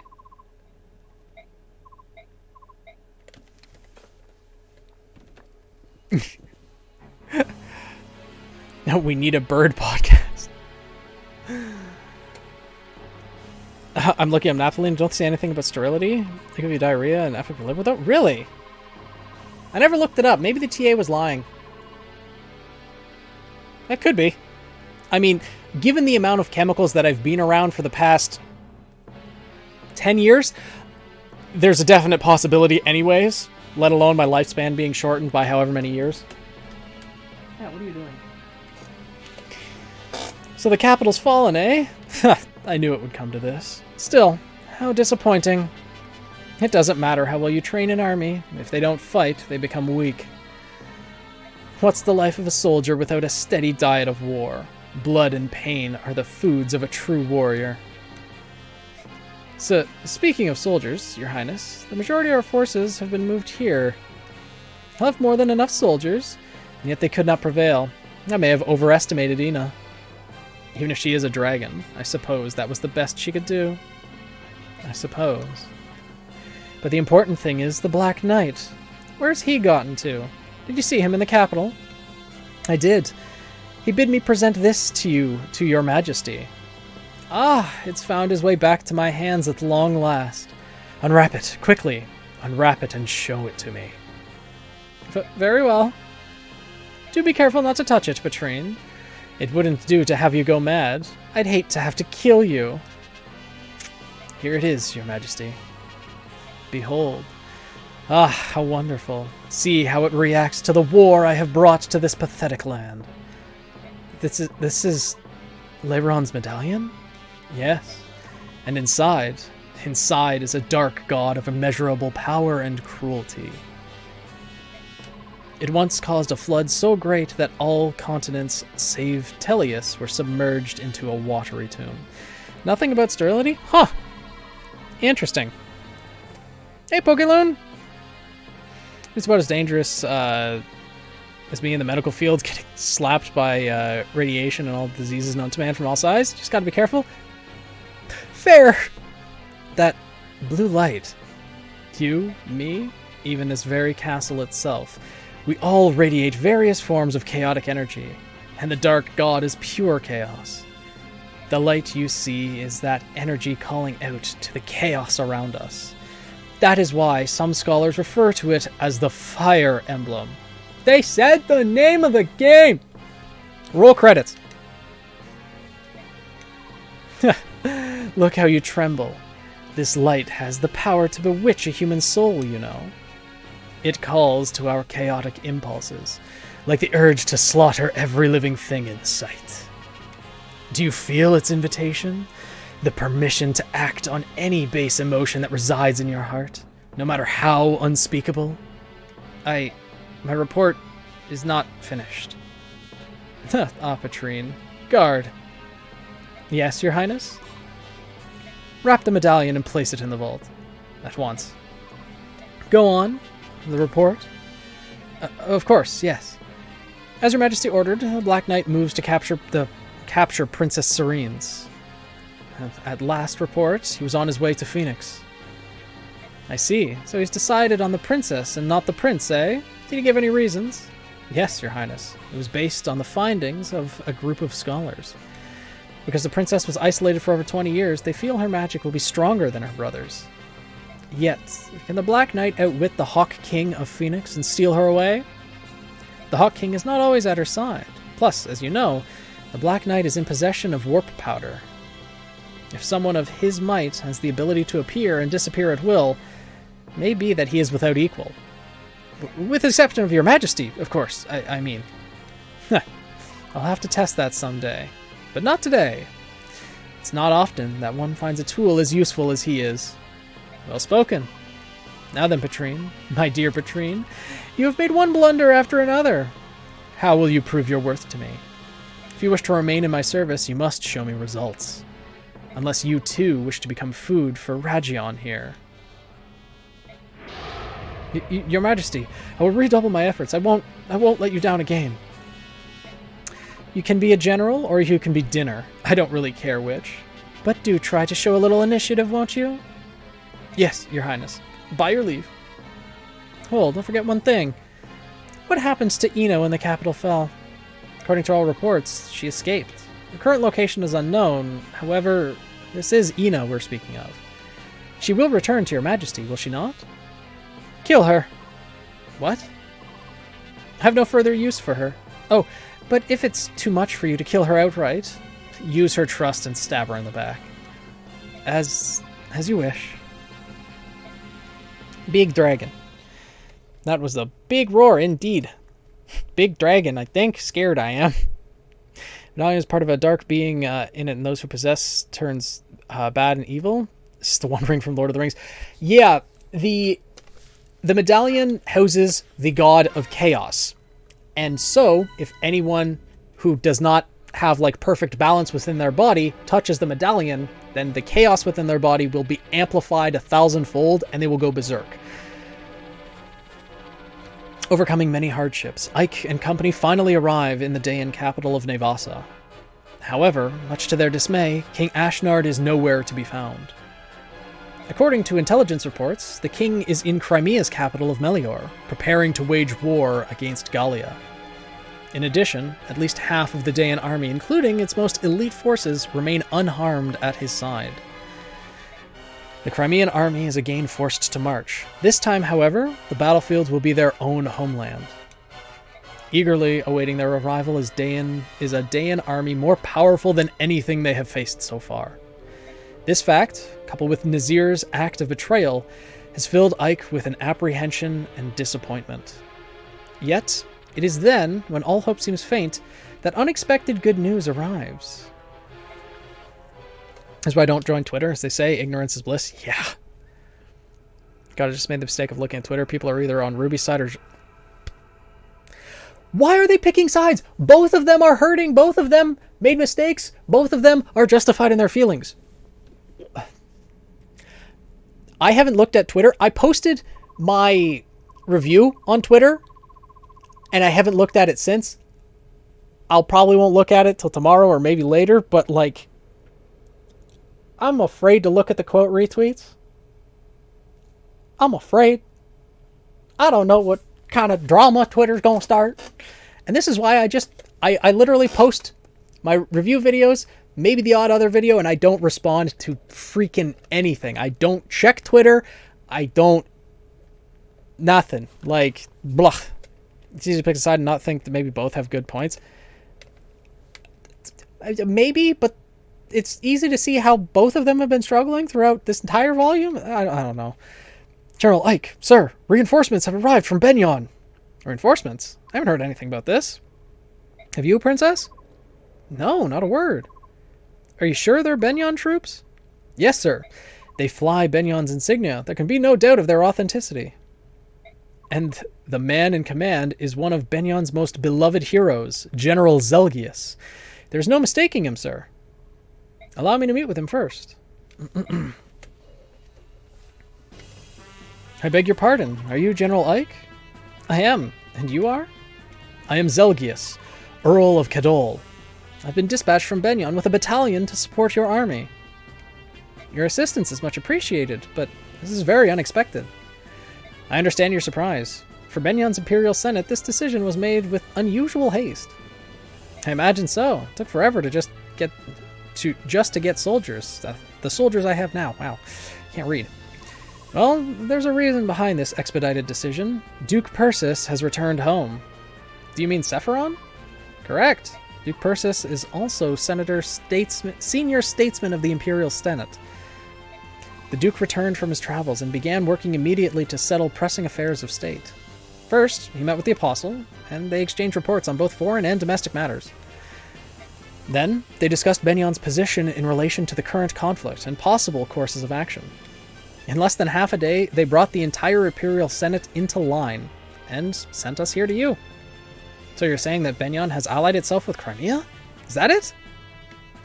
That's it exactly. I'm at your service, General Ike. Oh, wow, thank you. Now then, please tell me what you would have my men do. I'm ordered to help in any way possible. You've caught me off guard. I can't think of anything right now. In that case, do I have permission to make camp around the palace to rest my troops? Yes, please do. Not a problem. Thank you. Please do not hesitate to call if you have need of us. We are at your disposal. Fortunately, I've been informed about a certain character. Well, no spoilers. I think I know what you're referring to. No spoilies. They have a smooth brain cell. Now, Ember is one full brain cell. These people have half a brain cell. Yeah. This is telling Ironwood about Helm's immortality right away versus RWBY keeping a secret at first all over again. Okay, on that entire subject, RWBY's mistake was not lying to Ironwood. She was justified in that. I would have done the same thing. Any person with more than half a brain cell would have done the same thing. In that instance, given everything she had seen, lying was the correct choice. Her mistake was becoming complacent and not telling him the truth sooner. That's it. Good news, Burbs. No quote retreats? Oh, thank God. Benyon reinforcements. That was unexpected, wasn't it? It certainly was. It seems the Apostle and Sephiron did the impossible by getting them to us. All for our little army. It's hard to believe they would go to all this trouble. Des.exe, thank you for the follow. Welcome to stream. First we take Daeon's capital, now this. Things are looking up. You're right. Even if we don't receive help from Gallia, we still may be able to defeat Ashnard. That's true. It's like a dream. I have to disagree. Oh, look. Soren is upset again. Who knew? What is it this time? If the Crimean army is not the crux of Dayan's defeat, this war means nothing. What does it have to do with the arrival of these reinforcements? The battalion that just arrived is greater in numbers than the one we originally received. Not only that, but all of these soldiers are marching under Benion's name. So, if these reinforcements are responsible for defeating King Dayan, what do you think will happen? That achievement, the very victory itself, will belong to the Benyon Empire, not to Crimea. If that happens, Crimea will be rebuilt however Benyon sees fit, and Princess Alincia will be a mere figurehead. And then, the deeds of an unknown mercenary company will be expertly covered up. We'll receive some paltry sum of money and be swept under the rug somewhere. Mark my words. Soren, you're being so rude. Surely the apostle of all people would never do such a thing. And this General Zelgius seems sincere enough to me. Come, Soren. I've heard situations like that which you describe, but whether this is such a case, we've been fortunate to receive this goodwill. Must we always search for ulterior motives? Yes, we must. Have you forgotten Nazir? It's that sort of naive attitude that allowed him to remain undetected for so long. You people don't seem to get it. We are at war. All doubts, no matter how small, must be extinguished. If they aren't, we could well be ignoring something that will lead to our defeat, or to our death. He's got a point there. Let's take Soren's comments under consideration and discuss this at length. We meet in 1 hour. Wait, is Zelgius the Black Knight? Why would you say that, Alex? He's a general from Benyon. Would have told Ironwood after that. Could be really the case, probably Remo. It's not too much, but fans are reacting the same way they're reacting to Ruby John's argument. Yeah. I mean, Soren's not exactly wrong. Oh no, Soren's exactly right. He's 100% correct.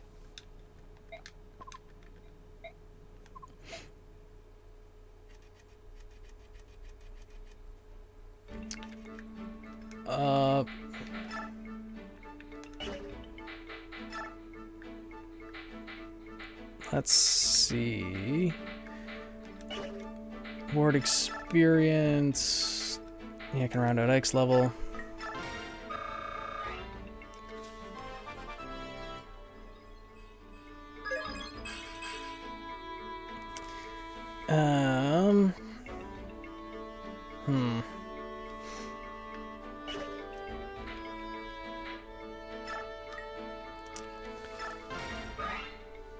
Phoenix Gain, have you used the boots? I have not.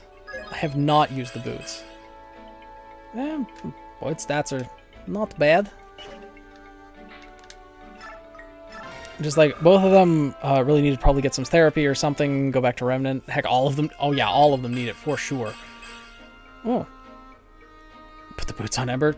I don't think he would wear any sort of clothing, footwear, hats, anything. Let's see, for 1 to 10, how would you rate Yang as a sister? To be honest, Ruby and John's argument struck a really deep chord with me. I'm a lot like Ruby and C. My friends always look to me to be happy and to always pick them up and be positive. She said a lot of things she shouldn't have.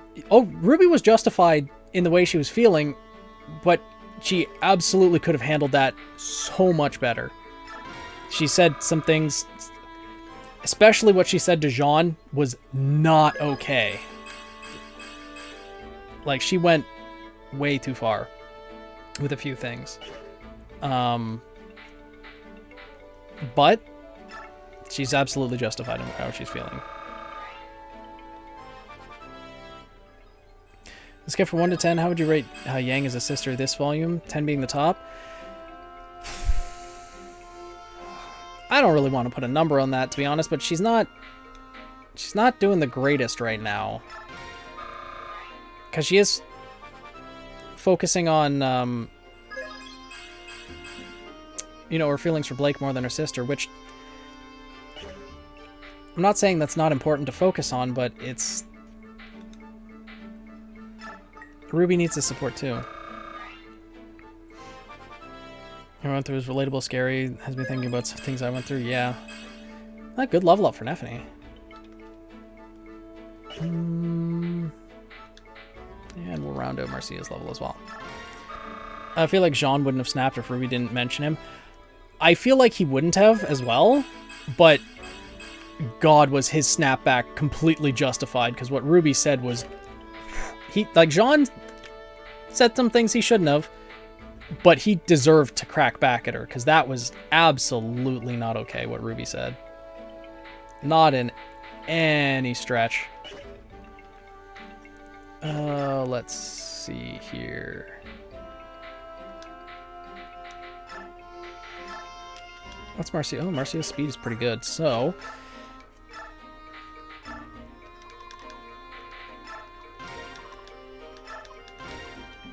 We'll give her a silver lance, why not?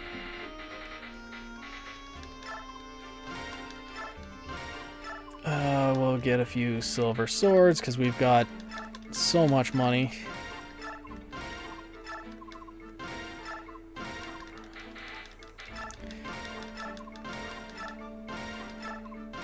Oh yeah, silver weapons need an A rank to use. That sucks. Longbow could be useful though. Stiletto, steel blade.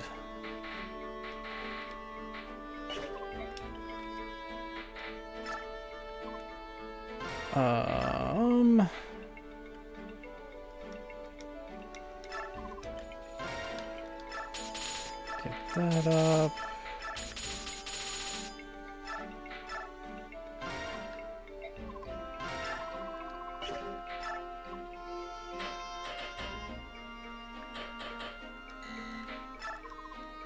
There we go. Like down the combination would have gone after RWBY dropped Crescent Rose before they were interrupted in paper pleasers. I think at that point they would have been like, they would have actually started asking, "Are you okay?" It sucks that they need like that really clear sign that she's not okay. But RWBY was doing her best to try to make it seem like she was okay. For most of it, I think. So...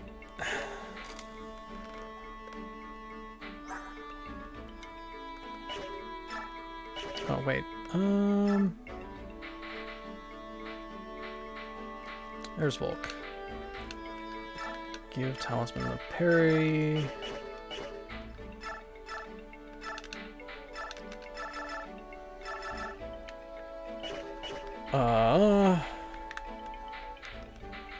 Mia, it's 15 strength. Astrid's 25.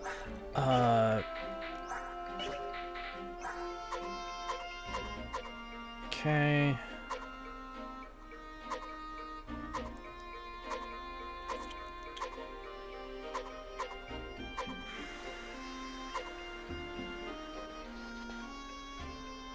Titania's only at 15 strength, huh? I mean, she wields axes, so I think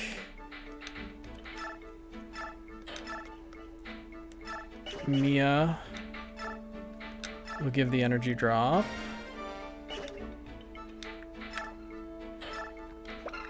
Yeah. And we do have the boots. Gamper missed the joke. Also, did Raver get a Mother of the Year award yet? Shipping might be a bit slow at the moment. Hurting really bad. The tendency to lash out, make people hurt just as much as how bad you feel. She probably will end up regretting it later. Oh, I hope she ends up regretting it, because if she doesn't regret the words that she said, oof. Also, Phoenix, I think RWBY going off on Yang Blake is really sure good for you, but how can you two be happy right now while we're all in this crap situation? Things in Remnant are much better, so how can you two be happy? Yeah. It felt kind of like that, but it also kind of felt like, how can you two be happy when I personally feel this bad?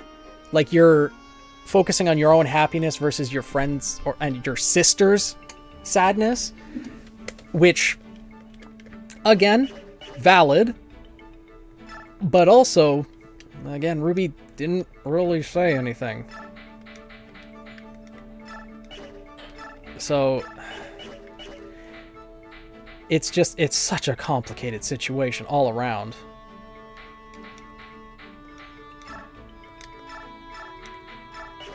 Yeah, she can take just a regular lance. Yeah, strength is maxed. Void.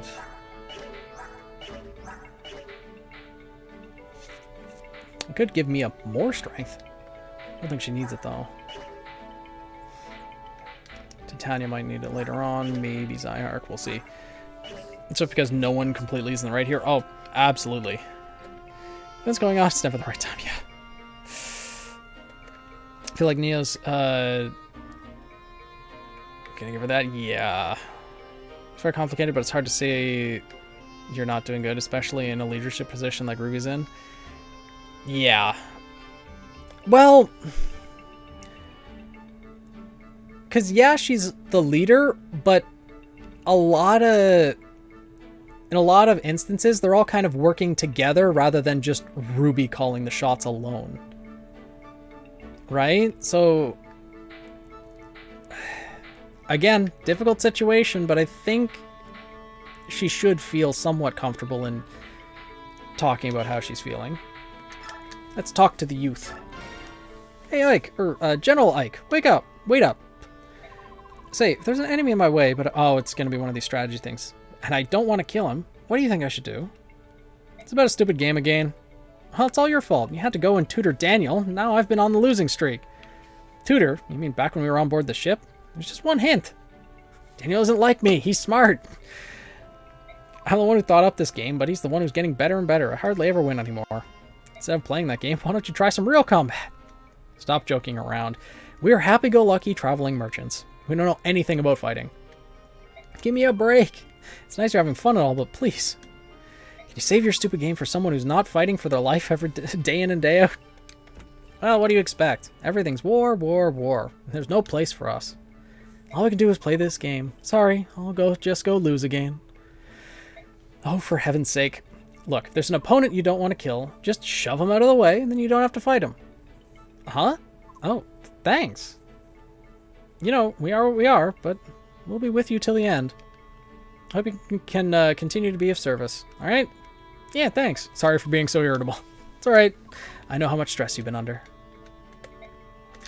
And Soth. Something on your mind? Oh, Commander Ike. Oops. I guess I'm supposed to call you General now, huh? Commander's fine. So, what's going on? Are you thinking about that person you were looking for? That's all settled. Actually, no, it's not really settled. It's just, I figured that worrying about it all the time wasn't going to do me any good. I turned over every rock in Benyon during my search, but it's just easier to assume that everything's going well somewhere. Well, as long as you're happy, I won't say a word. So, what were you thinking about then? I didn't say anything before, but Dayan is my homeland. Is that so? Yeah, until a few years back, I lived in the slums of Nevasa and stole for a living. So anyway, I went back to my old stomping grounds and saw some friends. The rest of the city's empty, but they're still here. They've got no other place to go, you know? And what did they have to say? Everyone was mad that Crimea had won. They said if the king had been here, there was no way they would have been defeated. It's so weird. Until now, all they ever had done was complain about this place. I see. You know, Ashnard wasn't such a bad king, at least as far as we could see. If you were strong enough, you could rise up and become a knight one day.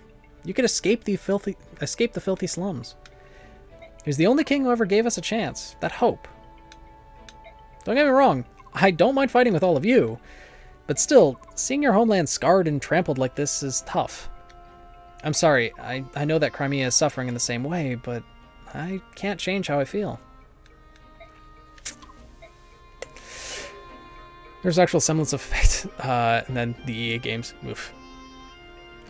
Did we give the general the boots? That's if we're going to use him. I don't know if we're going to. Wait, is Astrid stronger than Boyd? Yes, she is. Astrid has 25 strength. Boyd currently has 24. And also, look at Boyd's stats. Again, let's go over this. 24, 1, 17, 15, 10, 19, 3. Okay? Astrid, 25, 12, 25, 27, 20, 18, plus 2, 15, plus 2. Astrid could destroy Boyd 10 ways to Sunday. His experience will help him learn that everybody needs to be helped and supported, even the most positive leaders. Everyone does need to be helped and supported, but it's not just... It's a give and take thing, right? If someone is struggling, they deserve to be supported. But also, there's that... They need to be able to, like, try to help themselves as well. They can't just sit there and expect people to come to them. And I'm not saying that's exactly what RWBY did, but she didn't open up to other people. From the way she sounded, and yes, it was from her frustration, it was like, you need to notice that I'm also hurting. Even though RWBY was trying her best not to make it seem like she was hurting. And she didn't open up even when there was opportunities to do so. There were times where it seemed like she did want to, but then things were interrupting, but, you know. So what are the chances of Astrid bodying the final boss? Well... yeah, it's both and situation. Yeah, exactly.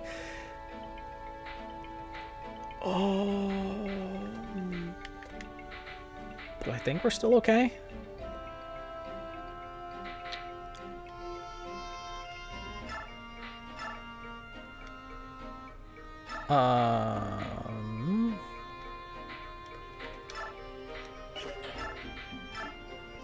Yeah, I think this should be fine. Let's just rank and lances. Okay, B.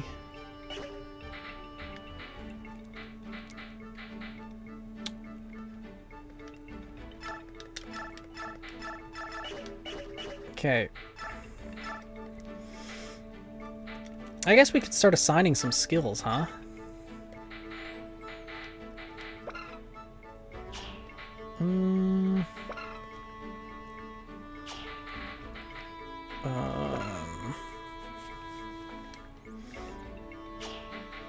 I only have 2 occult scrolls, so I need to choose who I give those to. Mia already has Vantage, so she can't get one.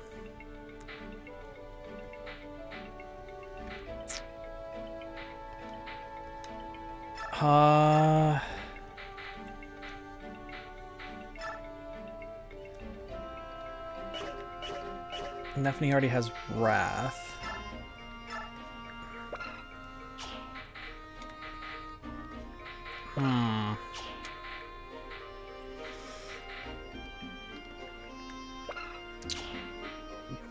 Okay. Could give Vantage to attack first or Adept to attack twice. I think Vantage. According to Jean's map, the Jabberwalker's Acre is right next to the Paper Acre. Seems like that's the next place we're going. That might be the place RWBY flees to, and that's where she encounters Neo. That would make sense to me.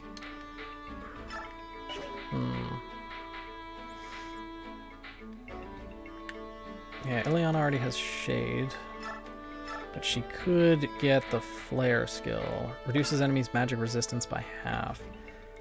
Oh, that's not as useful as Stun.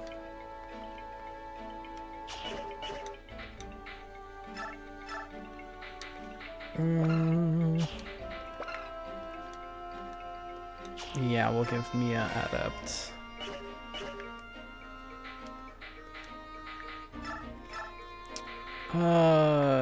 Extinguish comics of the enemies.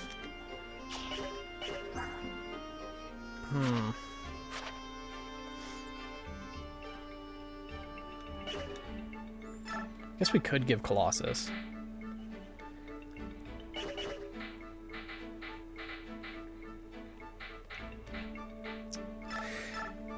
I don't know. I feel like this is also something I can mess with off stream. Oh, it's already 11:30, huh? Okay, then.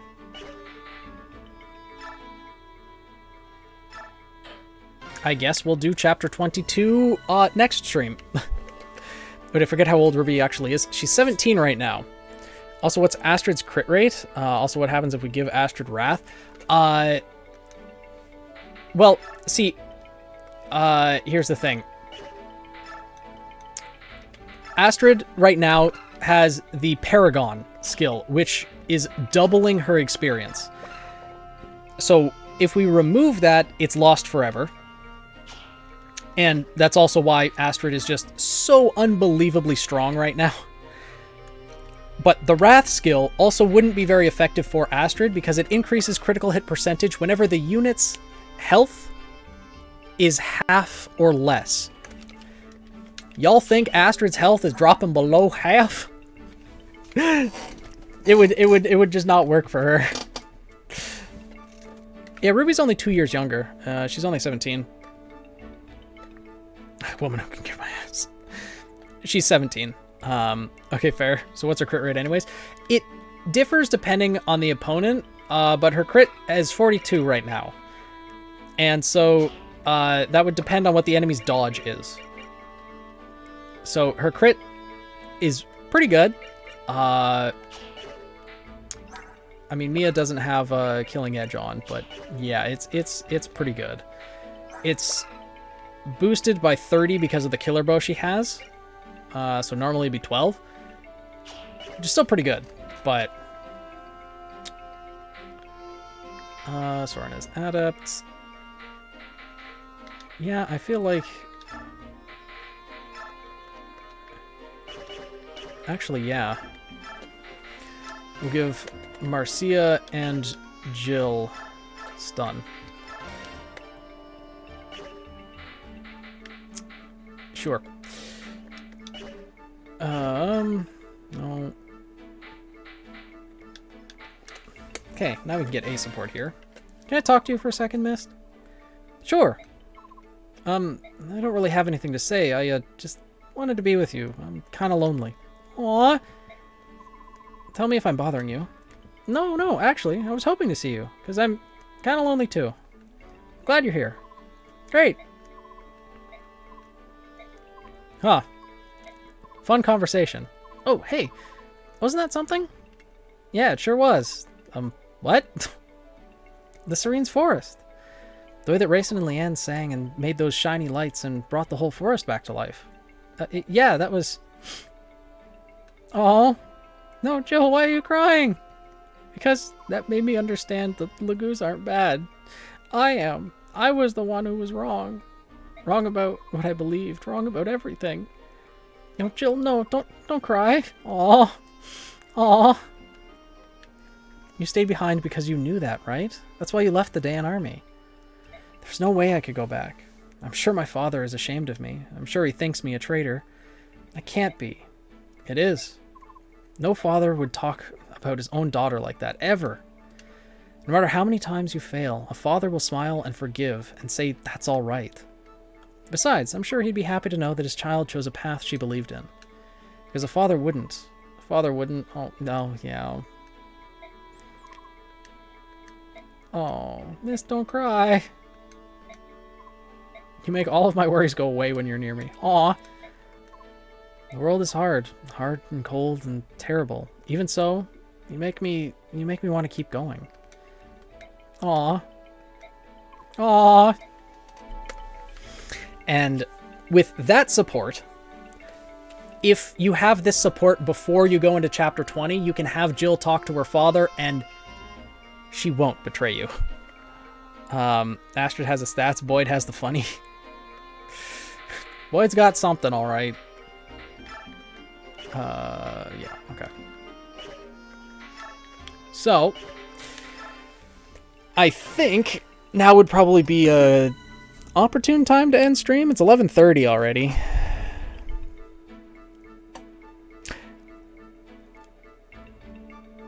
Tanking hits while asleep. I don't know. I don't feel that tired. I could keep streaming. I don't know. I'd probably still be up for an hour anyways. I may as well continue streaming. I don't want to wait a week for the next episode. Yeah, it's it's going to be a rough wait for episodes 8, and then probably even more for 9, and even more for the finale. You know what? Yeah, screw it. I'll continue streaming. I'm just going to go to the bathroom quick, and then I'll be back and we can take on the next chapter.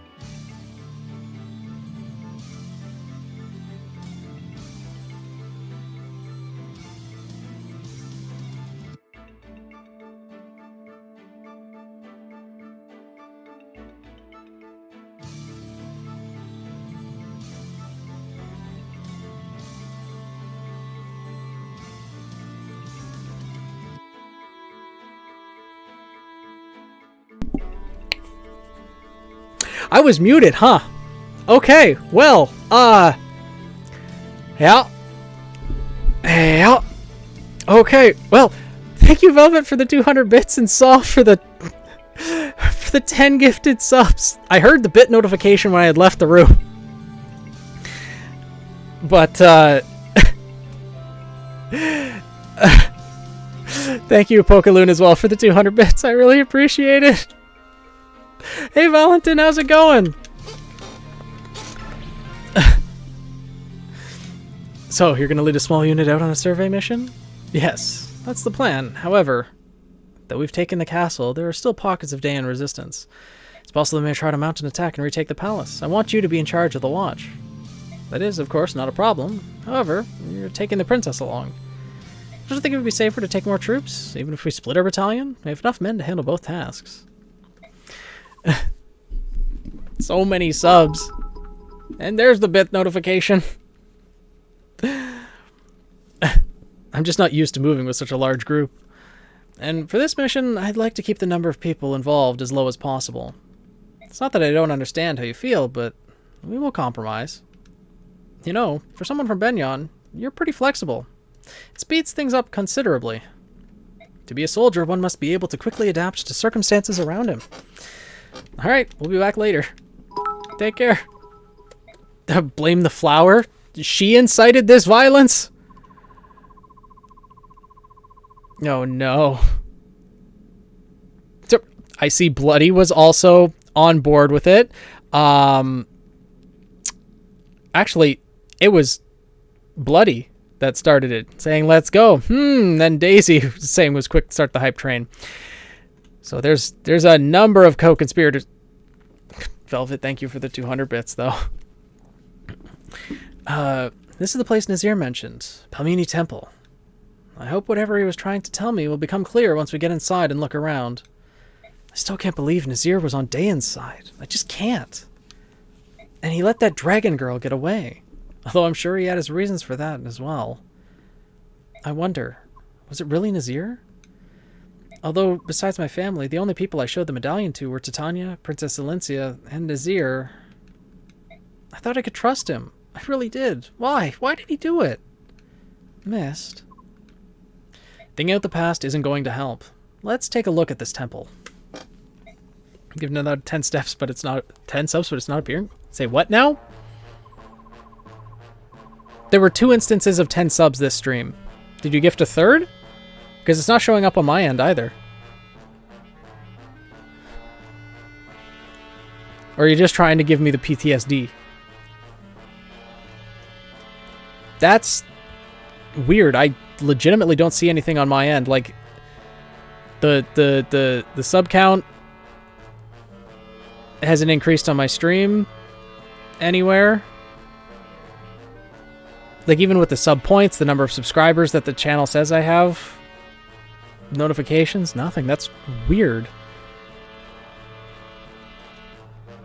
Oh, this was earlier. The 10 gifted subs went through earlier.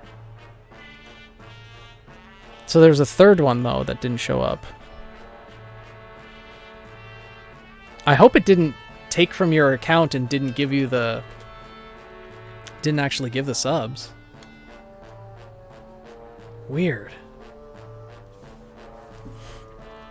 What did you say? The Crimean army is here. They want to investigate the temple. What should I tell them? Crud, this ain't good. I don't know what they're after, but if they find us mercenaries who sided with Dayan, they'll wipe us out. It is the will of the goddess. Resign yourself to your fate. Accept it. Bat dung. No one's gonna roll over and die. Dying's for sissies. So tell me, how many are there? There appears to be 10 or so, including the women. That's good news. Is it? If that's the lot of them, we can take care of this on our own. It'll be like stealing a baby from the cradle. Right, then here's the plan. Pretend like you want to help him, lead him inside, and listen good. You best not whisper a word about us being here, or else... But I couldn't. What you ask is beyond me. Don't forget, we've got all the other priests under our control. Unless you want them to meet the goddess early, do as you're told. Yep. Good luck, especially with Astrid. Yeah. Only says 20 went through from you. On the gift list. Yeah, it's same with the notification list on my side. It doesn't... It only shows 20. Weird. How the heck does Jean's shield have dust in it? I mentioned that during the review as well. I have no idea how Jean has any gravity dust left. At least he's not using the hard light. But he really should not have any gravity dust left by this point. He really shouldn't. Ember! Your people want to see you. Get over here. There you go.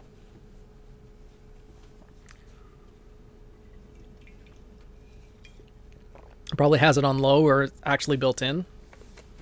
3-hour Ember stream real. Unless he's been saving it. I think he had to have been saving it. Especially since he knew he got transported back in time. He probably used it very sparingly. Hi, cat. Alright, we'd like to take a look around. Please show us each room. Very well. This is a very large room. You alright? Why are you shaking like that? Oh, goddess. Please, forgive me. It's a trap! Ha! You did it! Please, forgive me. I thought something like this might happen. I don't know how you got wind of us, but showing up in such a small group means you're out of luck. None of you are getting out of here alive. We just fought our way to the Dayan capital. You're not even going to slow us down. Cocky, ain't you? Who said this was going to be a fair fight? Eh? What are you doing? Hey, bring out the others. Yep. You fools are going to be our shields. What? You ain't so useless after all. Filthy dogs, those are innocent people. You can't... Hey, if you don't want them pretty robes of yours to turn red, you'll attack these scum. If you think about betraying us, I'll kill every one of you. But you can't. Crimeans, please, forgive us. We cannot allow our brothers to die. Yep. Yeah. This cowardice will not stand. These priests are being made to fight against their will. We've got to try and save as many of them as possible. Uh-huh. We need Volk, at least. Because there's 3 chests. Oh, we need both thieves, don't we? Yeah. Oh, there's... Oh, well, it's a silent staff. Gross. Let's see who we'd be needing for. It's because there's no one else to gift a sub to. Oh, maybe. I mean, I know if there's not enough people in the chat to actually gift subs to, it gifts to other followers of the channel. And there's over 400 people following the channel, so there's not that many subs that have been gifted. Cat, really? No. It didn't take from your account? Okay, that's good at least. So we're gonna get through this without hurting them? Yeah, we can actually shove people out of the way, but we do need to, you know, kill some enemies before we're actually able to shove them. Yeah.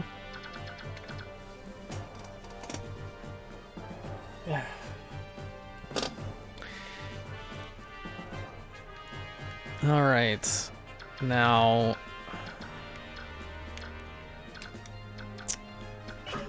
okay, we need to take out one more unit so we can bring in South because we need the second thief. God, I don't know who to take out though.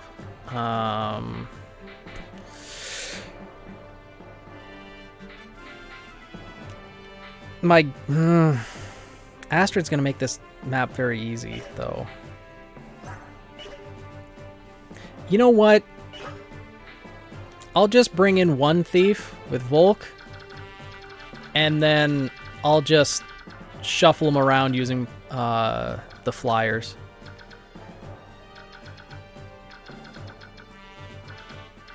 Okay, so I need to defeat boss as a killer axe and a killer bow.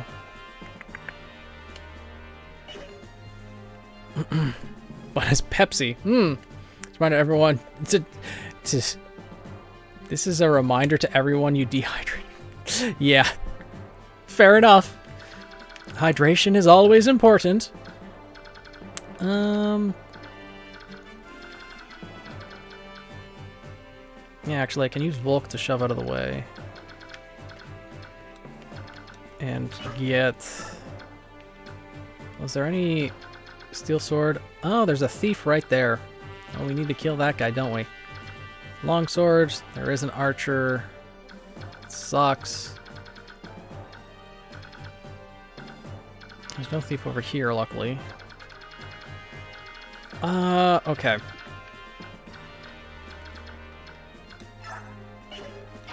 Let's move there.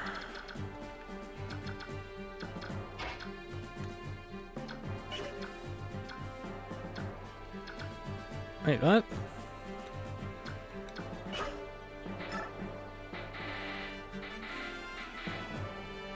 Why Soren? Why didn't I choose? What the heck? Soren's not in this map now.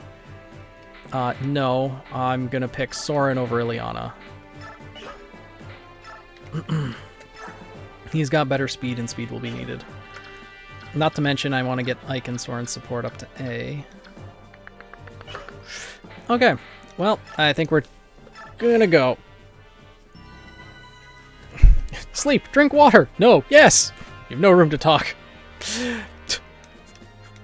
Children, stop fighting. Iron sword. Yeah, Ike is just gonna be able to murder him. I'm pretty sure the boss does not move, but we'll see. You have Swiss rolls. Nice. Tasty. Damn, now I'm hungry. We'll go get snacks. It's a Saturday night. Saturday night's built for snacks. Uh-huh. Uh-huh.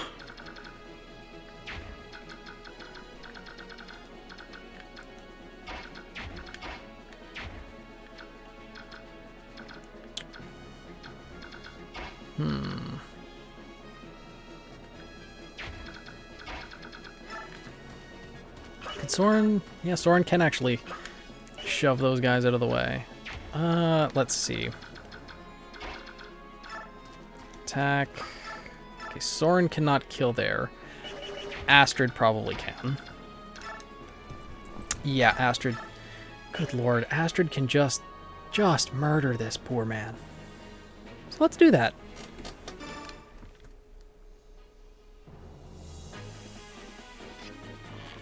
God, just 25 damage. His health is just gone.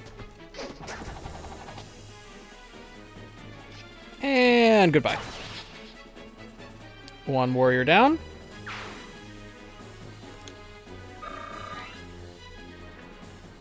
No, we will have Astrid. Wait right there. We'll attack. Oh, wow. Still can't kill, huh? That's rough.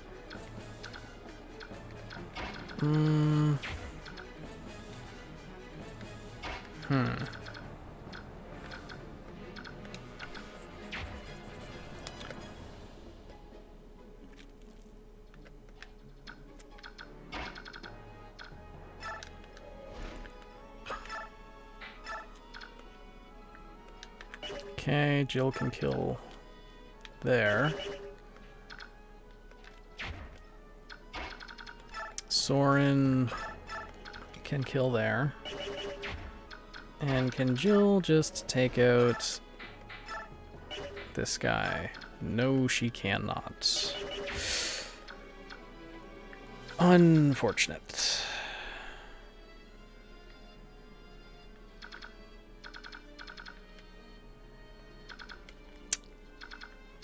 You know, I think...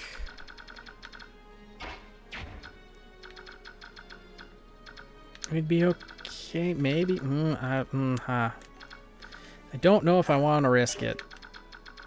21. 21. His defense is 4.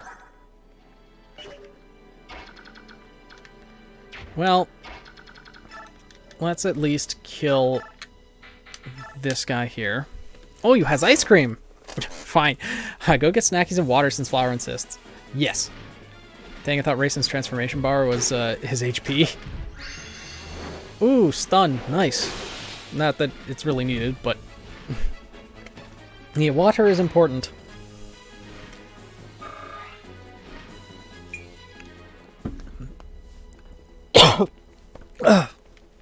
It sucks when it goes down the wrong pipe, though.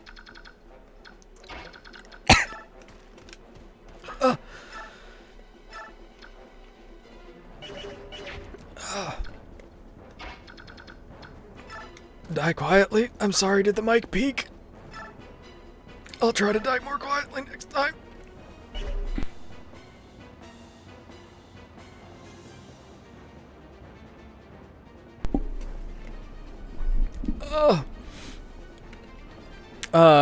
So our top name waifus is Jabril Emerald from RWBY, Akiza from Yu-Gi-Oh! 5Ds. But who's your favorite Fire Emblem waifu? Nephine's a good choice. She's definitely up there.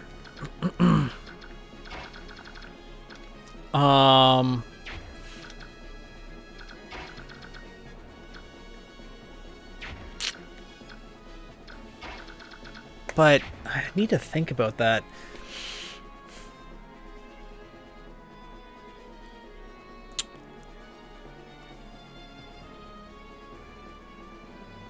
Yeah, Nephine's the one that's coming to mind.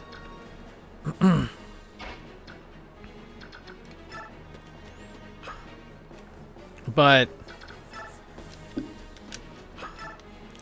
oh. Ow. Okay. You good? Well, now I am. Now that I got the water out of my windpipe. Cool. Mage is gone. You has none. Is there no, like, 24-hour 7-Eleven open or anything? Make a road trip.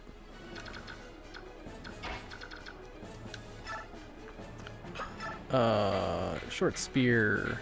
Yeah, Nephiene can kill there.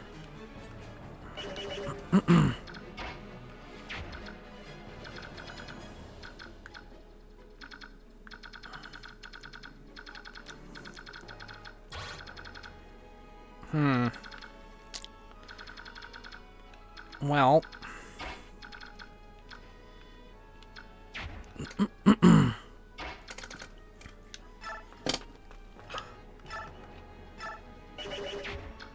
Oh, that thief is gonna move in right away. Well, what's Mercia's? Her defense is 14. Sure, I'm just gonna kill the thief because it will be a pain to kill him later.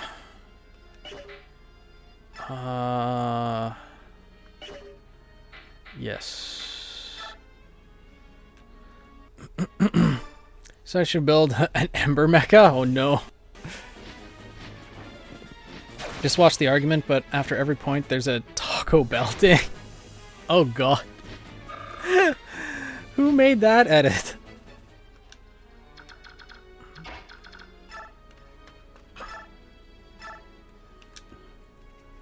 Mine's Rebecca from Fire Emblem 7. Good choice, good choice. I'm torn between like Nephany, and then there's Micaiah, and also there's Nyla from Nyla from Fire Emblem Radiant Dawn.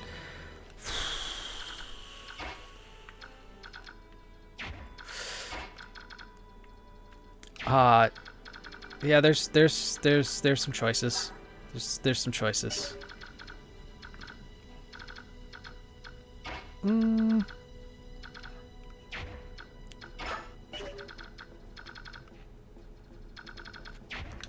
That guy's movement, okay. And that guy's not going to be able to do much. So let's try.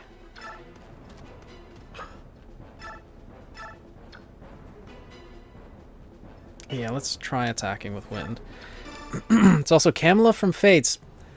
A lot of people choose Camilla. Camilla's not my type, but it's not even 24-hour anymore. A 15-minute drive from you, it's not even 24-hour anymore? That's unfortunate.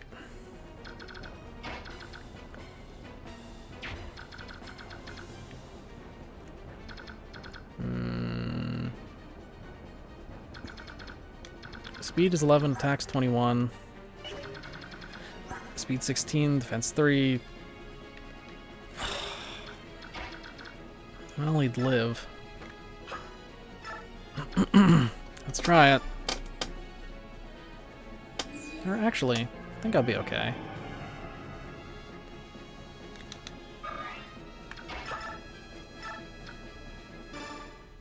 Oh, who is my Fate waifu? I've played Fire Emblem Fates. It's been a while since I played, though, and I don't remember all the characters by name. Honestly, Anna is always a superb choice. Yeah, it's going to take a little while to fight through those, so I will send Volk from here. 1, 2, 3, 4, 5, 6, 7. Yeah, okay. That's good. He can go here. I'll send Mia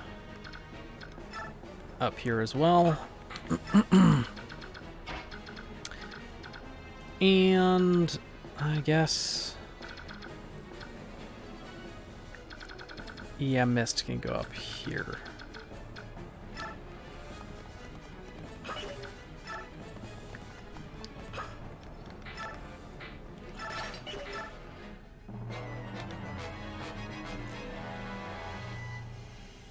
Oh, that guy has a bolting staff.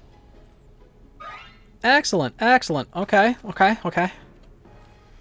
So we can send you the lyrics to the song from today's episode. Alright, I'll check it out after stream. Oh, Ven and Bow deal no damage, but now Ike's poisoned. That sucks. Ow. How dare you attack Mist? How rude. Oh, and there's more archers. They all have longbows too, huh? Youch. Alright, well. Who did you say your Fate waifu was? Okay. God, Swordmaster scares me with that crit and that only does 3 damage to Boyd. Oh, my Fate waifu. Honestly, probably Atalanta.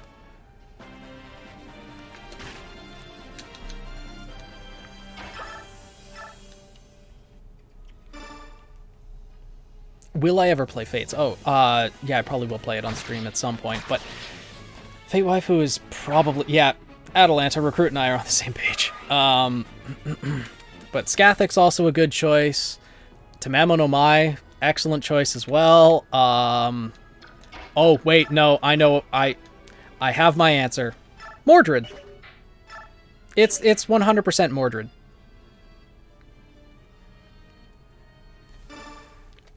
Mordred's definitely at the top. Atalanta's close, but Mordred is 100% at the top.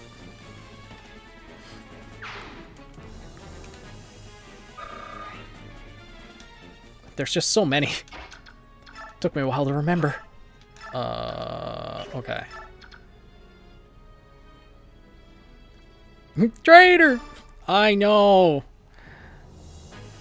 But it's Mordred, though. Mordred is, like, just gorgeous. And then I'll move Mist back here. I agree, but still. I'm surprised the archer didn't move. But cool.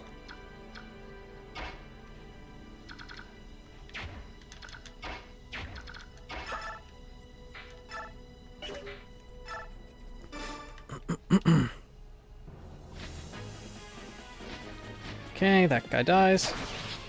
Gets her looks from her mom. Which one?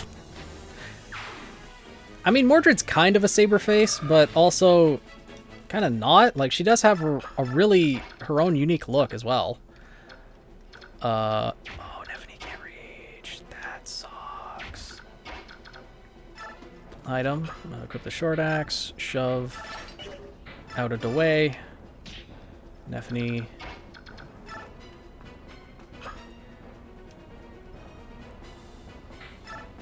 Yeah, shove Boyd.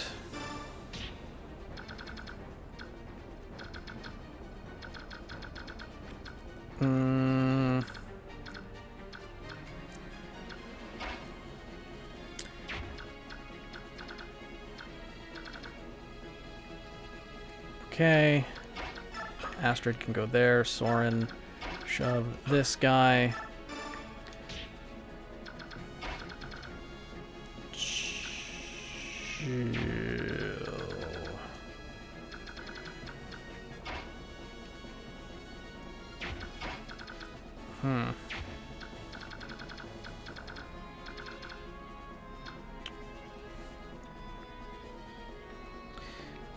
Okay, how do I want to play this? Astrid, 9 movement, 2, 3, 4.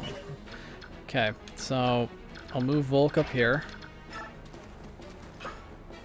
Okay, there's nothing I can steal. Chest. Silver bow. Nice. Racing. Chant.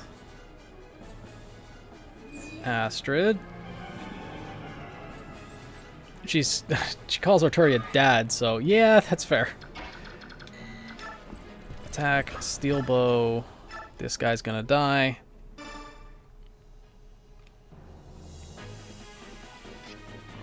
Can you hit? Can you do 1 damage? No, you can't. Astrid grows ever stronger.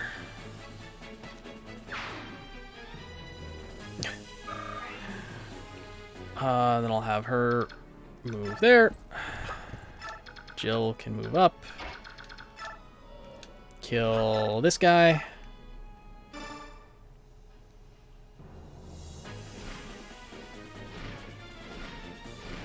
Nothing. And stun. Not that it matters, because he dies anyways.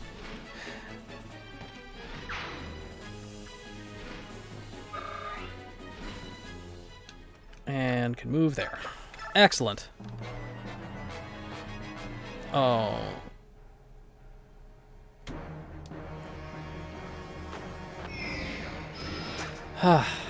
Yeah, that bishop's a pain. Oh, good. Soldier with a venom bow. Boyd's now poisoned. And now the archer's dead. Poor hopeless fools. Why do they even try? Oh, now not the bolting again. Well, I dodged this time. Excellent. They're going to attack Astrid. Well, she has a bow equipped, so it's not like she can counterattack, but she can still dodge. And this one's going to attack Astrid as well. Rude.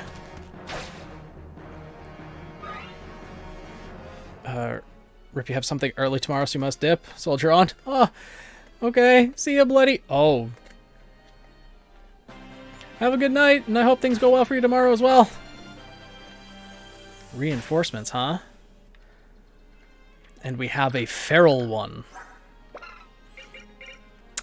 Fun.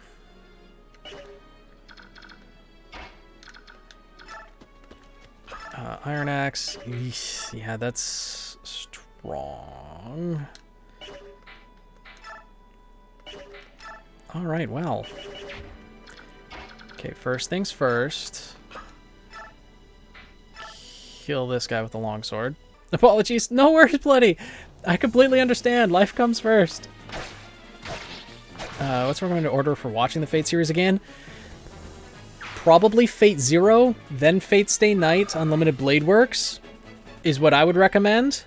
Or you could watch some other ones. But I'd recommend Fate Zero and Fate Stay Night, Unlimited Blade Works. You can start with either one, to be honest. Fate Zero is a prequel to Fate Stay Night, Unlimited Blade Works, but it's really up to you. You could do either which one. Okay, well, we need to start whittling that guy down. Holy.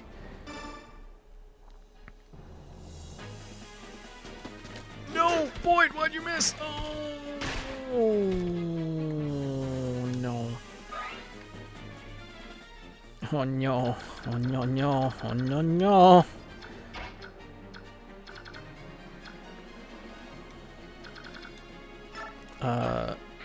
Oh, what? Okay, well.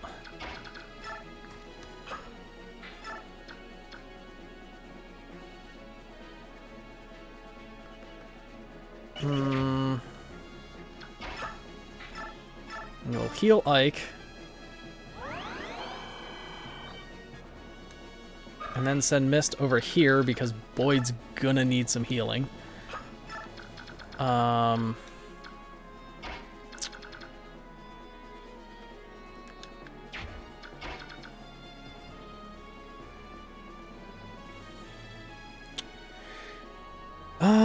How do we want to play this then?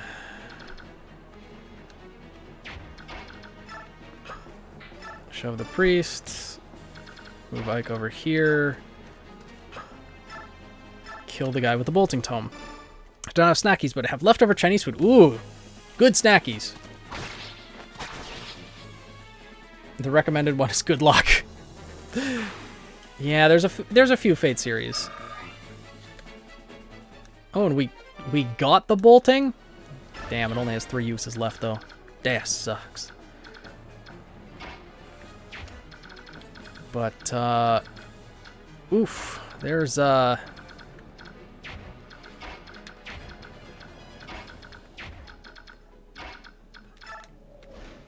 well, we're not going to be able to double there, huh? We can here, though.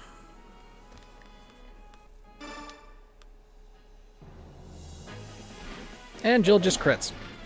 That's cool. Ow, it's hot. Well, that's good. You microwaved it, so it's not cold Chinese food. But yeah, be careful.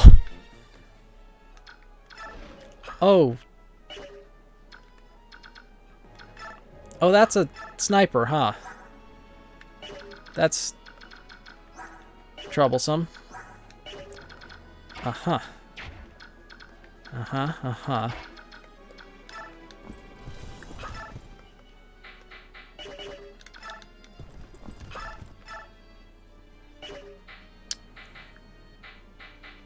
Well, yeah, I'll just kill a sniper.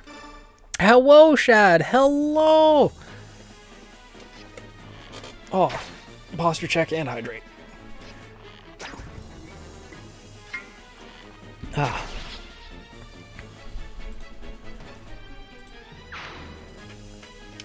How goes, Shad? Where does a sniper rifle fit into the weapon triangle? Hard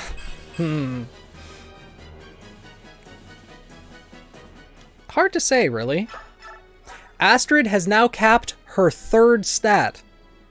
Her skill is now maxed out. My goodness. Okay. Oh, wow. Cat's... Oh, the decoration. Oh, the cat's blocked in. Excellent, excellent, excellent. What's this guy's attack?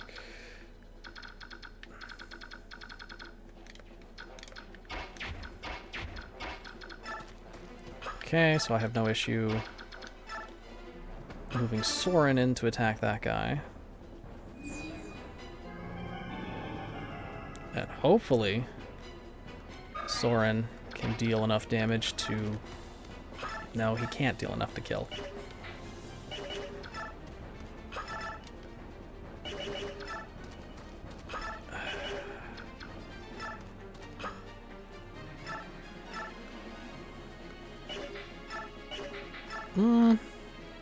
Yeah, maybe he'll crit. Or his skill will activate, maybe? I can hope. Nope. Guess not. Alright, well. Enemy crits Astrid. I was supposed to feel that. Another tomahawk. Okay.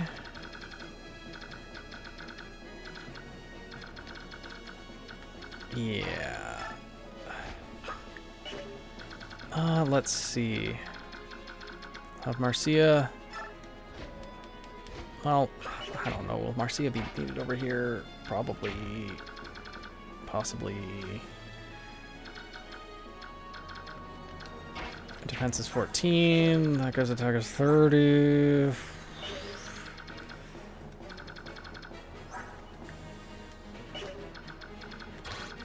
Okay, well, I'll move Marcia there for now, I guess. Oh, you're attacking Soren. Good job. I think you have like an 11% crit hit rate. Yeah, good job. Oh, now your skill activates Soren. Why? Okay, well.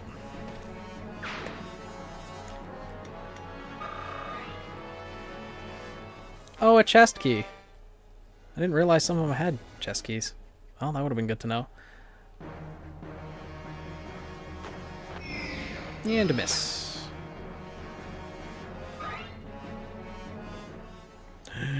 You move up. Oh, you're attacking Mia? Well, how dare. Rude. Very rude indeed.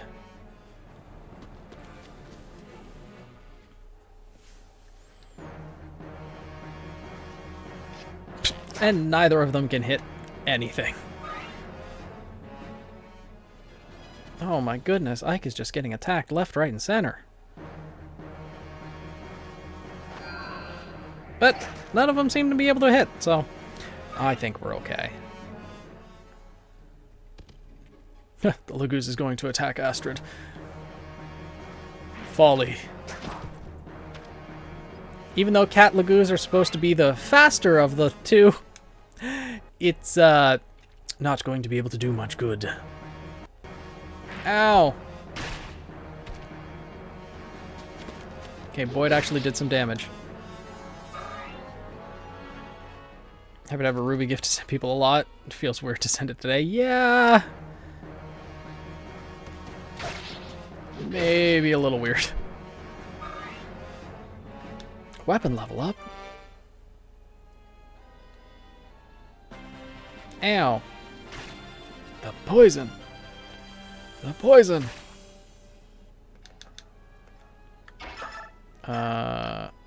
Ike kills this guy. Looks like these mercenaries are scared. Yeah, I'd say so. Having to hide behind a whole bunch of priests.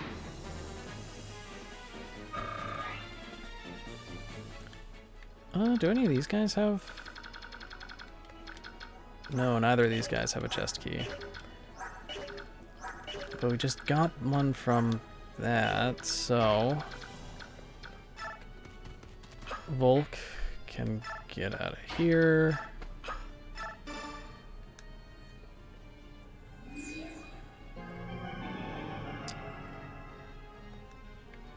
And just have him move across the map. Mist can go in here. Nephany.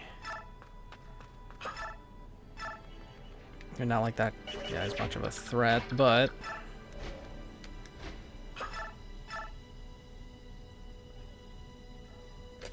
Okay, Marcia can kill here.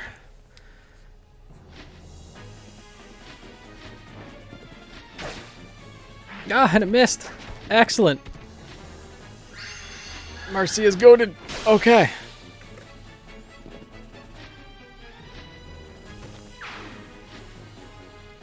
Excellent, excellent. And now Nephany can take out this guy.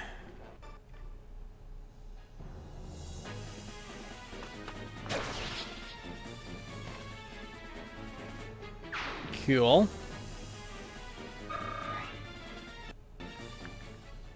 And Boyd can shove this guy out of the way. Now Mia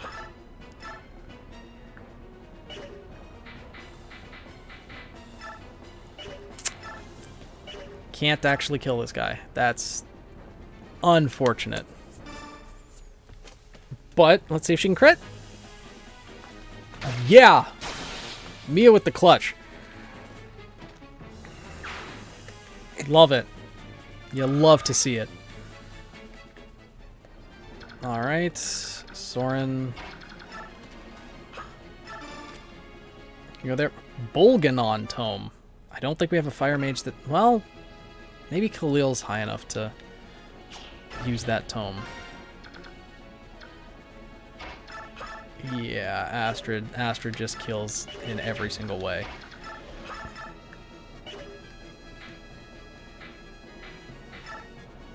Sure, let's see if Jill can crit. Okay, or stun, that works too.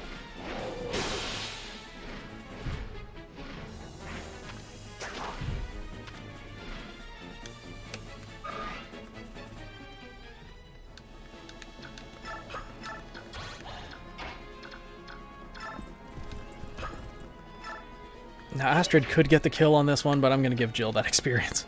Because Astrid just doesn't need it. And it's...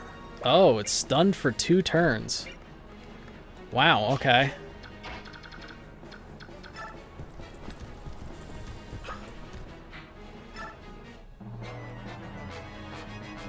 Oh, silence. Yeah, it doesn't... It's not going to hit. Okay. Yeah. Bishop's gonna attack Ike again, supposedly against his will.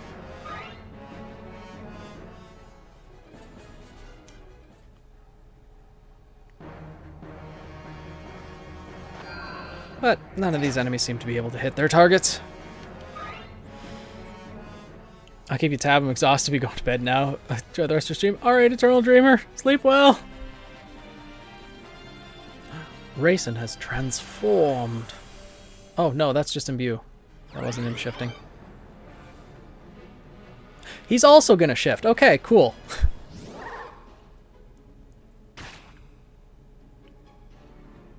Yeah, and Boyd's hurting. Oh, and there is a thief here too, huh?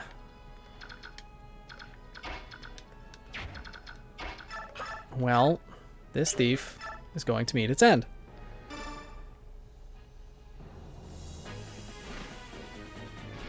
Hopefully. Yeah, okay, Jill hit. But yeah, good night, Eternal. I hope you sleep well. And hopefully see you next stream. Enjoy the rest of your weekend. Speed, resistance, health. Not bad, not bad.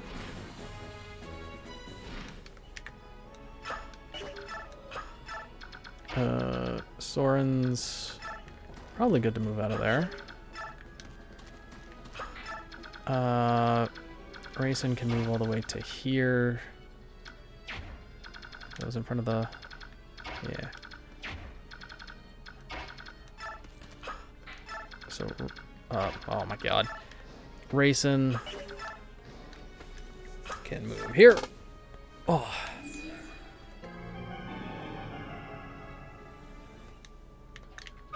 And move here.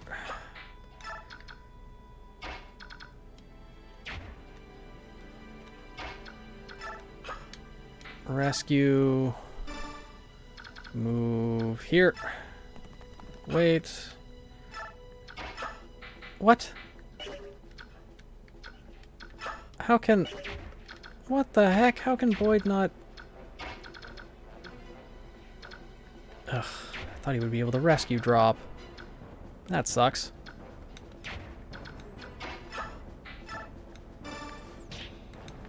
But... Take... Drop. There we go. Get Marcia down there. Boyd's fine. Put Astrid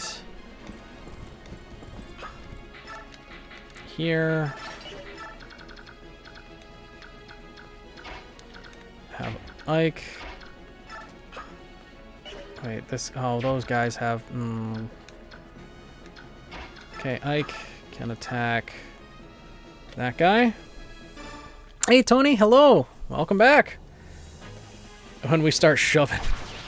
Oh, we've already shoved a couple times. But... Ike leveled up.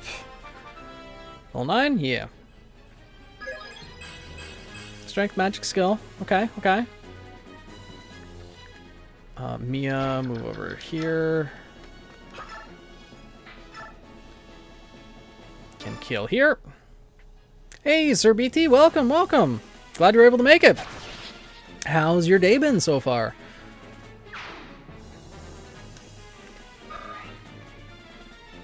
Oh no. The cat can move. Uh-oh, does that mean it's going to be within range of attacking Soren? That might not be good. Ew. What do you guys think is going to happen in the next episode? I think Ruby and Neo might have their confrontation next episode. Yeah, the cat's going to attack Soren. That's not great.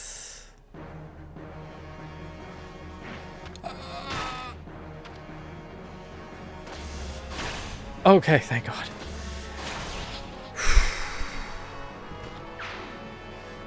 Soren could double. Oh, okay. It's been busy. Just stepped in the door. Hope your day's been well. It's been good so far, yeah. Ike is now healed. And Boyd's still poisoned. Volk. Go to the chest. Spirit dust. Okay, okay.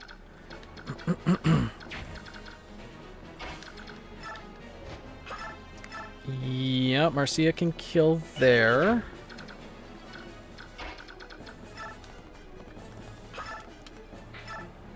Mist can't quite kill there. Can she kill here? No.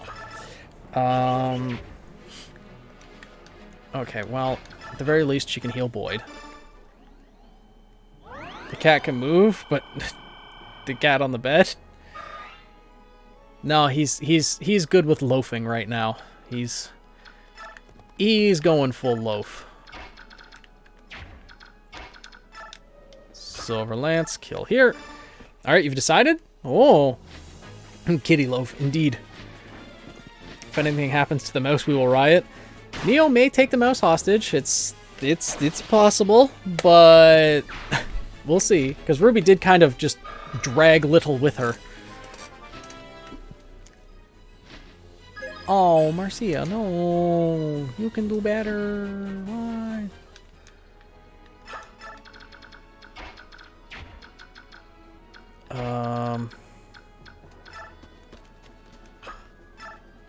Okay, well, maybe Boyd can kill. That's why we need little protection squad from RWBY. Cool. FPS on duty. I don't think Neo's walking out of the Ever After alive. Aside from revenge on Cinder, Remnant holds nothing for her. I want one of the team to put her down. Why? They can't dirty their hands this late in the game. I mean, they already have. But I don't think Neo needs to be put down. She's misguided. She's done a lot of bad stuff, don't get me wrong. But if she's willing to join the fight against Salem, it's worth it to spare her. 100% it's worth it to spare her. Let's see here. Okay, that guy has a killer axe. I kind of want the killer bow, if I'm being honest.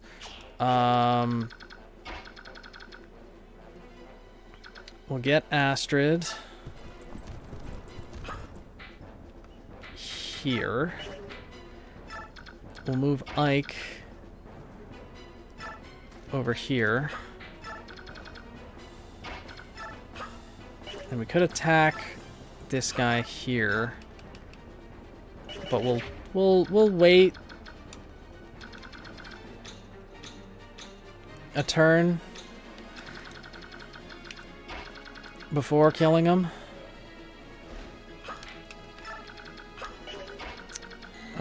He will either die or join Team RWBY, fight Cinder, not as allies, more as just common enemies. Yeah, I think it's going to be common enemies.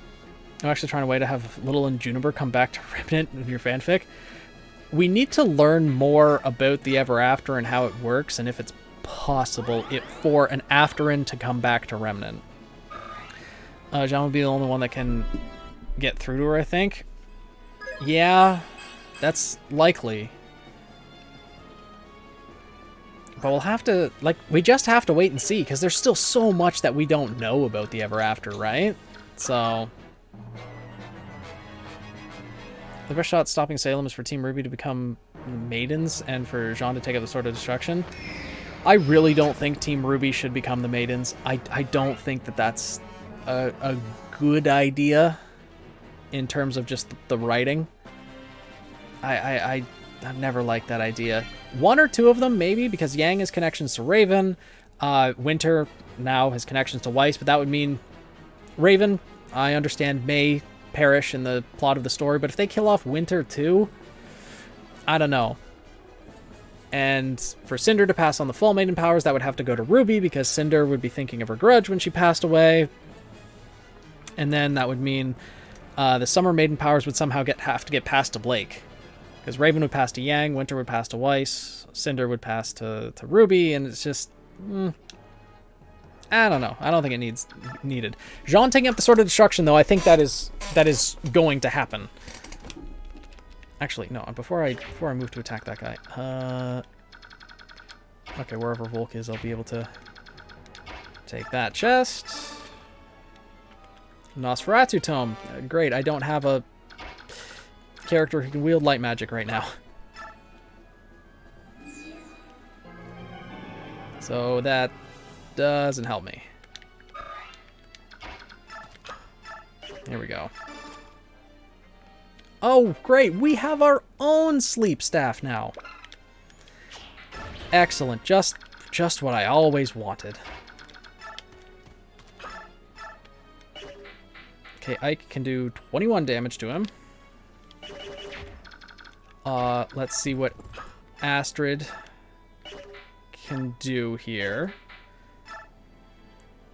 You know what? That might be enough.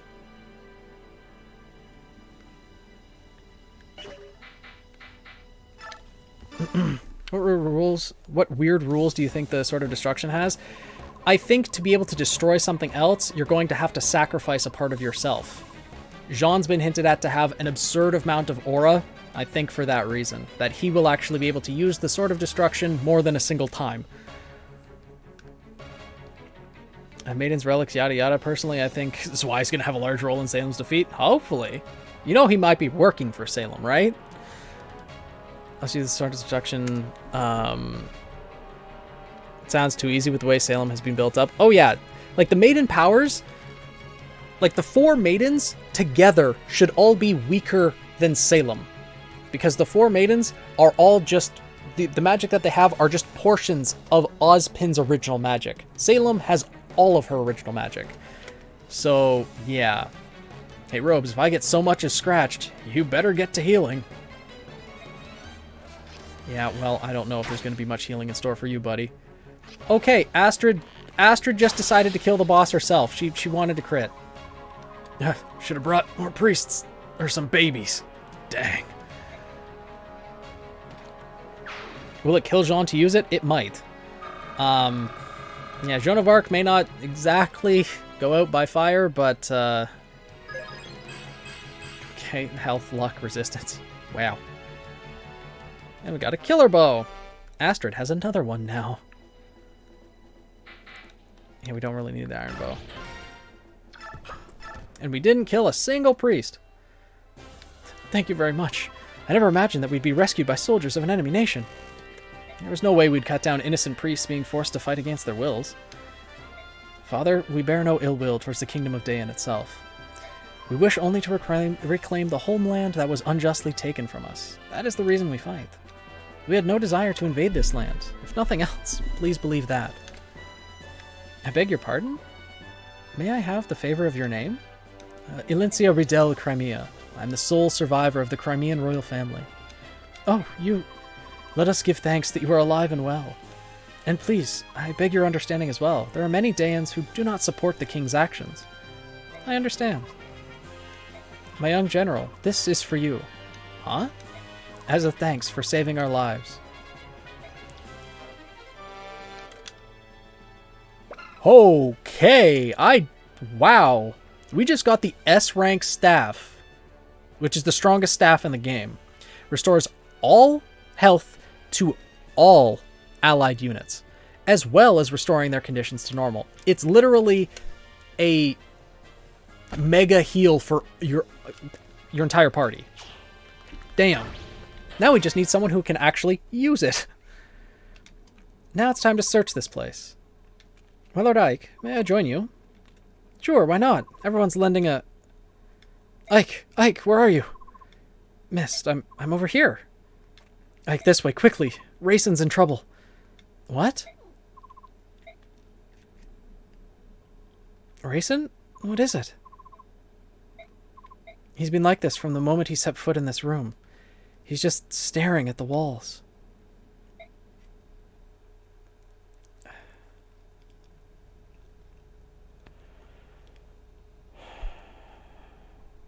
What is all this? Every wall has the same pattern on it. It's not a pattern. It's an ancient language. All chants and spells and magic scrolls are written thusly. Can you read it, Soren? Some, but not all. Spells are simple, whereas this is a complex narrative. I think Prince Rayson could read it. I bet this is the same language that Leanne was speaking. It is. It's the Serene's language. Their chants are all in this language too. So, Rayson is reading what's written on the walls? It appears that way. Shall we leave him be? There's a lot of writing here. It could take hours. I think that's a good idea. Ike, what is it? From what I could gather, I think a person was locked in this room sometime in the past. You don't know who it was, do you? I was able to read enough of the writing, but I found this under the bed. Is this... I think it may have belonged to whoever was imprisoned in this room.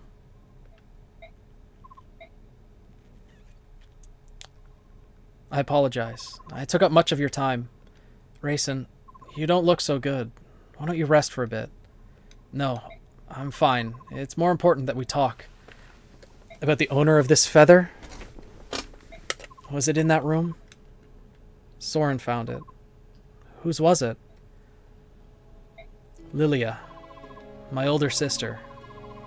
The writing on the walls is hers. You have an older sister too? Will you tell us about it? She was kidnapped 20 years ago, on the night of the Serenes massacre. I thought that Lilia had been murdered along with my older brothers and sisters. I believed that until today. Who took her? The walls say only that he was a large human. She probably never knew who he was. He thrust a clan treasure at her and demanded that she use her magic to revive the thing sealed inside it. He exhorted her again and again, but to no avail. Lilia refused his request every time, because she did not possess that power. Someone who wanted to revive the Dark God? Shortly after she was brought here, Lilia fell ill and collapsed. I'm not surprised. It was a terrible time. She was imprisoned in this tiny room with no view of earth or sky. Oh, that's awful. Mist. I'm sorry, I just feel so sad for Lilia, and for Rayson too. I beg your pardon. Let me continue. A young Bjork began coming to the room to care for Lilia. She had bluish hair and blue eyes, and her heart was unusually pure for a Bjork. In time, Lilia and she came to be friends and shared a mutual trust. Lilia decided to entrust her hopes to the woman. They shared no common language, so it took some time, but eventually the Bjork woman understood what it was Lilia wanted, which was to take the treasure and the song and flee this temple. But, brother, was there anything else written about this Bjork woman? A name, perhaps? Translated into our language, it was probably Elena. I knew it. Mother. It was our mother. What? Are you sure? Our mother's name was Elena. Like me, her hair was blue, as were her eyes. Rayson, the object you refer to as your clan treasure was an aged bronze medallion, wasn't it? How did you know that? The medallion became my mother's keepsake. The song, too. My parents both gave their lives to protect it. Ike, you and Mist are Elena's children? Then Leiron's medallion is here? The medallion was stolen. Probably by Dayan. It can't. This is unbelievable. Can a thing like this be chance? To be honest, I don't fully understand all that's happened. But it all makes sense. It all comes together.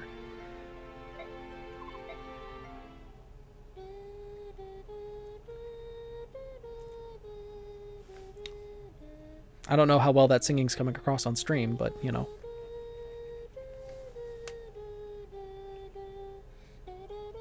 Mist. That's the song that... But the melody's a little different, isn't it? It's similar to the song Rayson and Leanne sang in the forest. My mother used to sing it as a lullaby. It is the song of release, the one Lilia entrusted to Elena. But I wore the medallion and sang that song almost every single night. Nothing ever happened. The magical effect of the song is awakened by the power of the singer. It can't be unleashed by just anyone. The true song of release can only be sung by a girl named Altina. Lilia wanted your mother to take the melody to Altina and return the medallion to its rightful place in Serene's forest. The story is becoming clearer and clearer. My father fled Dayan to protect my mother, who was carrying the amulet. Ike, how did you know? Volk told me. He told me about my father's past, and the amulet, and the Dark God, too. So you know everything. King Ashnart took Lilia, didn't he? That would be the final piece of the puzzle. After all, the man who found my father was the king's henchman. Ike, are you saying you know who killed Commander Grail? You never said anything about that. We all thought his murderer was unknown. Why didn't you say anything? I don't know. I never felt like talking about it. He was a Dayan soldier, wasn't he? Who was it? Who was the man who killed Commander Grail? Ike, tell me! Can we discuss this later? Oh, yes. Yes, of course. Up to this point, we've all been fighting for the liberation of Crimea. Even if now we add to that stopping the Dark God from being released and punishing Commander Grail's killer, our enemy remains unchanged. King Dayan and his henchmen are the ones we must defeat. It's mysterious, isn't it? I mean, Rayson said the same thing earlier, but could all of this really be mere coincidence? The fall of Crimea, Ike's parents, the death of Rayson's sister, the fact that everything leads back to Dayan? If true, it changes the meaning behind this war. The treatment of Lilia is one thing, but the assassination of the former apostle, the framing and destruction of my nation? If it was all part of Dayan's plan to steal the medallion and the song, then the reason I fight. Yeah. Okay. It was very quiet on my end too, so I'm assuming it was meant to be that way. It's basically midnight for me, so you're gonna dip. That's great tonight. All right, see you, Steven. I'm probably gonna be ending stream pretty soon as well. It's almost 1 a.m. for me, so yeah. If that's the decision you've reached, we'll respectfully comply. If we can march quickly and know that someone's protecting our backs, it would be a huge relief. As you wish. May the fortunes of war be with the Crimean army. If you have need of soldiers, send word. We'll move out at top speed. I was expecting a story-mandated level up. We already had the story-mandated class change. There are not any more in the game. There was only the 2, with Ike being promoted from a ranger to a lord, and Volk being promoted from a thief to an assassin. There aren't any more, I don't think, in this game. The information gathered at Palmani Temple leads Ike ever closer to the hidden truths behind the war. The assassination of Benion's former apostle led to the massacre of Serenes. A Serenes princess was kidnapped. The medallion is stolen. A complex scheme seems to be connected to these events. Now, those threads have become clearer and clearer. Ashnard's motives are still a mystery, but his silhouette lurks in the shadows of all that happens. Ike returns from the temple and renounces all rights to the rule of Dayan. Those rights are then passed through General Zelgius of Benyon to the Apostle herself. The Crimean army absorbs another troop from Benyon, and with its might increase, marches on the Dayan-Crimean border. Its next goal is the Riven Bridge, a massive structure that connects the two countries. Whee!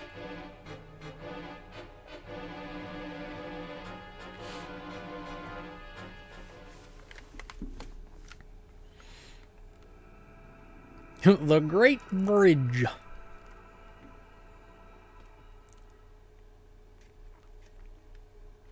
My Lord Ike, may I have a moment?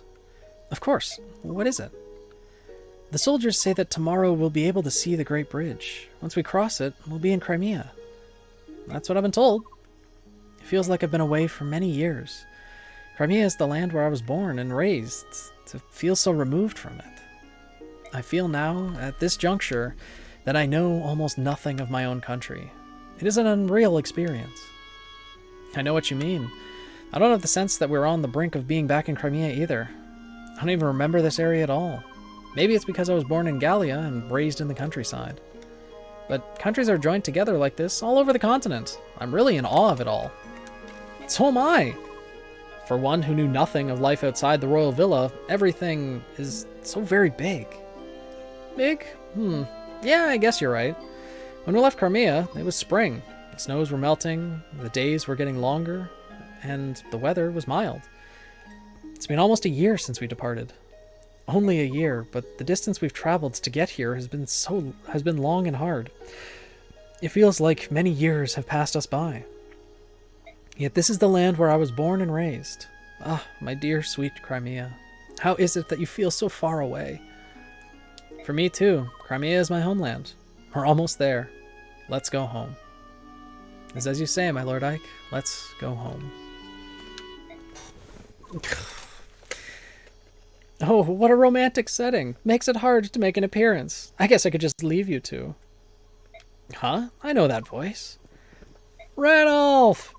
Hey there, Ike. Looks like we stayed alive long enough to be reunited. Aren't we the lucky ones? Ranulph!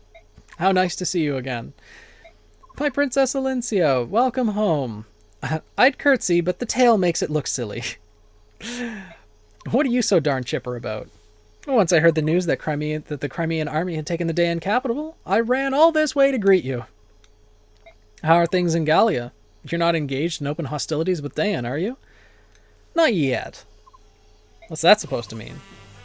In light of your army's success, the elders have finally agreed on something. Gallia will lend its full support to Princess Crimea's efforts to liberate her homeland. It's a done deal. Really? So, is the Gallian army going to... We're going to establish communications with them and create a united front. That being said, Gallia is here to support you. The Crimean army will always be at the center of the effort. Don't forget that. King Gallia is being most gracious. That posture will allow Crimea to lay claim to any victories we achieve. Don't say things like that. I'm shocked that you would understand such subtleties. Who are you and what have you done with Ike? I don't believe you have the right to speak to me like that. Kidding. Actually, Soren just lectured me on the same situation when we received reinforcements from Benyon. Of course, you were tutored by your nervous little staff officer. Now I get it. Has he snapped yet? He seems high-strung. King Canagus is always thinking of Crimea, isn't he? How can I ever repay him? Princess, let's win our country back. When that's done, please rebuild the bonds of friendship between our nations. That would be the ultimate way to say thank you, wouldn't it? Yes, of course. I thought you died! Yeah. Results of last battle. Ike MVP. Okay. No deaths, no injuries. Cool. Alrighty then. There's Volk. Convoy give. We have Spirit Dust, Sleep, Tomahawk, Silverbow.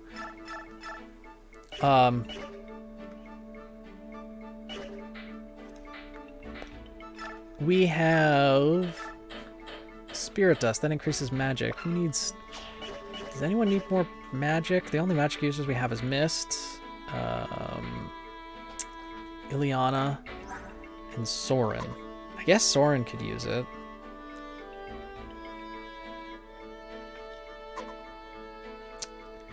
I don't know. I'm going to have to look into that.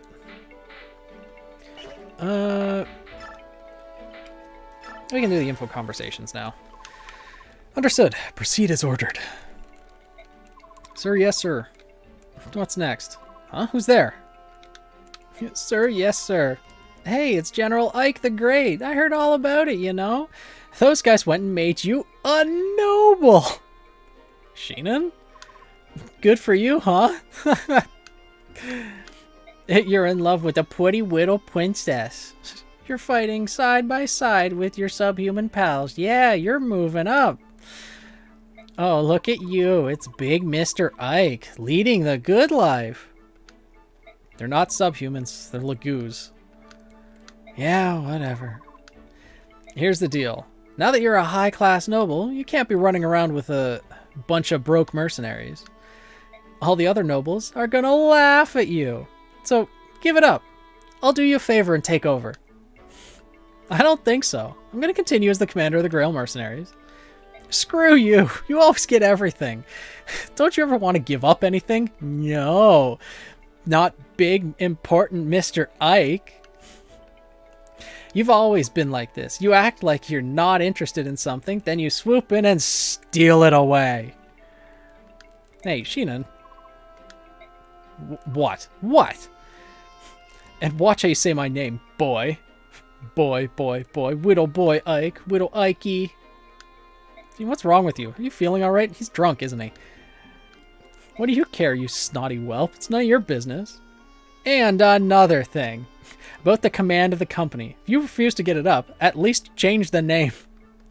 You're not Commander Grail. Just because you're his son, that doesn't give you the right to use his name. Sheenan, are you sure you're alright?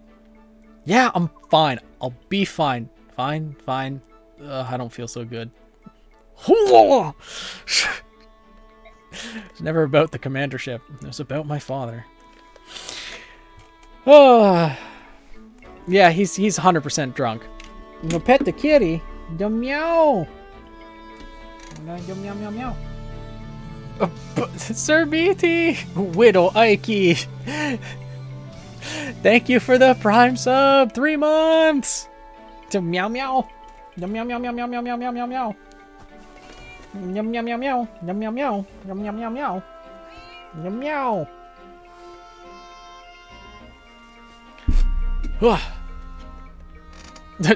Lightweight. We don't know if he's a lightweight. He could have been pounding him back for hours. Love the cat. What, you mean Ranulph? Oh no, Ranulph didn't join us, okay. That was Fluent Cat? Yeah. Soren, are you in there? Yes. Ike, it's late. What do you want? Shh. Ike? Oh no, how strange. I was sure he'd come this way. Yoo-hoo! God, that voice. It's the woman from the item shop, isn't it? Commander! Ike! Where have you gone, handsome? Crud. Did you run in here to escape? Oh, hi, cat. Hello. Look, whenever that woman corners me, it takes forever to get away. Let me hide in here until things simmer down.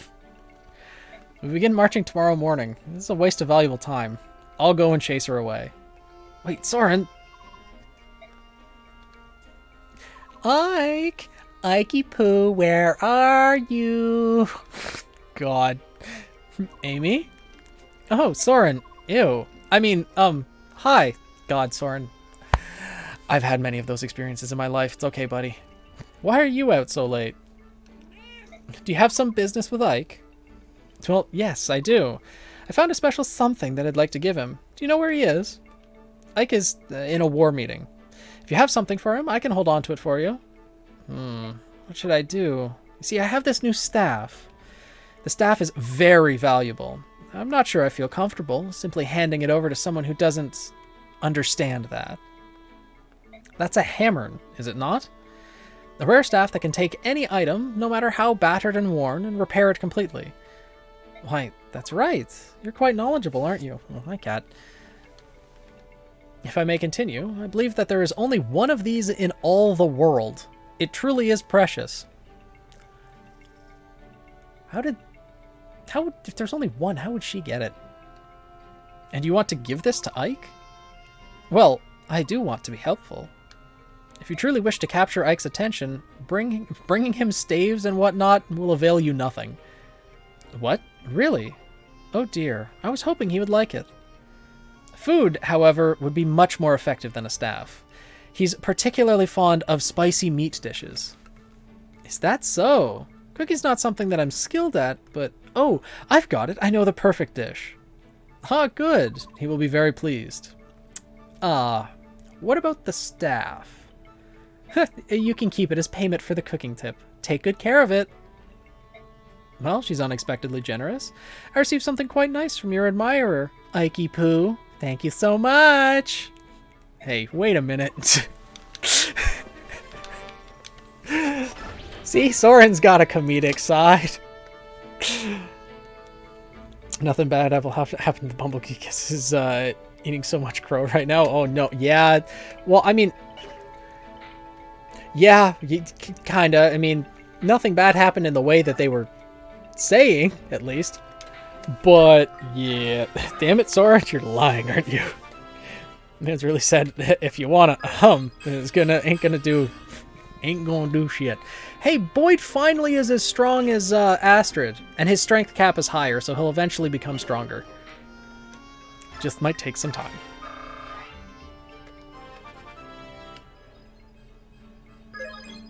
Okay, resistance up, skill. Oh, it takes a full 200. Wow. Get missed. Good for him. Indeed.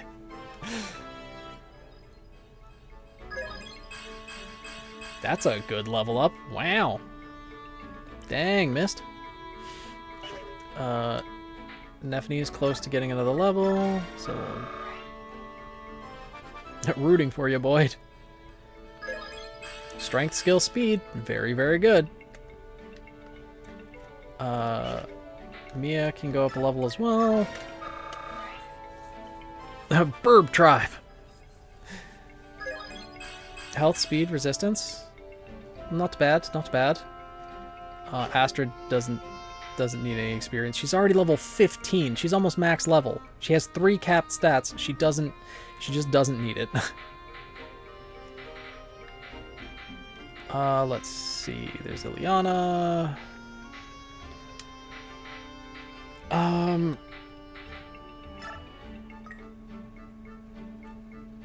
Going to chapter 3, 4, 5. Yeah. Okay. Ike doesn't actually like spicy food, and you're making him suffer, aren't you, Soren? Maybe. Maybe.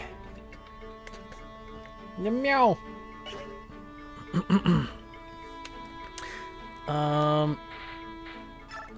Yeah, let's get missed. No. Up another level.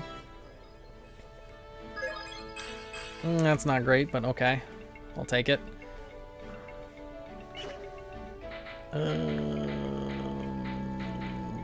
Yeah, that's probably good. I can finally support with Soren. Excellent. Hey, Soren. I've been thinking a lot about what you said the other day, and there's something I still don't understand. You survived. You're strong. Why would you feel insecure about who you are? Tell me. Tell me everything. Curse you. Why can't you leave me be? I don't have any friends, Ike. I don't have anyone else. If I tell you and you turn on me, I don't think I can survive it. That's why you have to tell me, Soren. You'll never tell anyone else. And if you don't tell anyone, you're just going to keep suffering. Look at you. You're a mess. Come on, talk to me. Ike, Soren, it's me. Trust me. I don't give 2 figs who your parents are. I'll stand by you. Oh, Soren. No, I won't. Oh, I'm branded. I'm one of the branded. I'm branded? What's that? It's a cross between a Bjork and a Laguz. Such a taboo union violates every teaching of the goddess and of society. We are untouchables, abominations, condemned to a life of hatred and shunning from both races. Wait, hold on a second. Let me make sure that I follow you. You're part Laguz? Yeah. This mark on my forehead is the proof. I learned about it while researching ancient books on the Mainel Cathedral. At the Mainel Cathedral. I always thought it was a birthmark. Others thought it was the mark of the spirit charmer. What's a spirit charmer? Magic comes from interaction with spirits. If you let one into your body, it will give you tremendous power for a price.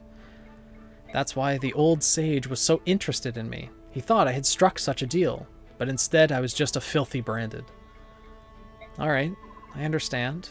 So? What do you mean, so? So, you have Laguz blood in your vein. So, you have Laguz blood in your veins. So, you have a mark to prove it. So, what's the problem? What's the problem? Don't you find me repugnant? I work beside you, eat beside you. I'm nothing. I don't belong anywhere. Doesn't that sicken you? No? It doesn't change anything. You're still you, Soren. You're a capable officer of our army, and my friend. We can't keep going unless you are with us. No. Ike, I thought you... What? It was Gallia. The sage lived in Gallia. A few Bjorks had settled there, and... Gallia? Are you saying... When the sage died, no one would help me? I couldn't speak. I couldn't find food. I was dying. You were the only one who helped me. You and your father. That's why you're my friend. My only friend. Aww.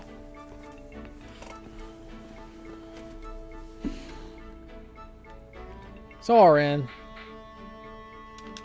But okay.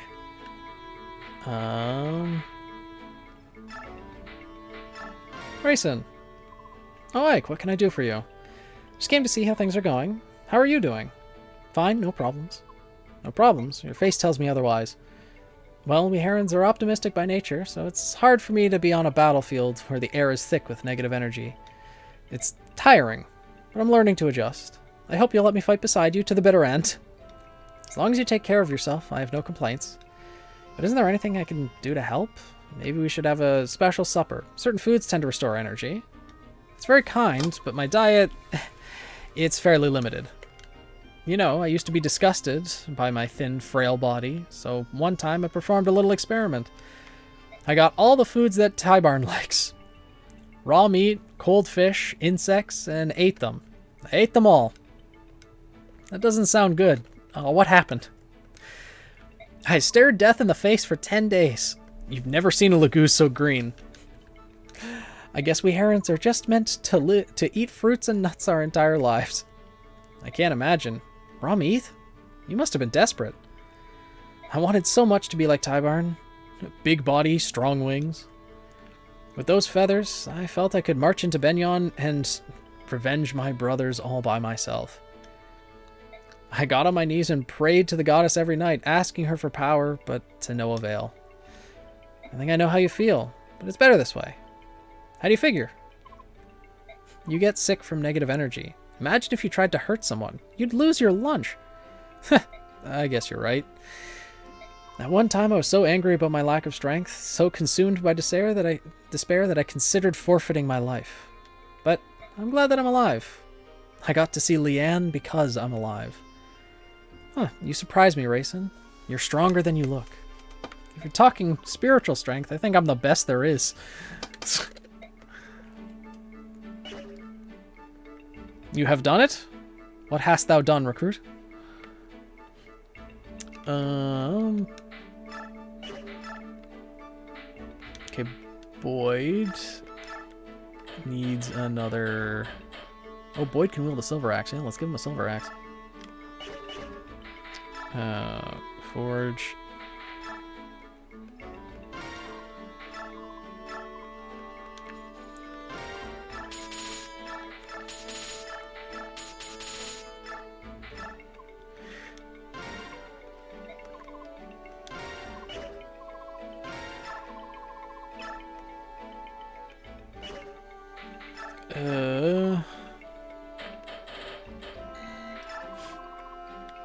We'll give that to Convoy for now. No, I want it. Okay, well, take that and that. Yeah, that'll be good.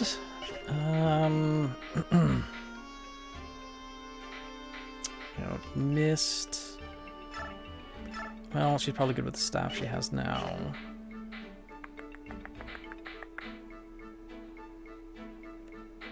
Yeah, that's probably good. Alright, we will save here, and we will go on to the Great Bridge next stream. We've created a one-brain-celled mech to surpass Metal Gear. Oh no. Cat, did you hear that? You're being made into a robot. Meow. Alright. It's lights out and away we go. Yeah. Oh. Good 6-hour stream. Later than normal, but you know. Still, thank you everyone for joining in on stream, and especially those who have stuck around until, well, this late at night, because it's 1 a.m. for me. I know it's extremely late for Velvet. It's like, what, 5 a.m., 6 a.m.? Daisy, it's 1 a.m. as well, so why am I so crunchy? Because I'm old. I'm old. My bones are powder. Or they're turning to powder with every crunch. It was fun. Ruby chat was great. Glad you enjoyed, Bowser Ops. Crunchy Night 7. Oh, it's just past 10 p.m. there. Okay, well, that's good, Rail. You can go to sleep at a decent time. West Coast for me, only 10 p.m. All right, gentlemen. Good. Guys aren't up later past the decent hours. 1 a.m. to here, East Coast Pog. But thank you everyone for joining in on stream. Thank you everyone to, gave bits and subs and everything. I hope you guys can get a good night's sleep tonight. Enjoy the rest of your weekend, and hopefully we'll see you Tuesday for some more Fire Emblem, and next Saturday as well. And we'll look forward to what the next episode of RWBY brings. Velvet. Thank you for the 200 bits for the ending of stream. But good night, everyone. Sleep well.